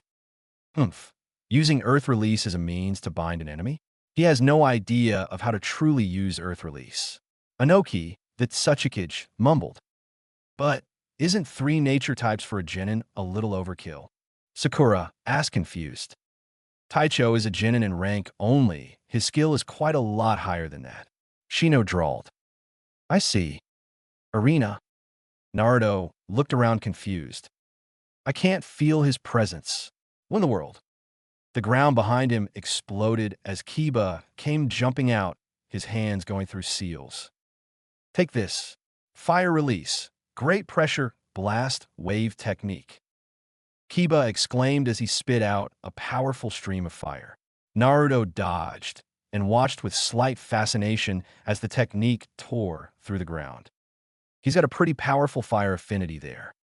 Kiba looked annoyed as he went through more seals. Fire release, Hell Scorch technique. An enormous torrent of fire exploded from Kiba's mouth and out towards Naruto. He could do a jutsu like this, plus he can create several Kage Bunshin. What kind of chakra-enhancing training did he do to get to this level? Water release, Water Dragon Bullet technique. He conjured a large water dragon from thin air, which then collided with the fire torrent. At first they were equal, but because of the lack of moisture in the air, the water dragon was slowly losing. Naruto sighed annoyed and did more seals. Let's go with the Uzumaki special then. Water release, Double Water Dragon Twin Bullet technique. 2 massive water dragons appeared this time and charged at the fire torrent. After a minute, they canceled out the fire and headed towards Kiba. Whoa! Kiba yelled as he narrowly dodged, but Naruto was instantly upon him. Ice release, Double Ice Dragon Twin Bullet technique. He called out as 2 ice dragons spawned and charged Kiba, who once again narrowly dodged. Ice release, Icicle Mayhem technique. Naruto called out. The ice dragons exploded into several hundred icicles, which then proceeded to bombard Kiba, who is now running around like a headless chicken. Kage Booth. What the hell? A roared. How can he pull water out of the atmosphere, just like that? And since when did he have a Kekkei Genkai? Saratobi chuckled. You might as well get used to it, Akuen. Naruto is full of surprises. Indeed, besides it's not like Naruto Taicho only has 1 Kekkei Genkai. Shino said. Then he froze when all eyes were on him. Maybe I shouldn't have said that. He sweat dropped, to which Hinata facepalmed. Wait, then he has 2 like me? Mei asked confused. Well, technically, Naruto Taicho has 3. What? Arena? Huh, guess we'll have to use that technique after all Akamaru. Kiba said, to which his partner barked. HM, what technique? Naruto thought confused. Here we go, Akamaru. Human-beast combination transformation, werewolf, he said as he and Akamaru fused in a large poof of smoke. Kage Booth. Oh, so he finally used it, huh? Some smiled. Shino inquired. Yeah, that technique is what we've been working on for the past month. Without it, I would have written this off as Naruto's victory already. Interesting, Shino said. HM, what is? Some inquired. Just now you made it sound like he would actually have a chance against Taicho if he uses this technique. How interesting. Sum's eye twitched as she mumbled. Damn Aburame. They always hear the things you don't want them to. I heard that, Shibi said beside her. God damn it. Hana's sweat dropped. Arena. The dust around Kiba and Akamaru settled, revealing a being like none before it. It was tall, almost twice as tall as Naruto, covered in brown fur. Its wrists and ankles, along with several patches of fur, were white, however. It had a long face with 2 ears on top, but it lacked a tail. Its eyes were a glowing green, and its teeth were long and looked sharper than most kunai, as did its claws. It opened its mouth slightly. "How do you like this, Taicho?" The being growled out, its voice coarse like sandpaper. Naruto whistled. "Impressive, but intimidation won't help you win this fight, Kiba-kun." Workiba's face split into something reminiscent of a smile before he disappeared in a static blur. Not even a second later, he was standing behind Naruto. What was all Naruto managed before he was backhanded across the arena floor? Naruto righted himself into a slide and looked up only to find Workiba gone. Where'd he go? He felt the werewolf behind him and turned, his arms coming up to block. There was no one behind him, however. Suddenly, a fist collided with his unguarded back, sending him flying. Naruto was on the defensive now. Workiba kept appearing and disappearing, randomly hitting him. At times he would appear, roar at Naruto, and suddenly Naruto would get blown back from a shockwave. Naruto looked up to see the transformed Kiba appear in another static blur. "How'd you like that?" He seemingly grinned. "HM? Say something, Taicho, or are you totally speechless in the face of my awesomeness?" "I see," Naruto suddenly said. At first I couldn't grasp it." "Grasp what?" "The reason why you could move so fast just because you transformed, it didn't make any sense. Now I get it, however. The secret isn't your new body. It's the power you gain from it. More specifically, the power to manipulate sound." He saw through it. And with the power of sound, one can turn normal sounds into shock waves or move at the speed of sound. Like you just did. Naruto smiled as he wiped away some blood from his lip. "You've really become strong, so I guess I'll have to take this seriously as well." With that, Naruto blurred out of sight. Workiba's eyes widened as he raised his arms, narrowly blocking a drop kick. Naruto smiled as he went up in smoke. Kiba's eyes widened. "Kage Bunshin." Suddenly, 2 threads of wire appeared and bound him, the large wolf being paled as he heard. "Fire release, dragon fire technique. Fire release, dragon fire technique." The 2 streams of fire trailed along the wire from both left and right, convening on and burning Kiba to a crisp. Naruto looked on as the smoke cleared, revealing a slightly burnt werewolf. "Tisich, I guess I let my guard down," he growled. Kiba moved again, appearing at Naruto's unguarded left side. He punched Naruto with as much force as possible, but instead of coughing up blood, Naruto disappeared in a puff of smoke. From the smoke, Naruto appeared flashing through hand seals as another clone went for a kick at Kiba's head. Naruto finished his hand seals. Earth release, earth-style wall. A large earth wall rose behind Kiba. It was adorned with 4 toad heads. Kiba jumped back to avoid the chakra-enhanced kick for Naruto's clone. The instant his back hit the wall, earth pillars erupted from the sides of the wall and locked him in place. Workiba's eyes widened in fear when he heard the familiar sound of birds chirping. He looked up to see Naruto's Chidori enhanced hand coming towards his heart. As a reflex, he closed his eyes. "Kage Booth." A's eyes widened. "That technique, that's Hatake Kakashi's Chidori." Dust had been whirled up from the impact of the Chidori. Everyone was sitting at the edge of their seats, waiting to see what had happened. Arena. The dust settled almost painfully slow, revealing that Naruto's hand was lodged into the wall a few inches from Kiba's heart. Naruto smiled at Kiba. First death. Kiba recovered quickly and with a mighty roar, made sound waves explode around him, cutting both Naruto and the wall to pieces. The dead Naruto turned into smoke. Another Kage Bunshin. Kiba thought angrily. Naruto reappeared across from Kiba on the floor of the arena. Why did you redirect that Chidori? You could have won the match just then. Kiba asked. Well, for one, it wouldn't be as much fun. Besides, I want to see how powerful you really are. Naruto explained. Where Kiba smirked slightly. Then I won't hold anything back at all. He attacked Naruto in a wild frenzy, his claws coming down upon Naruto again and again. Barely noticeably, Naruto was constantly tapping his limbs and body, lightly. Naruto jumped back to make some room between them. You know, Kiba-kun, you should work on your sensing skills some more. He smiled. Kiba looked confused. Huh? Naruto made a hand seal, and suddenly pieces of Kiba's fur disappeared, revealing several explosive tags stuck to his body. Kiba's eyes widened. When did he dash? It was too late, however. Boom! Kiba exploded, kicking up dust. When it settled, he looked much worse than before. He was also breathing rather heavily. I see. When you kept lightly tapping me, you were setting the tags on me. Bingo! Kiba growled. He blurred out of sight and appeared at Naruto's side, claws heading to shred Naruto's ribs to pieces. Kiba's hand impacted, shredding Naruto, who went up in smoke. Huh.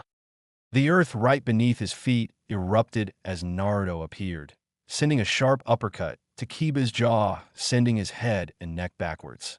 Naruto quickly jumped back, a Chidori appearing in his hand. The Chidori grew to twice its normal size before Naruto brought up his other hand and split it into two.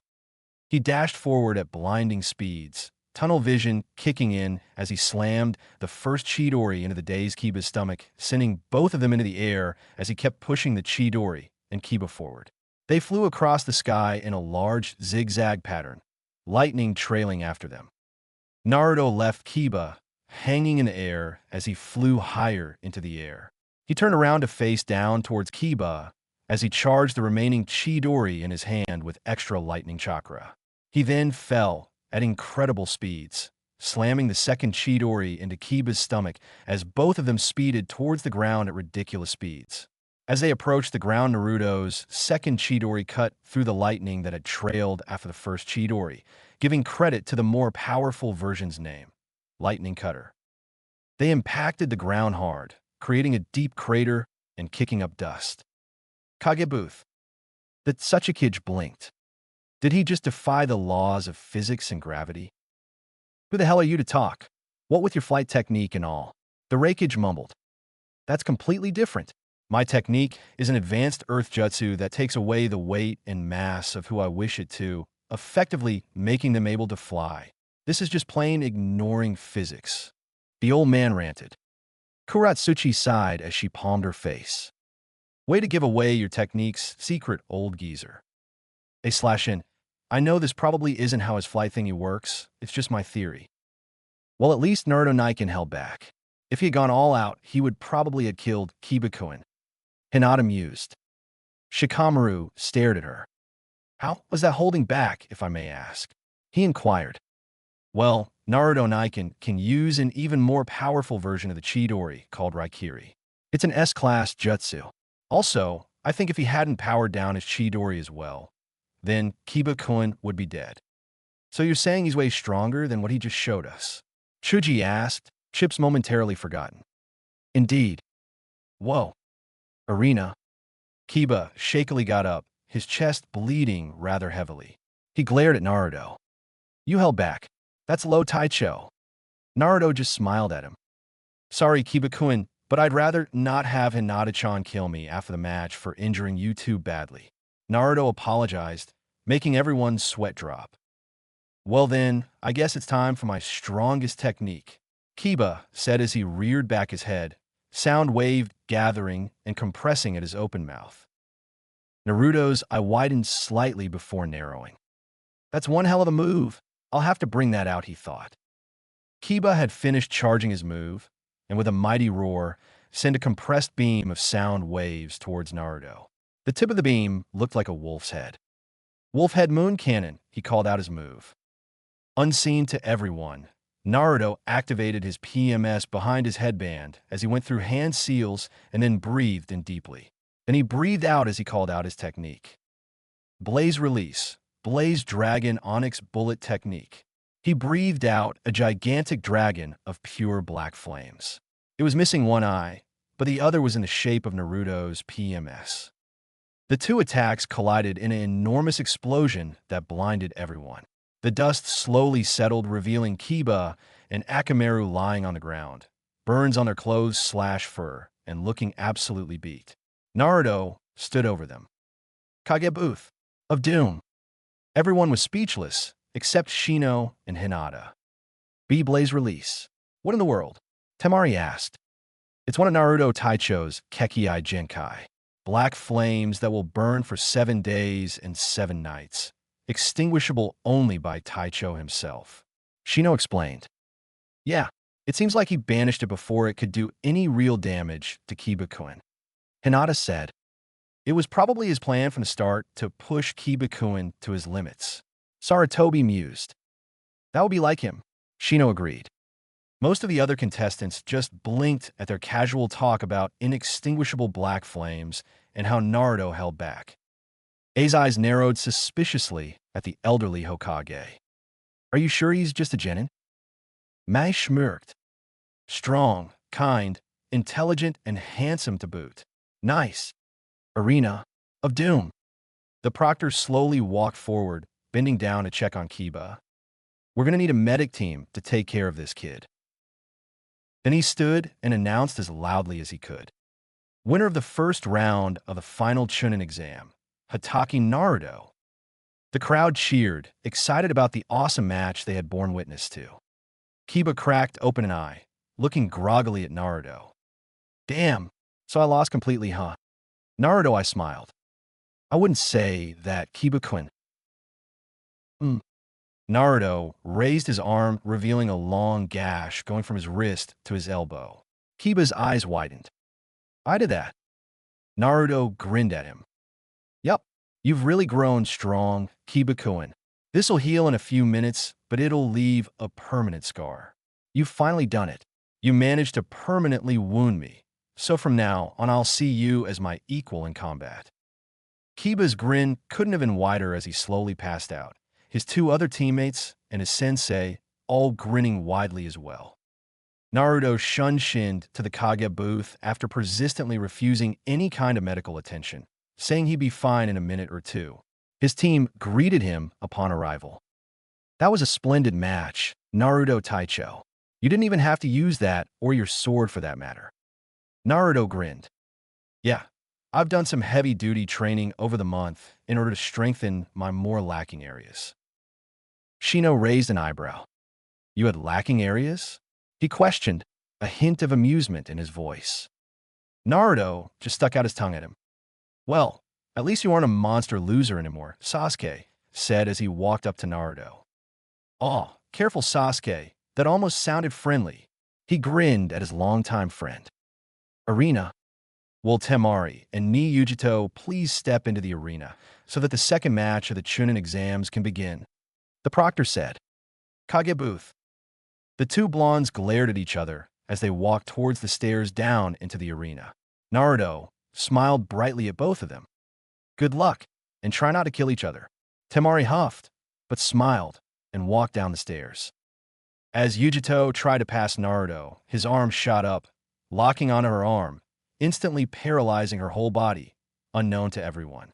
He whispered into her ear, if you're going to use the Nibi's power, do it in moderation. I would hate to have to. Put you down, Miss Ni. And then he smiled again, letting her walk past her, her face a wall of stone. The second she made it down the first set of stairs, however, she clutched her chest, breathing heavily. What the hell was that? That malicious feeling.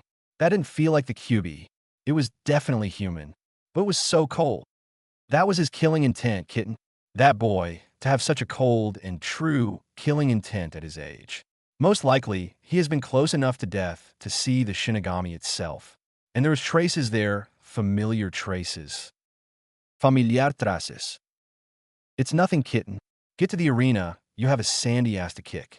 A rather delicious, well-shaped as dash. Nibi. Yujito blushed and hurried into the arena. The large cat, however, wasn't smiling at all inside her cage. I've felt that before. That was the same feeling as when the old man got angry. Less powerful by far, but still. Hatake Naruto.